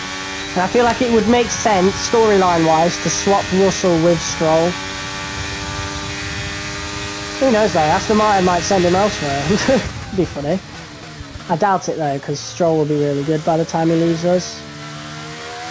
I hope so anyway. I want to try and win the Constructors with him. Pick George, he's my favourite driver. Yeah, he's one of mine as well. I support Williams after all, so I obviously love Russell. But yeah, I'm not doing any driver changes until Season 4 at the very least. So, you know, Lance Stroll joined us halfway through this season, replacing Felipe Drugovich. And we're going to keep him on for next season, because obviously he's been scoring points. Why would I kick him out now, you know? I think he's going to be a really good driver for us, especially with our facilities putting him at a 95 overall. It's going to be sick. 4 viewers watching, what's up, guys?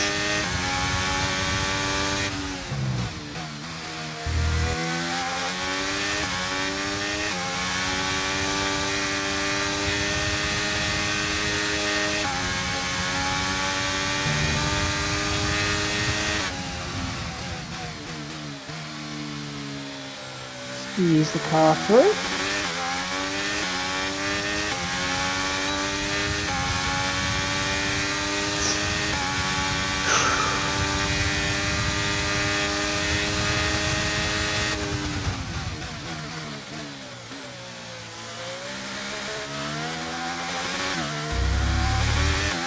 There we go.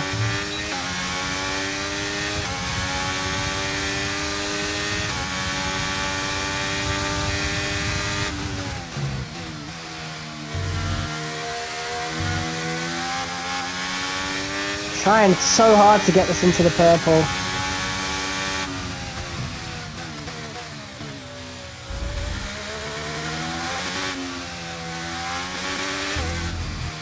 Might have to do extra laps. Oh well.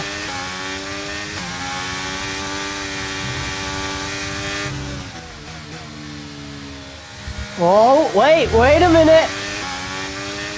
Oh, you dickhead! Oh, come on! That's so unfair. We had it. It was literally purple, and then when we put the throttle down, it went back down. Ah, oh, damn it! I was so unhappy with that.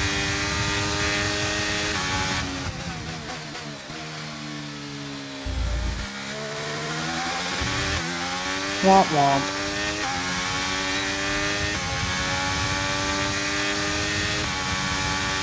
Yeah, now we need to bring the Scouter back.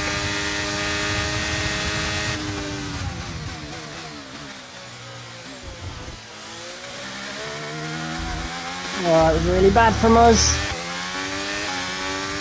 Still close enough to the data though, it could still work. But it's pretty much the same result as before.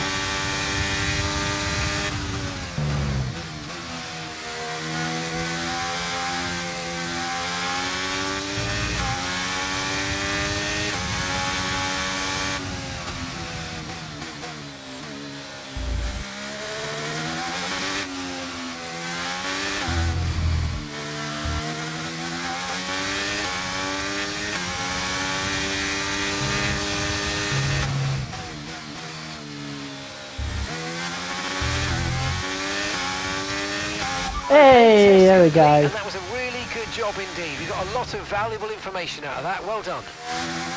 Let's go. Alright, and that wraps up FP1 for us. We're going to go into FP2 now and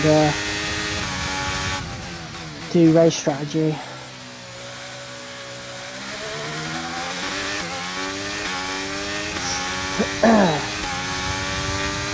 Has Lance done anything They're yet? in 13th place. Right, their best lap time is a 1:24.4. Okay, not too bad. What tyres is he on? Hards and mediums, okay. We want to bring this time a lot closer.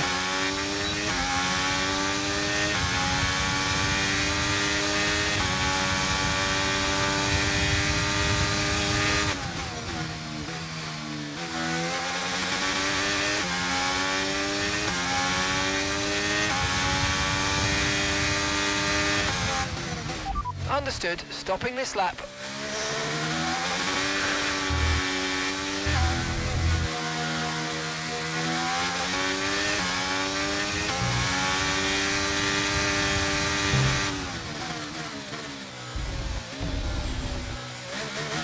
Alright.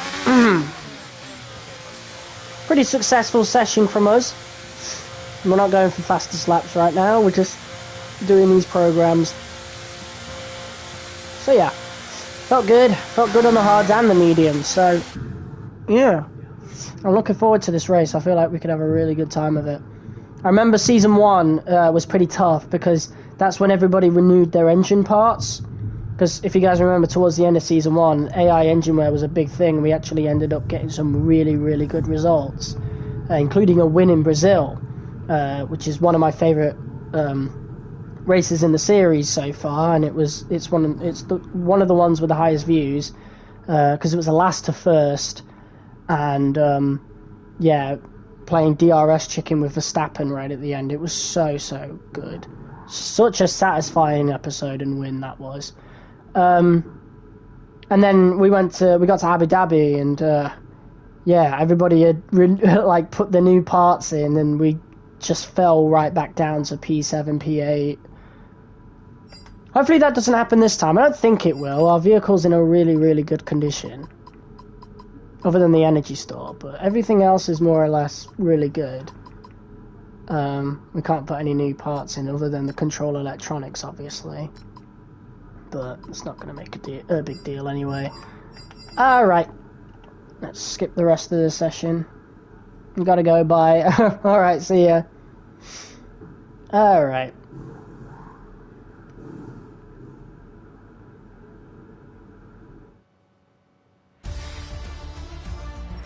Does Lance improve? So let's review our top 124.4. I don't know, he didn't go back out then.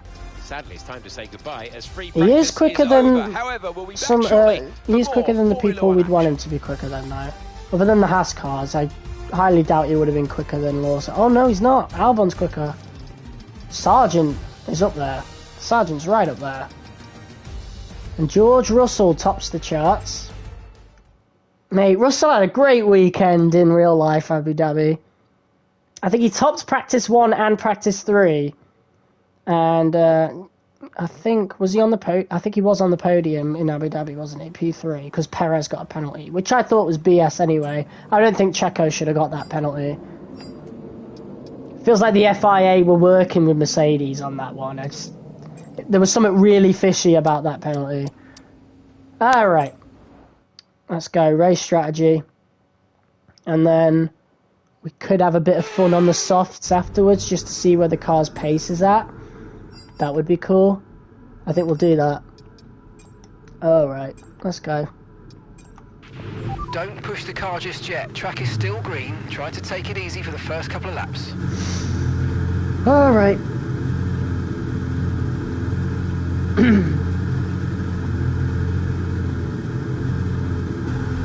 I had a lot to eat on my break. I had like a toasted ham sandwich and an extra slice of toast on top of that.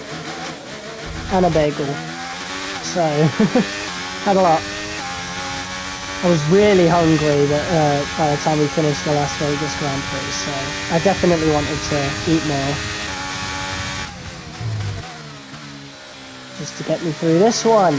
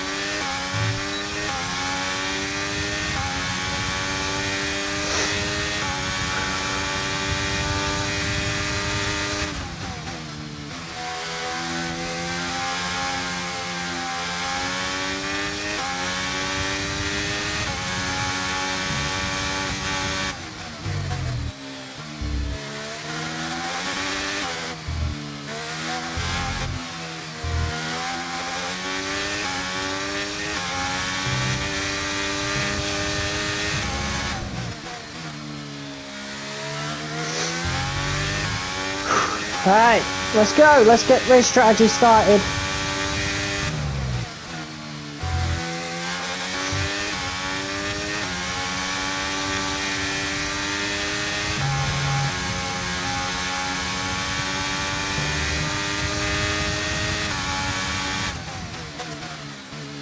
Clean sector, let's go.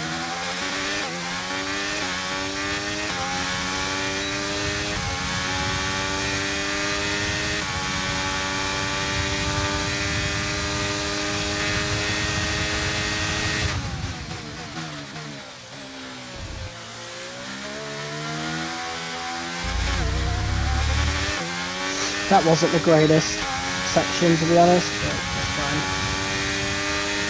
DRS all zones done. Hopefully we get a clean lap as well.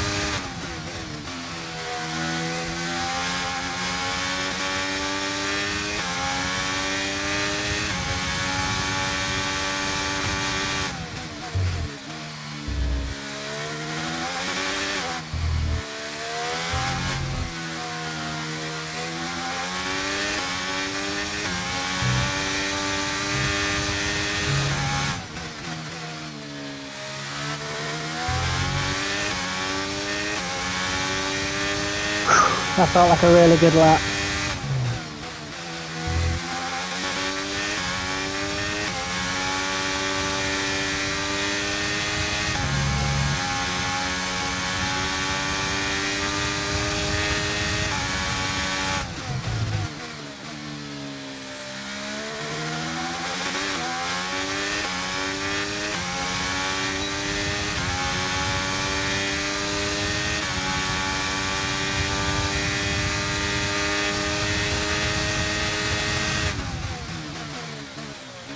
Second in the speed trap, someone's quicker.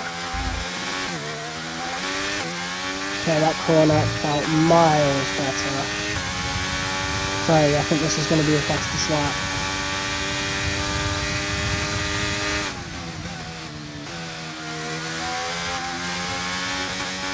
Look at the grip there! Whew.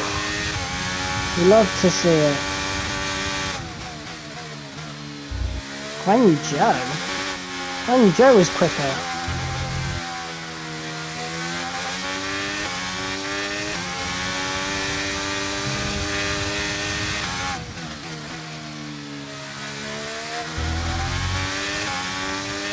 Honestly, I forget he exists in my game, to be quite honest with you. And I only noticed Hulkenberg's there because why wouldn't I notice someone who's on a different team? But Jesus Christ. Alfa Romeo have probably been the worst team in this career mode so far. Even AlphaTauri have more points. At least in Season 1 anyway. Why are we behind on time? Why are we 2 tenths down? What happened?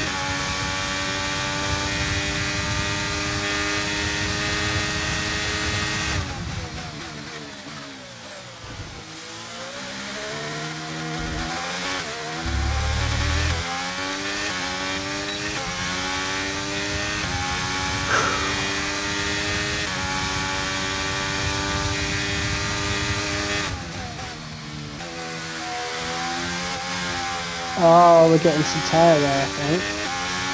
No, not too much. Need to drive a little better there.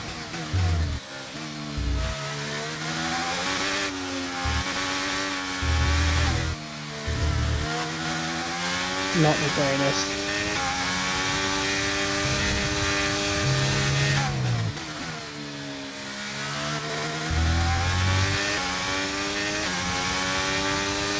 There we go, we've crossed the line. And then we've just got to do additional laps. What am I doing wrong on that first corner? Like, we're losing so much time. Is it because I'm doing it too slow? I don't know, but we're catching up to a Mercedes now. Is it the Mercedes of Lando Norris, or is it the Mercedes of the retiring Lewis Hamilton? Guess we'll find out. Liam Lawson is on the timesheets. Hoping to bounce back from his DNF in FP1.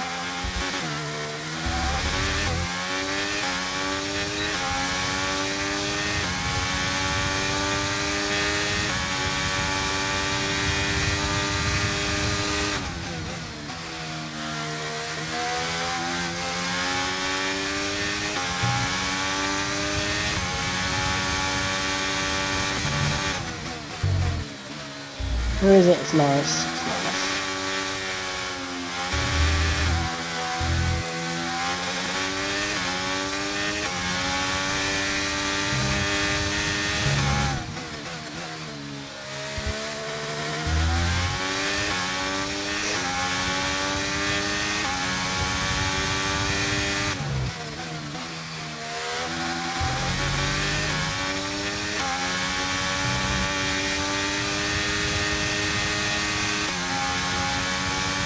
There's Albon. Get a bit of a slipstream on him now.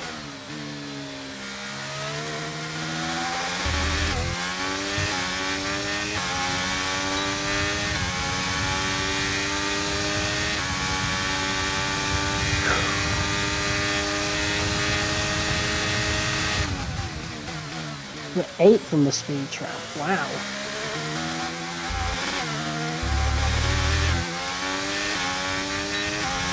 That's quite far down, to be honest. These mediums feel amazing though. Not gonna lie.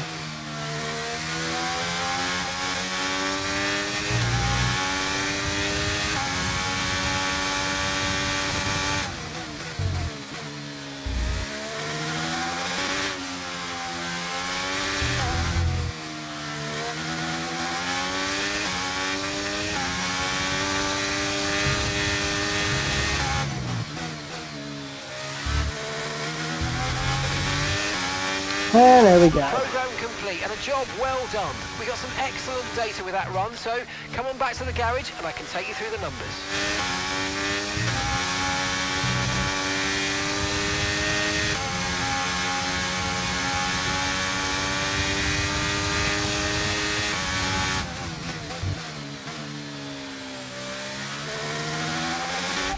Okay, we can take you this lap.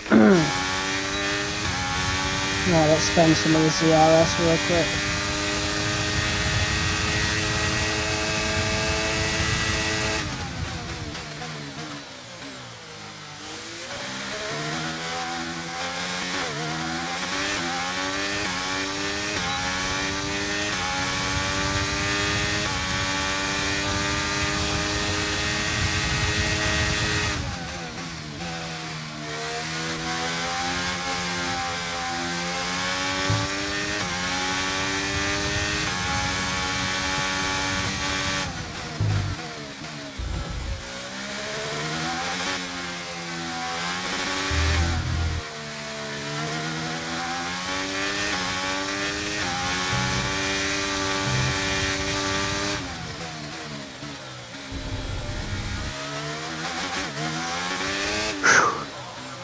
Alright, race strategy is done.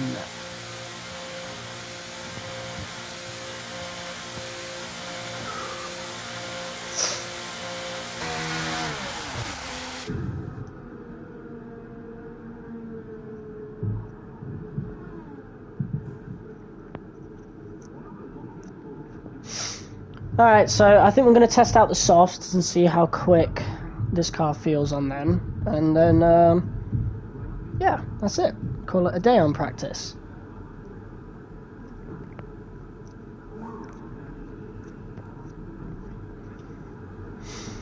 Okay,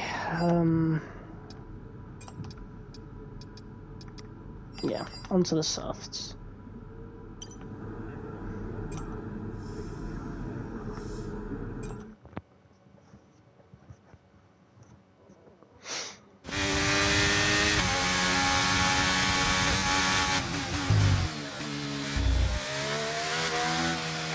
I'm going to set the ERS deploy to hot lap as well.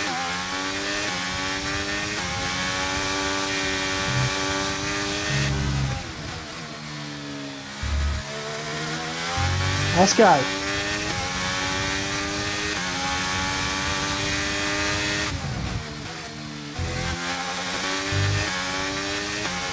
Beautiful grip around that first corner. Oh, this car feels amazing!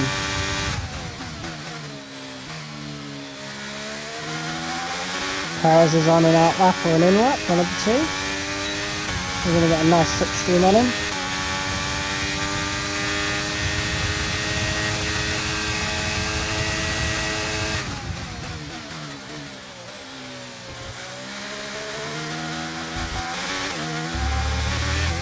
Not the cleanest. But it's alright.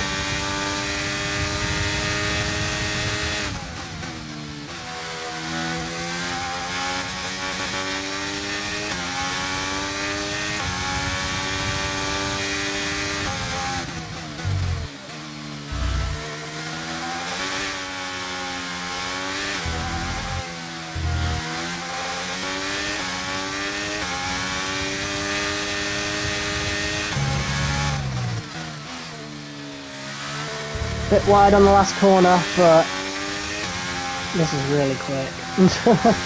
Wow.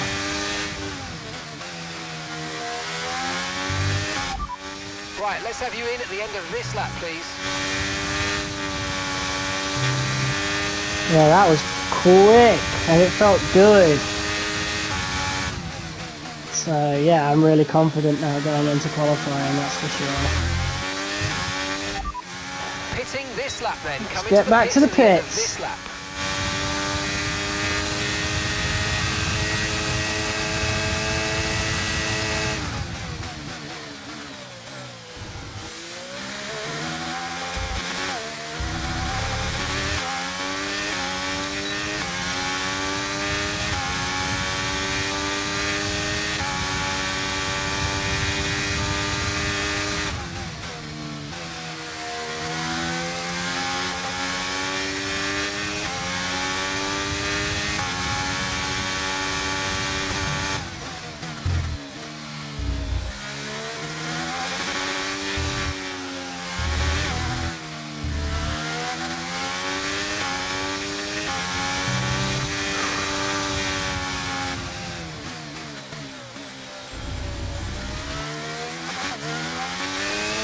There we go.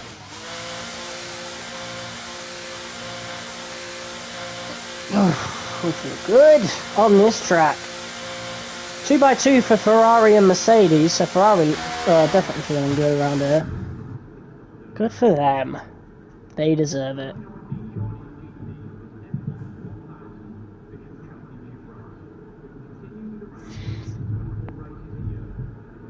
Yeah, I'm going to try and not get in the way of Ferrari, I think. I feel like I've tormented them all season. I feel like I shouldn't get in the way of them. If they're quicker than me, that is. But I feel really good around this track, so I highly doubt it. But yeah, there we go. That is free practice 2 done. Stroll's going around the track now. Let's see how he does. Oof.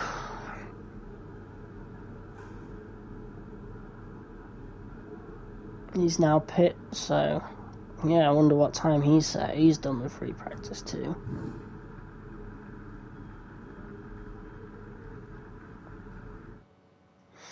Alright.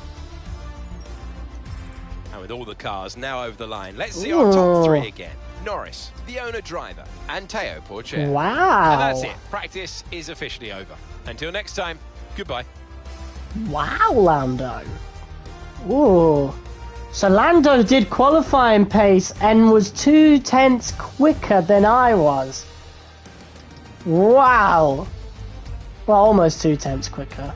Now that might be down to the mistake I made on the last corner, and maybe a little mistake into the chicane, but that's a big gap.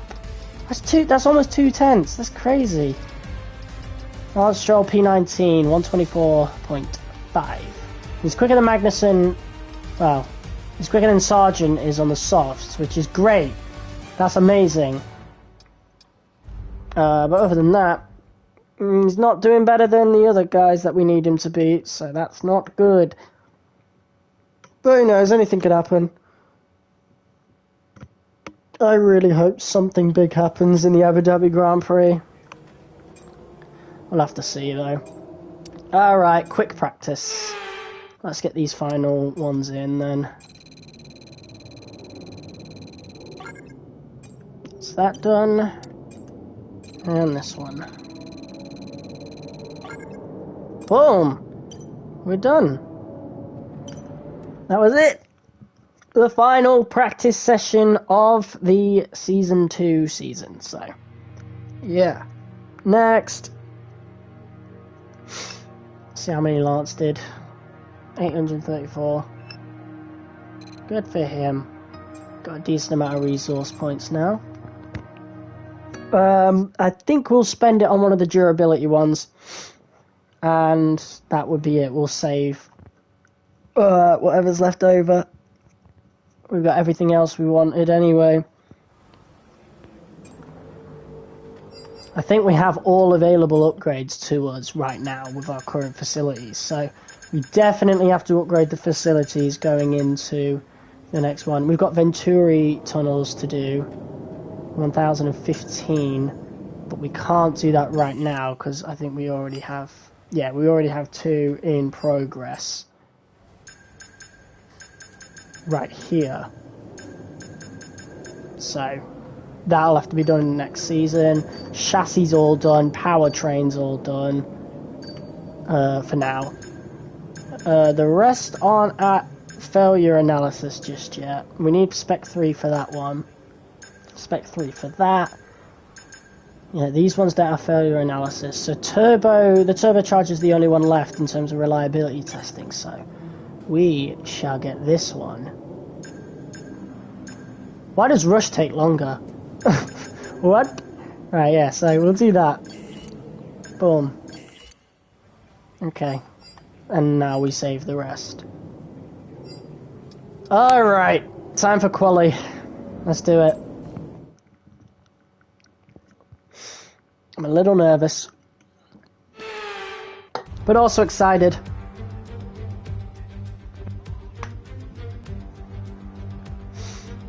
Bum bum bum ba da da da da da da dum. Bum bum bum ba dum bum bum bum.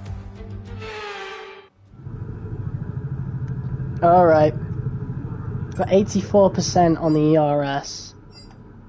It's time for Q1, baby. Let's do it. Flying lap. Our first lap of qualifying in the final qualifying session with the STR02. This is going to be crazy fast.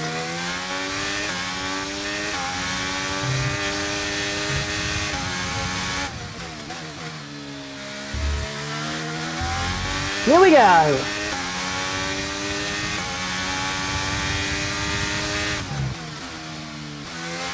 Stroll's coming out. Lance is coming out for his lap now. Here he is!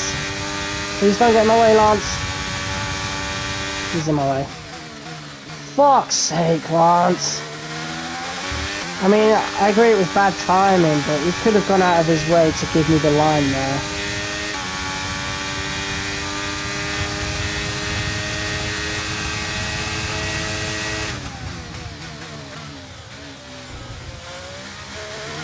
It's just a scruffy lap all around, unfortunately. I'm still going to help him though. After our lap, I'm still going to help him.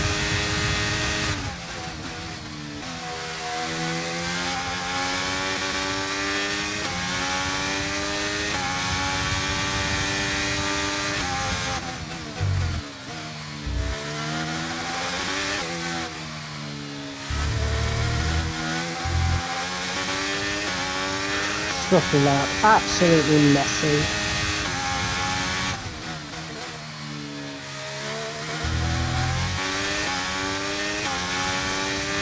That was bad. It felt bad anyway. 122.4 was really good. Yeah. Lance will be going pretty quick now.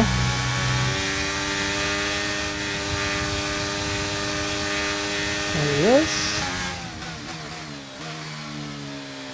And there he is. Come on, Lance. We got the slipstream.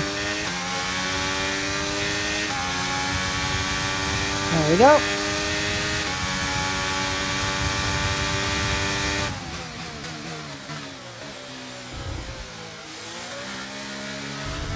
Oh, why'd you have to go over the curb like that, Lance? Come on. And for a 95 overall, he does make some mistakes, doesn't he? Really.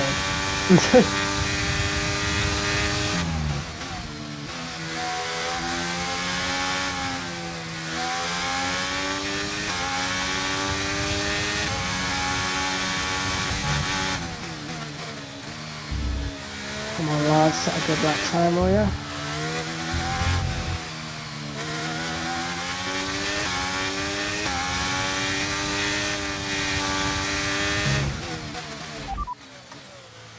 Confirmed, we'll receive you at the end of this lap.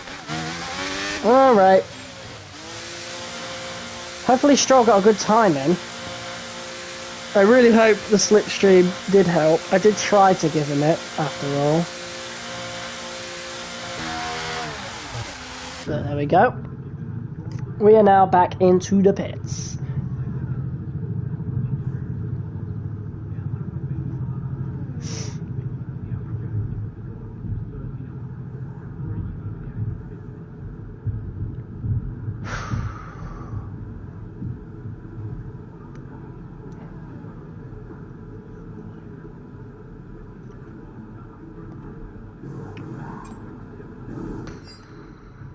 Okay.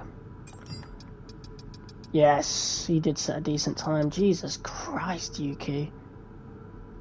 Yuki set a really good time in that AlphaTauri. So Lance was pretty good. Slower than Sargent though? I mean, barely. Like, literally the closest you could get. But man, that's a bit disappointing. Come on, Lance, do better!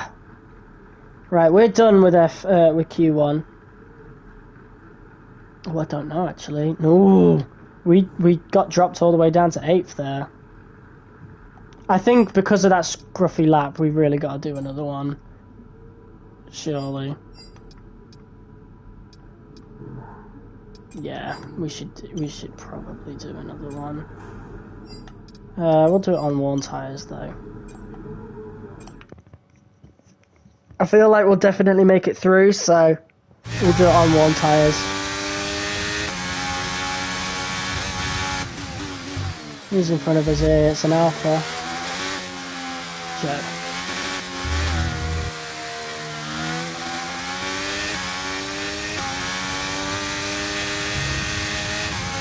Lance is doing his final lap as well, so yeah, Albon and Lawson right behind us.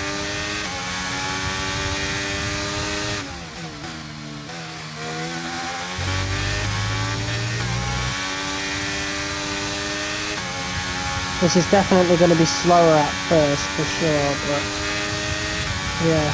Yellow flags behind us. I think Joe and Verstappen might have made contact. Yeah, let's see if we can make up any time in any areas that we needed, even though these tyres are worn.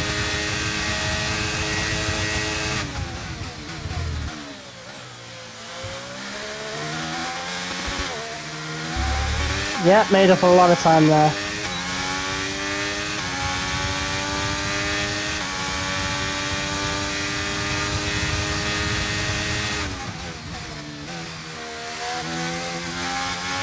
And lost a lot there because of how worn these tyres are, so probably we should have gone out fresh.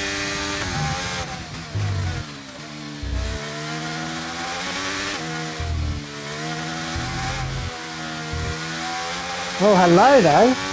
Ooh. Oh, it was green. Yeah. Not the best.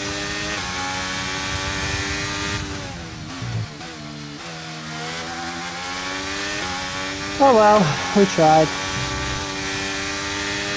There were areas to improve, and we definitely would have on fresher tyres though. But I think we're safe. We're going to place quite low, but we should be safe. Let's keep an eye on that leaderboard. Getting knocked out in Q1 in Abu Dhabi is quite embarrassing, considering how good the car feels. But that's how scruffy our original lap was. We are falling down in that leaderboard, which is really not a good sign. Perez isn't doing much better neither, to be fair.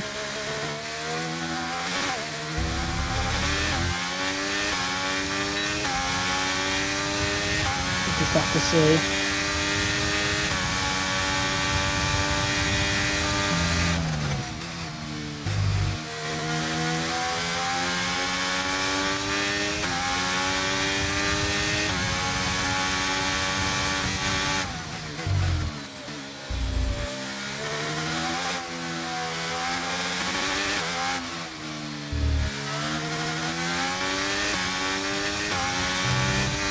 I think we're good. Understood. Stopping this lap. I think we're good. We should be. Albon and Lawson looking quick though. Very strange these last 2 races, but it's cool. I welcome it with open arms. There we go. Back into the pits. There we go. Okay, let's just checking the audio. Alright, hopefully we didn't get eliminated. We're still P13. So it says on my MFD, so... Some people are still just going out now, look at that. Which is weird, because the session's over. Alright, yeah, we made it. Okay, what about Lance, though? Very close at the top there, between Leclerc and Piastri. Oh, Lance, no! Okay, we do put... Lance gets put in P18, though. So Lance starts P18 because Nico's got a penalty. Logan's got a penalty. No one else has a penalty, though. Red Bull doing really fucking bad. Look at Perez, Jesus. Although Perez could have had a scruffy lap like us, or may have just not set another one, just set enough to get through. But Leclerc leads after the first qualifying session, so good for him.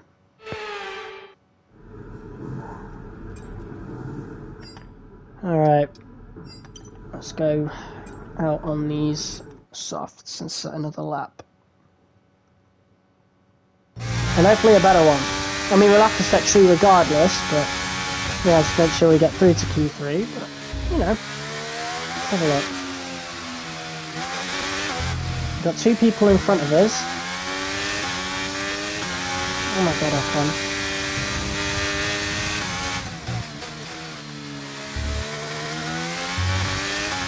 Right, off we go.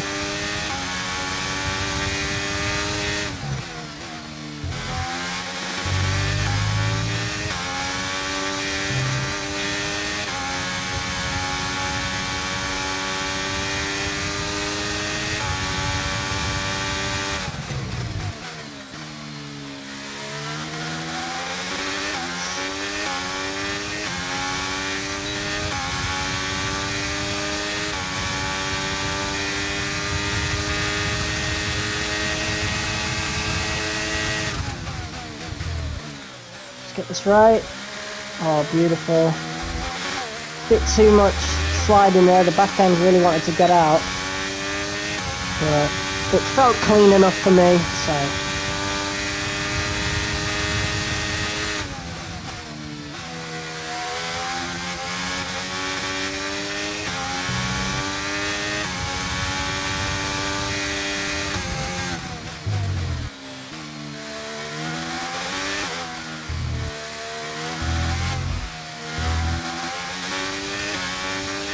Right, this feels like a really good lap.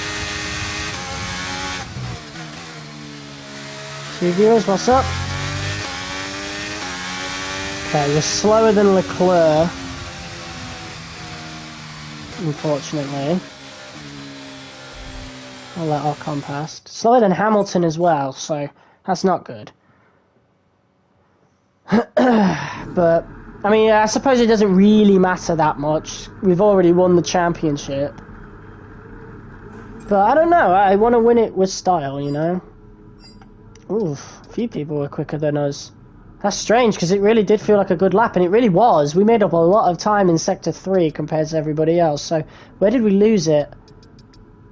So, a combined effort of Sector 1 and Sector 2. Right. Sainz would have had the advantage of track evolution. I know Leclerc didn't. Leclerc was on equal footing with me and he was quicker by quite a bit. So he was quicker by about 2/10 in Sector 1. Way quicker than me in Sector 2. And I bet that was because we drifted the car through the chicane. It didn't feel that bad. It felt clean enough, but... yeah, apparently Leclerc must have gained a ton of time from that, so... Yeah, that's where most of his time was made up. We did make up a lot of it in Sector 3, so Sector 3 we're really good. So we just need to clean up Sector 2 a little bit, and we should be fine. Alright, let's get this started then. Whew.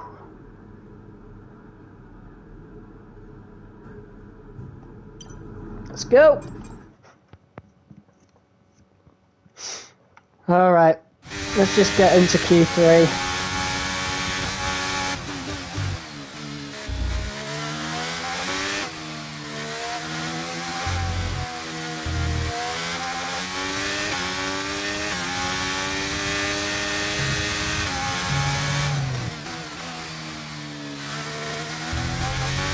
Alright, let's clean up this lap.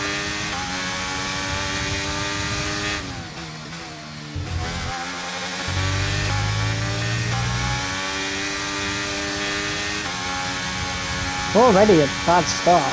What happened there? 30 seconds left in the session.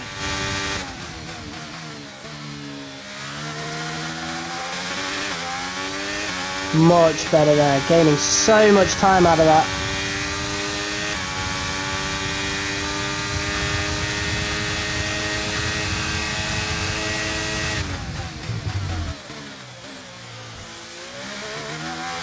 Easy on the throttle, and go, go, go, go, go!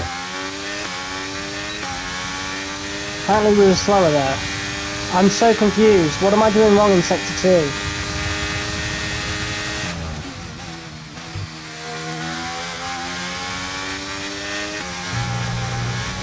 Oh, that curve's gonna hurt us a lot.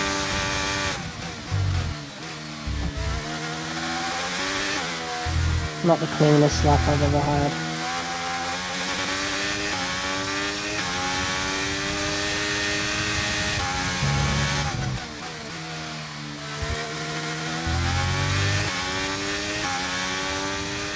Purple third sector. P4. Yeah, we really need to clean up Sector 2. We're really good in the third sector. But it's Sector 2 that's really hurting us. 2/10 quicker. Yeah. So we're 2/10 slower there. Alright, let's see how everybody did here. Albon at the bottom. Perez, that must be engine wear. So, don't be surprised if we see Checo take a penalty. Because that's definitely engine wear for sure. Red Bull really struggling, like falling behind now. Which is strange considering they were well ahead of everybody else on the R&D chart at the beginning of the game's life cycle. But we're right at the end of Season 2 now and Red Bull have fallen a bit. I don't know what's happening with them. Haas, right next to each other, looking really good. Lawson actually a few tenths quicker than Magnussen, so really good for him there. Porsche gets a decent one, but the two Alpines are quicker. Very close between the two Alpines as well. Ocon getting the better of Gasly this time. Russell does well. McLarens do well, but not better than me, which is all that matters. But the Ferraris are looking the strongest here. Red Bull, I don't think... They're going to have to like pull out a bit of a miracle here to keep ahead in the Constructors, to be quite honest. I don't think Red Bull have it in the bag. I don't think they have it in them. Alright. Let's do 2 laps of Q3.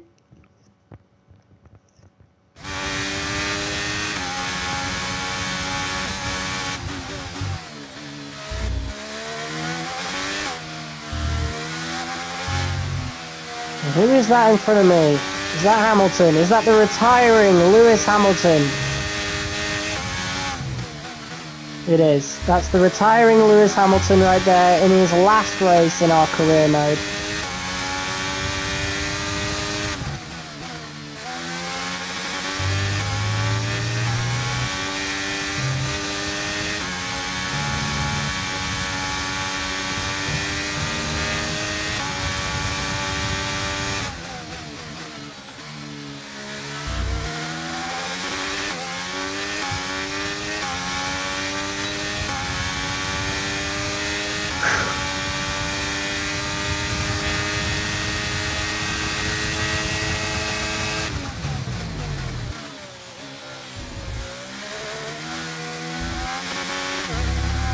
That was beautiful. Let's go.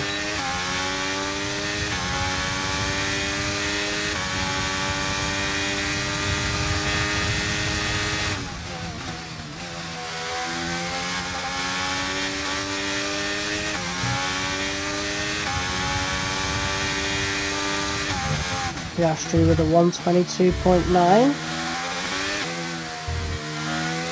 Really good in sector 3, so I'm not going to be too stressed about that.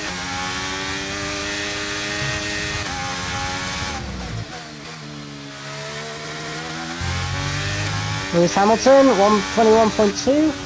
And we were slower by about half a second. What? What am I doing wrong? Can someone tell me what I'm doing wrong? That was so much time lost to the Mercedes then. Jesus, and that was on fresh tyres. What am I doing wrong there? What was it this time? Fucking sector 2 again. Jesus. How are these guys finding so much time out of sector 2? I don't understand it. Don't get it. But P4 isn't the worst, I suppose. Lewis Hamilton, he really wants to win in his last race in Formula 1, so yeah. Don't doubt that he's up there. This is the last time we're going to see him in the career mode. And the Ferraris are looking very, very, very, very, very strong. Alright, this is our last lap of qualifying ever in the STR02.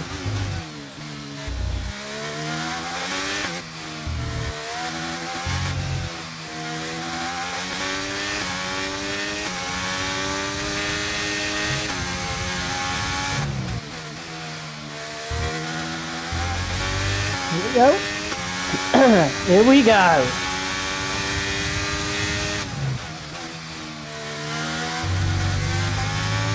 Not the best first turn. Fuck.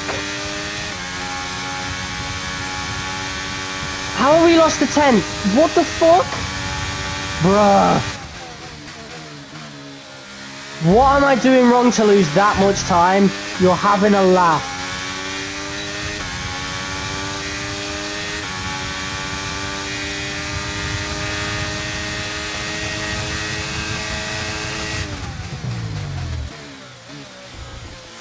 Fuck, over the curb. Fuck's sake. Could have been quicker. We're 2/10 quicker there at least, but fucking hell, that curb screwed us over.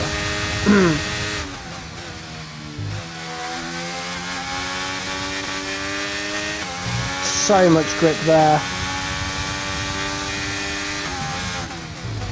Come on, we could pull this out of the bag.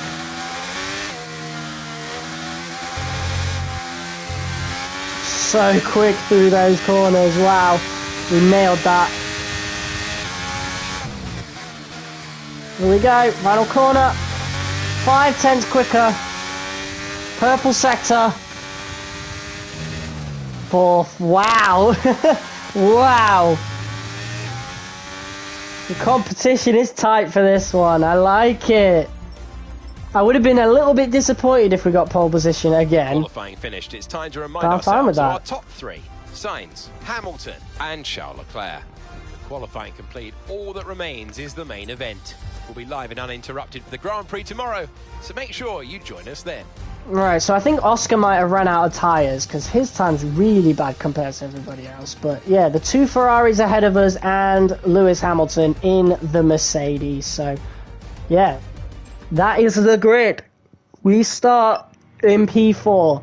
And I feel quite confident for it because we felt really good around the track. So I feel like we can still get the win. So I'm not too worried. I'm honestly not too worried. But yeah, I think we're going to go with a mediums to hard strategy.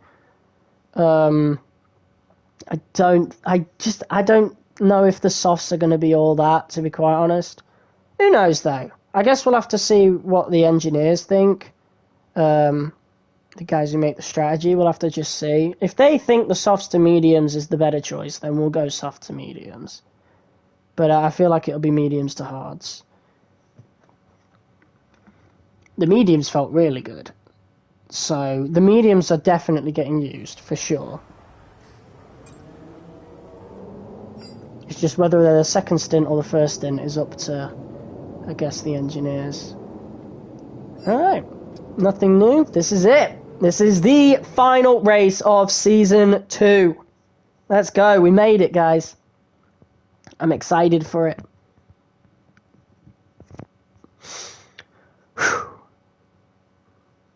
I'm so excited. I'm so excited to get Season 3 started, man. I mean, even on the PS5, last gen F1 23 loads so slow. It's just like these loading screens are built into the game to increase playtime, I feel like, sometimes. I don't know. Because the other F1 games earlier, like F1 2020, they all loaded quicker. 23 just takes a really long time for some reason on the like the PS4 version. And I'm on the PS5 now, so there's no excuse. Welcome to the Yas Marina circuit for the finale of another thrilling Formula One season. It's been a breathtaking year, and we end it at a track that has been the scene of many glories and heartbreaks over its history. It's time to end the season in style. It's time for the Abu Dhabi Grand Prix. Hell we have 16 yeah. corners here at Yas Marina circuit, 7 to the right and 9 to the left. It's a total lap distance of 3.28 miles, 2 long straights and overtaking opportunities throughout the lap. And we expect average lap speeds of around 123 miles per hour. Before we begin, let's take a quick look at the grid lineup for today's race. An immense lap from Carlos Sainz yesterday puts him in pole position, and it's Lewis Hamilton alongside. Looking at the rest of today's grid, we have Leclerc, the owner-driver, Bottas, Russell, Verstappen, Oscar Piastri, Gasly, Teo Porcher, Liam Lawson, Magnussen, Albon, Tsunoda, Ocon, Stroll, Ocon Norris, takes a penalty. Joe, And Norris. De Vries, Hulkenberg, Perez, and Logan And Sargent. Perez. Perez makes sense. Preparation's almost complete. Let's head down to the track. But why didn't these guys put the new parts in before the Grand Prix? Why did the AI love to put the parts in and get penalties so bad? Tell us about the strategy today. Give us some insights into how the big calls are made. Well, there's a lot that both the driver and the team have to keep in mind when going into a race. The tyres, fuel, energy recovery systems, the list goes on and on. But I think the key to today's victory will come down to the pit stop strategy. Come in too soon, and you might find yourself needing more than one stop. Too late, and you're putting yourself at a disadvantage by spending longer on worn tyres. All right. Engineer's gonna say anything? Anything about how it's, you know, the last race of the fucking season? Hello? No one? Okay. What's the strategy we're looking at then? Hards to mediums. I don't know what it is about Season 2, but the hards to mediums has been a big strategy. Usually you'd think it'd be mediums to hards, but Season 2 has shown that hards to mediums is the strategy. And you know what? I'm going to trust it.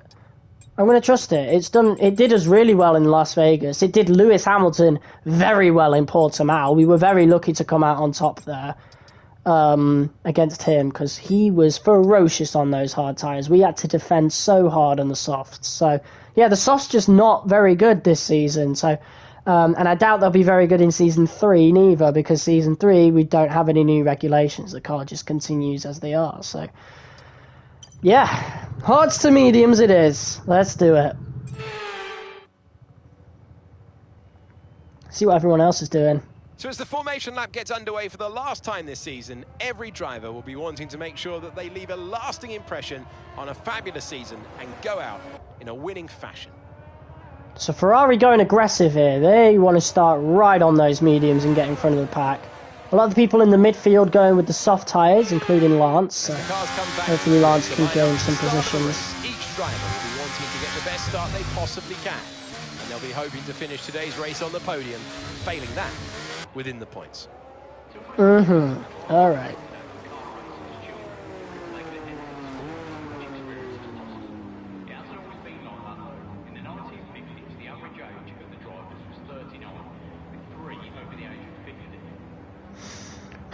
Here we go. Let's see if we can have a good start. Someone in front of us always has a bad start. For some reason in F1 23, there's so many false start, like not false starts, but bad starters. So I feel like we're definitely going to gain a position from the jump. Here we go.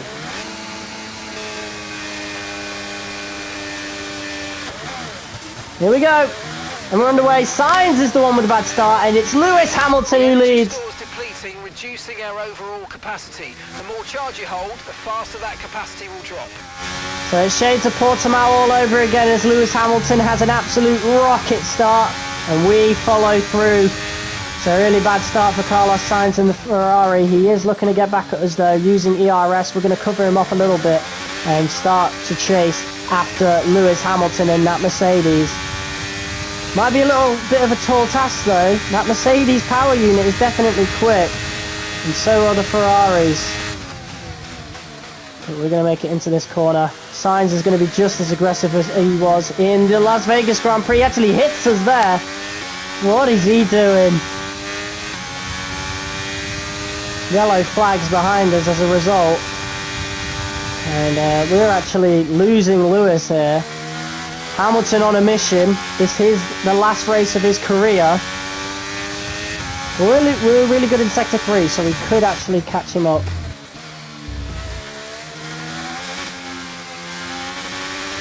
But we were really good in Sector 3 in qualifying anyway. Oof, over the curb there. Taking too much of a inline there.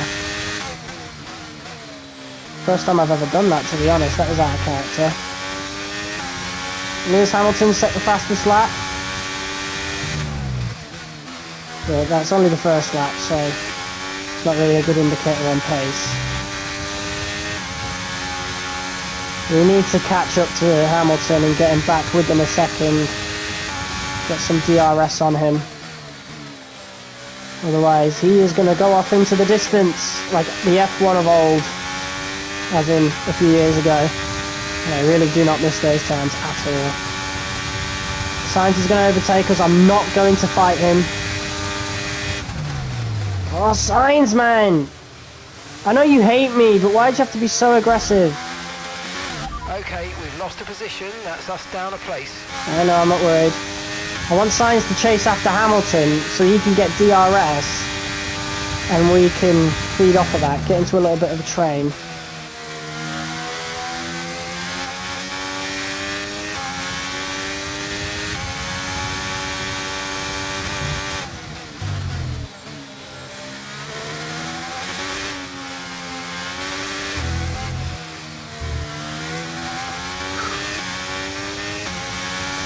Okay, so Sainz is about to get within DRS, which is really good. The Ferrari is definitely better than the Mercedes.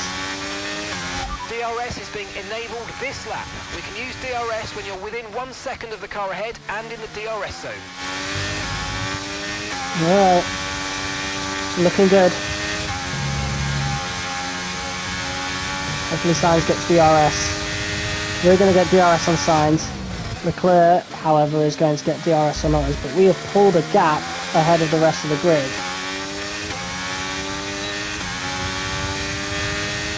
Okay, not going to use too much DRS. Leclerc is pulling on us.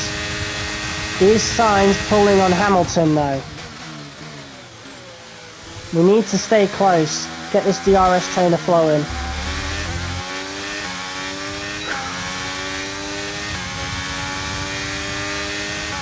Leclerc lost some pace there. We set a purple second sector with that DRS there, so good for us.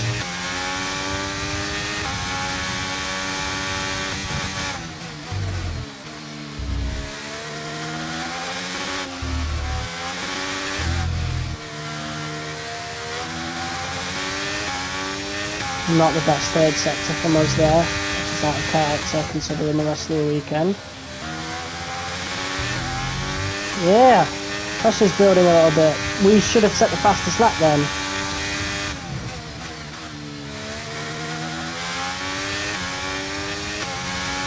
Sainz should have caught up to Hamilton now. Come on, you're on better tyres, bro.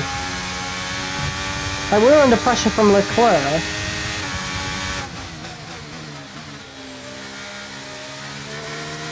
Yellow flags behind. Yellow flags. Who is it? I think it's a Haas.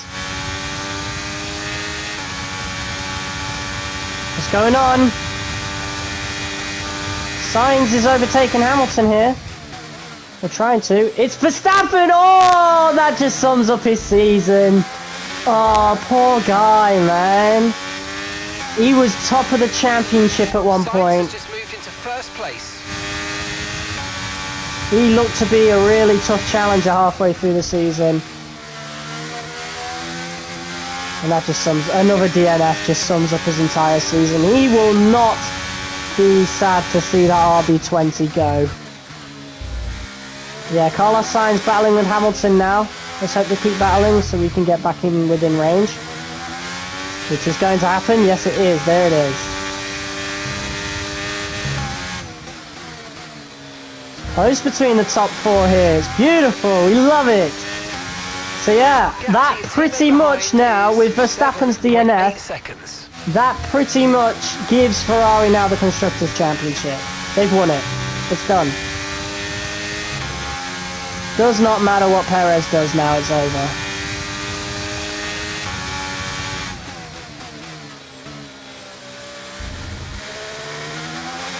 There he is on the side of the road there.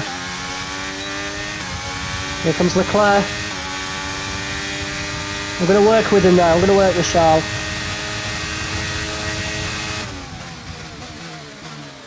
Work with me, Charles. He didn't work with me. He went over the curb. What an idiot. Bye. Neither of us got DRS then. Probably because I was in front. Damn it. Well, Leclerc must have got it. But yeah, he's just cost us both time by doing that. What an idiot. Now I've got to hope Hamilton and Sainz fight again.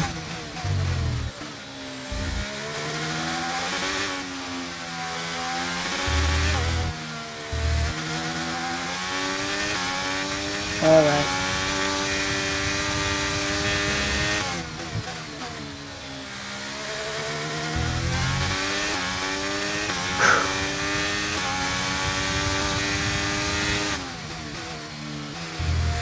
Alright, we now want to focus on catching up to Hamilton, because Sainz is starting to pull away.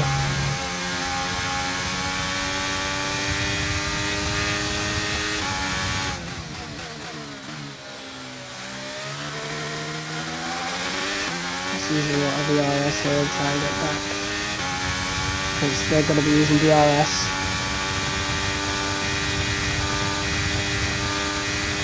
Alright.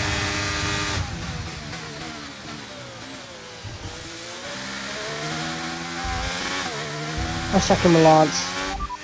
Teammate status. Okay, so we're leading our teammate by 9.5 seconds. Okay, they're on old softs. They're in 13th place. Time last lap was not bad. 1 minute 27. He's gained some. He's gained some positions, I think. I think we started like 18th or 16th, something like that.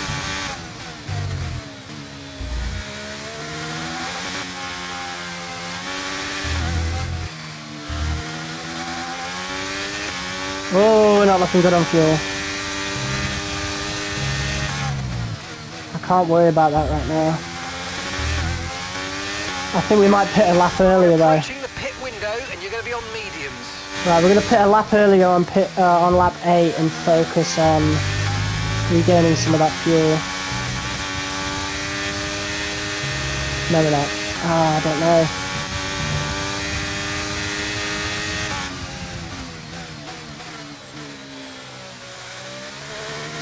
So now we need to do some fuel management.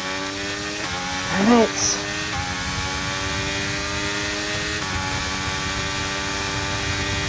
We might have to do it here, like drop position to Leclerc.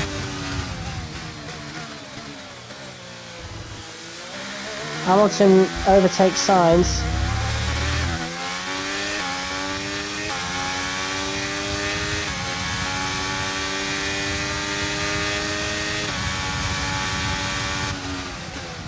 We're gonna drop position to Leclerc. Why are you going so slow, Charles? Just go. Keep on him, he might make a mistake.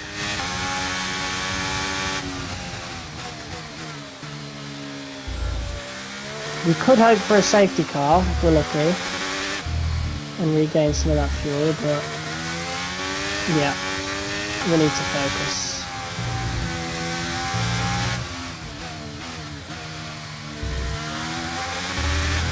fuel management now. We didn't put enough fuel in. I thought we would have been fine.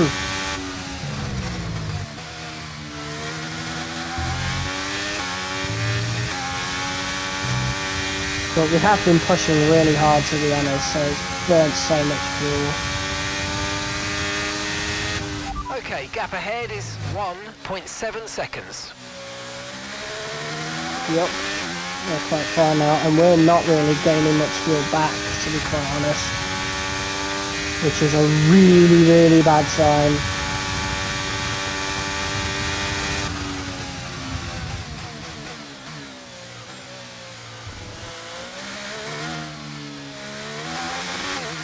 We're going to have to let the Aston Martins catch up. Corsair's doing really good on their softs. We're not gaining any fuel back.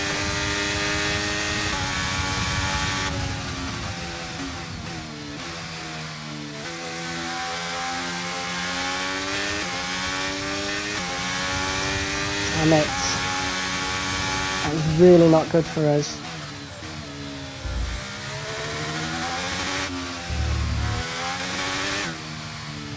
I'm gonna have to pit now. Okay, we can take you this lap.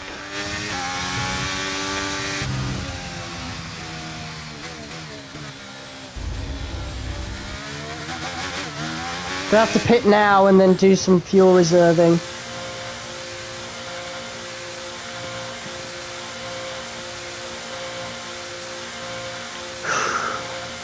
Okay. Let's see what we can do about that.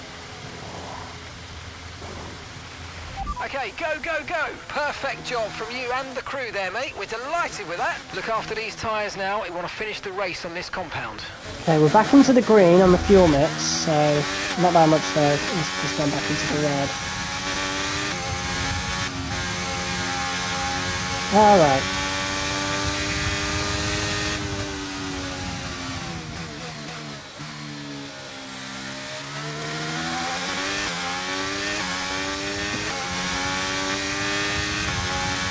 Jeez, we might be in a lot of trouble here, you know.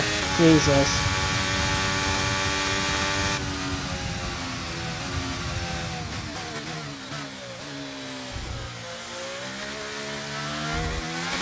Let's use overtake and burn off some of this energy. Right.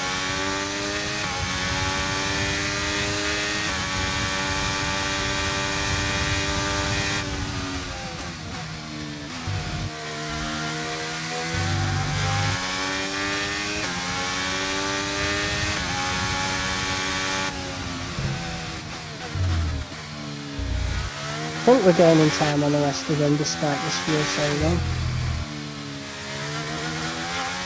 Yeah.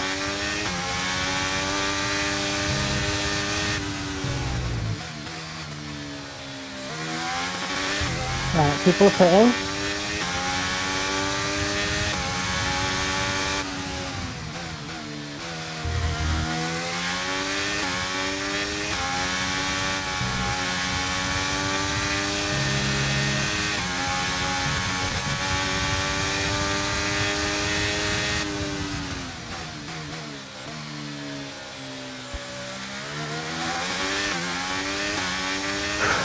Burn off the ERS down this straight to try and make up as much time as possible, I suppose. That is just not good for us at all.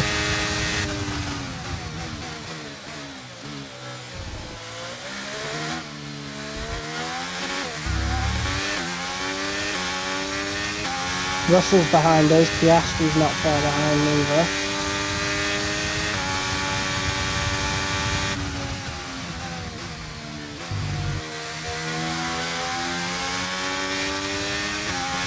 Yeah, we're not really doing much on this fuel saving thing. Abu Dhabi just not like fuel saving.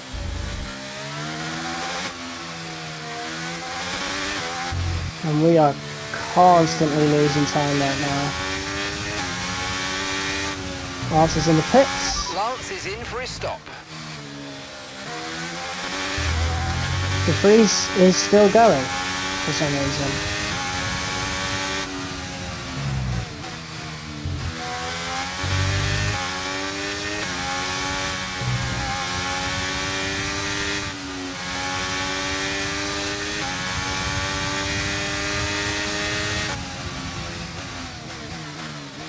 There we go. Hamilton's pit, and he is 7 seconds ahead of us, so yeah. Definitely a fuel issue for us.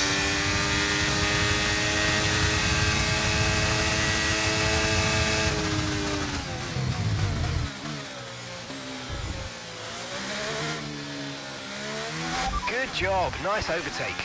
We've lost so many seconds.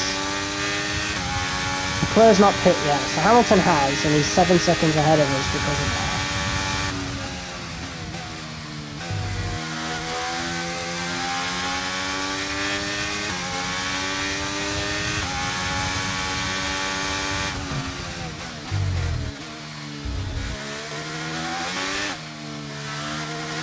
So we could still get a pretty good position out of this.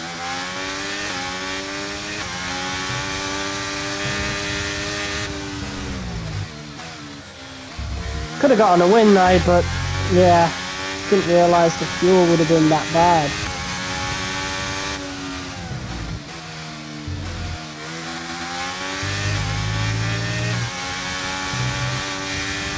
He's almost undercut Leclerc though.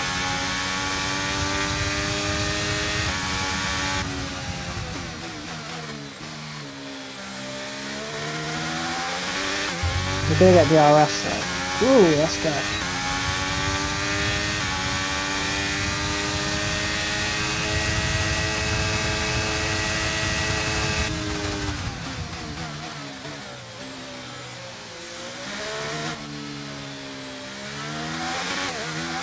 There we go. Just ease the car through those corners. Sainz has not hit yet. Leclerc's got DRS.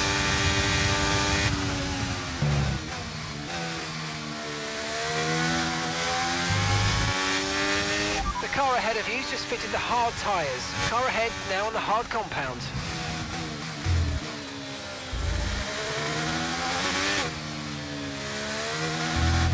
The Haas in front has not hit yet. I think they're about to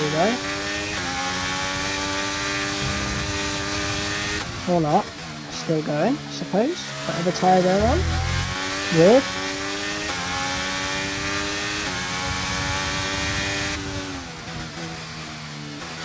Sainz is just now coming out of the pits. He's bottled it. Ferrari had the 1-2, man. They had it. And they bottled it down to strategy again. Jesus. That is so lucky Red Bull have dropped the ball so hard on reliability. We're being chased down by George Russell now.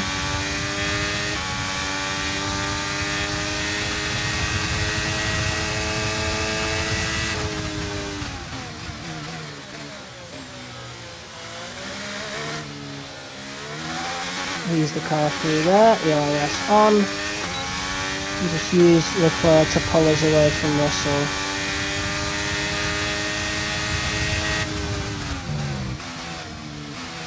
Wow, and even while fuel saving, purple sector 2. Lovely.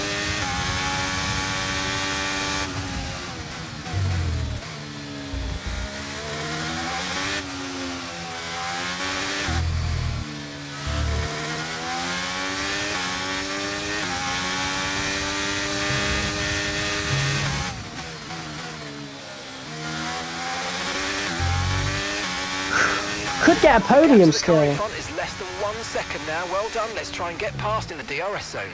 I know I could, but I don't want to. We need to save fuel.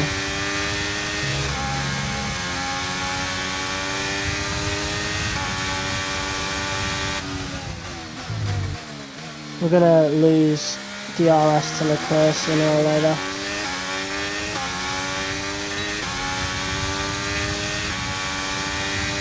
We're now back in the red. Damn it!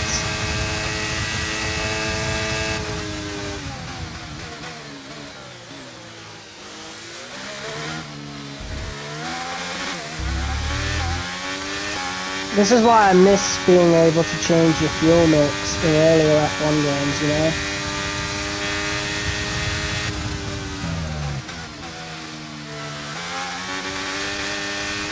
We are pulling away from Piastri there, that's a really good sign. We might have to accept defeat to Russell at some point though. I don't know. If we could stay in a similar position with Leclerc until the last lap, then I can really gun it on the last lap.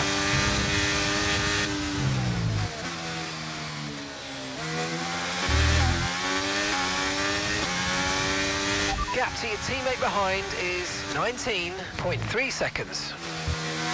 Oof, he's quite far behind, Lance. Lance, I think, went for a long strategy on the soft stem, didn't he?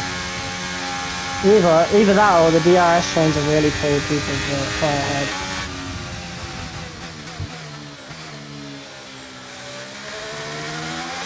Here we go, DRS. I like this though, it makes the race a bit more dramatic. Hamilton is well ahead though, so in his last race in Formula 1, he has won, and in style. And that's just 5 laps of fuel remaining. Literally, oh god.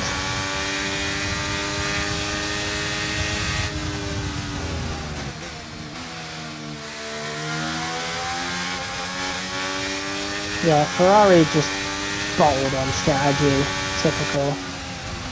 They could have had a 1-2. If they'd have just pitted with Hamilton, they would have had a, 1-2. And we bottled it in terms of strategy as well when it comes to fuel. Just didn't put enough in. But we could still bag a podium. That's the important thing. Because Leclerc has chosen the wrong tyres. And because of all this fuel saving, I think we're also saving quite a bit on tyres as well.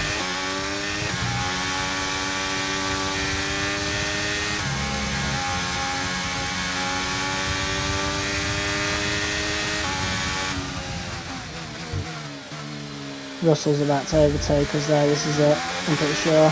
We still get DRS though, so there's a chance.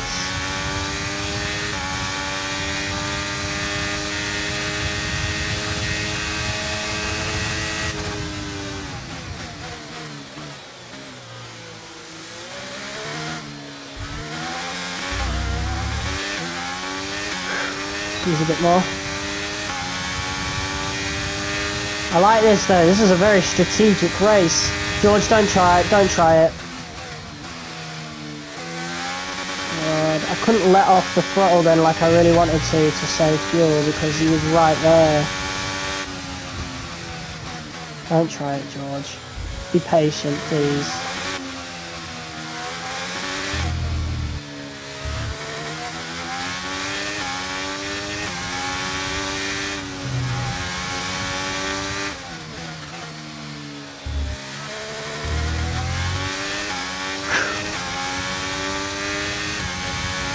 George, what are you doing? Relax. Oh, you made me lose DRS now. Right, I'm gonna let you pass. Just don't try and pass me here. You're an idiot. You're trying to pass me here. You've just cost yourself DRS. You're a fucking moron. You're still going to overtake me, because I just don't have the fuel.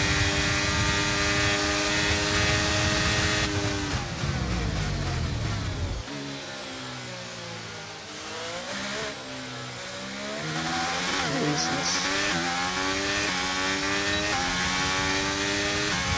Right, we've got enough fuel for 3 more laps. Only 3 more.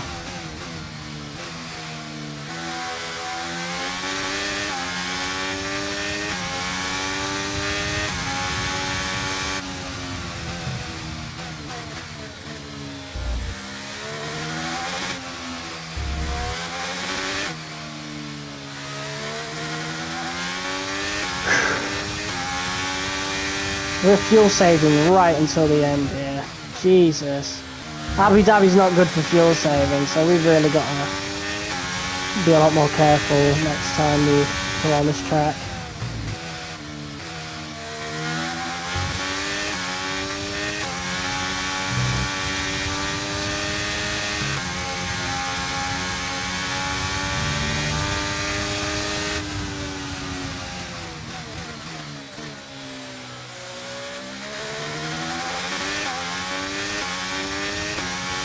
we'll use the RS to try and extend the gap to Piastri. Like, we know our battle's still with McLaren, so we'll fight them all the way to the end.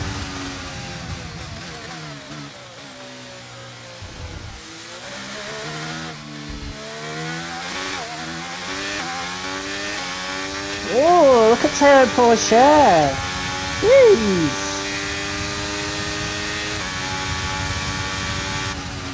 And gap to the car in front is 2.1 seconds. Yeah, we've completely cocked it up in terms of strategy and fuel. And Lance went way too long on those softs, so it's just a bad race for the whole team.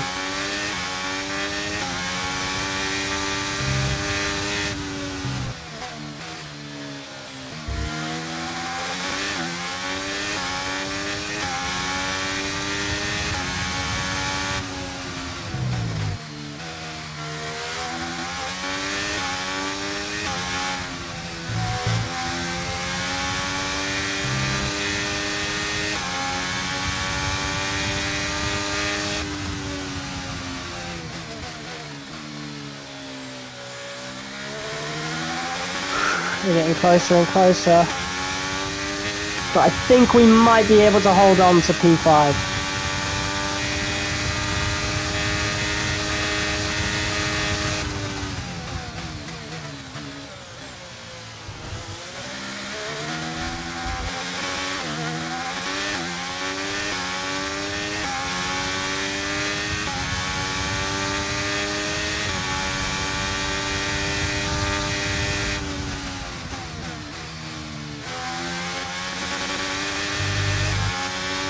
Piastri's overtaking Pourchaire. Lap of fuel remaining.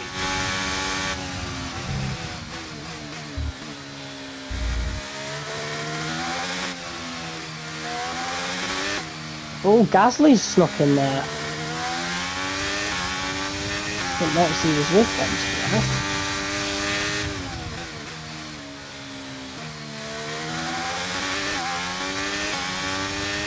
Final lap, final lap. Push, push.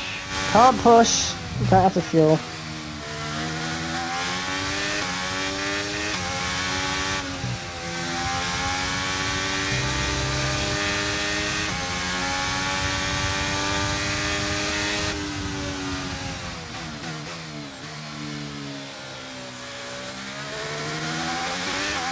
We did it. Just about holding on to P5.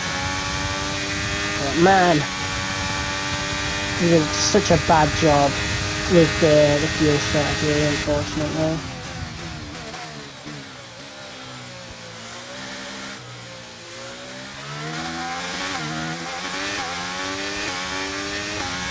Gasly, I think, just got DRS. He's come out of nowhere to steal P6. Get this car over the line. Lewis Hamilton, in his final race in a Formula 1 car, takes the win for Mercedes. We're going to take P5, but it's been an amazing season. We are the champions of Formula 1. Great season. Alright, race over. Take care of the car on the way in. You're not going to congratulate me on an amazing season? Winning the championship? I know we dropped the ball in terms of fuel strategy, but P5 is still pretty good considering our situation. They've taken the win here as we wrap up another fantastic Formula Lewis 1 Hamilton season. in his final race takes the win for Mercedes. Anthony Davidson, a resounding victory today. God, when was the last time we saw him get a win in our career? Is this the first time? As ever, it's not just about speed, it's all about maintaining that speed consistently over a stint, over a race distance. So being able to keep up the lap times while still being smooth on the controls and gentle on the tyres, that's really where the race was won today. Yeah, good win for LH. So after a magnificent race, we can now see the drivers making their way to the podium. Once again, it's the Silver Arrows who take top spot. Yeah, it's a double Ferrari podium, but it should have been a 1-2. Their strategy was doo-doo. Sainz was just as quick, if not quicker, than Hamilton. He would have been quicker, I'm pretty sure, in the latter stages of the race. but they've just completely dropped the ball there. But they do take the Constructors' Championship, not that they deserve it, and we're coming for their heads next season, hopefully. It just depends where the car ends up. But yeah, good win for Lewis Hamilton. It's going to be very, very interesting to see who actually replaces him in that Mercedes seat next season. Let's focus on driver of the day, Anthony Davidson. Who do you pick? It's got to be Lewis Hamilton. I mean, he pulled off some impressive feats out on the track today, even by his standards. It's time to see how things are shaping up in the Constructors' Championship. So then, Ferrari have now moved out of sight and out of reach. It's another triumph for the Italian team as they claim the World Constructors' Championship. Well, what an end to another fantastic weekend of racing. Thanks to everyone who's joined us, and we'll see you for the next one. There you go. AlphaTauri, pointless. The only team pointless this season. They really do need to replace Nick de Vries on that team. Surely AlphaTauri are going to make a change. Driver standings, Charles Leclerc. You know what? That's poetic justice. I mean, Leclerc did have that DNF in Las Vegas from the lead, mind you. Which was just very harsh. And Verstappen, I mean, it pretty much sums up Red Bull's season. Their reliability issues were very, very bad. To the point, look, we weren't even that far behind in the Constructors. Considering, you know, Lance Stroll has 6 points and I have 302. And considering that, look, Perez and Verstappen are both in the top 5, that's really bad. That shows how bad Red Bull's car was this season, and I guess it also shows just how bad everybody else was. McLaren's improving steadily. Bottas does need to step it up in that McLaren. Piastri definitely showing signs of potential. Ferrari, they built a very good car in my opinion. They didn't have much DNFs, to be fair. I was just always getting in the way of Sainz and obviously Leclerc as well. They were getting in the way of each other, like at Imola, which was very embarrassing for that team. But they've won the Constructors for the first time in a long, long time, so they'll be very happy about that. But definitely they could have had a really good chance of winning the championship, if not for me, of course. But yeah, that is the end of Season 2. That was good. That was fun. The final race should have been a lot better for us, to be honest. We might have even lost the rivalry because of that, I don't know. Ugh, look at that, we only gained 400k. Beat your rival during a race. Oh, we did that, apparently. So, must have beat him in the whole rivalry, over the whole thing. 18 million. We're going to have so much more money at the end of the season. It's going to be crazy. But, yeah, there you go. That is the end. The very end of Season 1. Doing nothing. We should start investing that in facility improvements. Yeah, well, I'll do that next episode. Aerodynamics department. It's time we had a chat about our work rates. While we are doing extremely well and hitting all of our targets, we are seeing increasing rates of stress and burnout among our staff. They all want to see us do well, whilst hitting our deadlines is good. We don't want to risk a sudden decline in performance due to overworked staff. I suggest we have a small circuit breaker in production to give staff the chance to cool down. Thoughts? Yeah, of course I agree, and they deserve it after this season. P3 in the Constructors, not an easy decision, and they built a really good car. So, yeah, of course. Why wouldn't I do that? We have 4 days until the end of the season, so... Wow, second driver PR filming. Yes, of course we're doing that. That gains us pretty much all the money that we just lost. Contract renewal. Lance Stroll. Renegotiate. Yeah, we're going to give him the highest one that we can do. Low risk. Loyal bond. Signed teammate for a second season. There you go. Let's go. Does that trophy actually come up on the stream? No, it doesn't. Trophies always came up on stream on the PS4, and it made this weird black box thingy over, it overlaid. Really, really annoying. But yeah, there you go. Lance Stroll back on the team, staying for another season. Good for him. But anyway, guys, that is the end of this episode of F1 23 My Team Career Mode. A very long episode. We did 2 Grand Prix, a very special episode. I definitely really enjoyed that. That was almost 5 hours worth of my team content. So I hope you did enjoy Drivers' Champion for Season 2. I'm really looking forward to see what the next season brings, of course. Yeah, very, very excited, especially due to this higher difficulty. Lewis Hamilton, he almost took 6th place from Oscar Piastri right at the end there. So Piastri got lucky.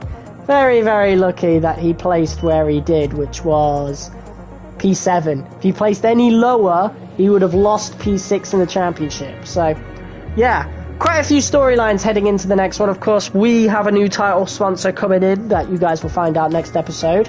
And Aston Martin steadily improving. Théo Pourchaire had a really, really good race. P8 for him. Red Bull falling. Will they continue to fall next season? Who is going to be the next driver for Mercedes alongside Lando Norris? Will AlphaTauri get a better driver? Because, oh my god, Nick de Vries is terrible. Look at that. Jesus. Oh, look at that. We actually do have a new driver. Oh, snap. So, Bottas. Bottas is gone. Bottas has gone back to Mercedes. Bottas is the new driver. That is insane. Oh my god. Albon's gone to AlphaTauri. What? Why? What the hell? Tsunoda's gone to McLaren. That's lovely to see.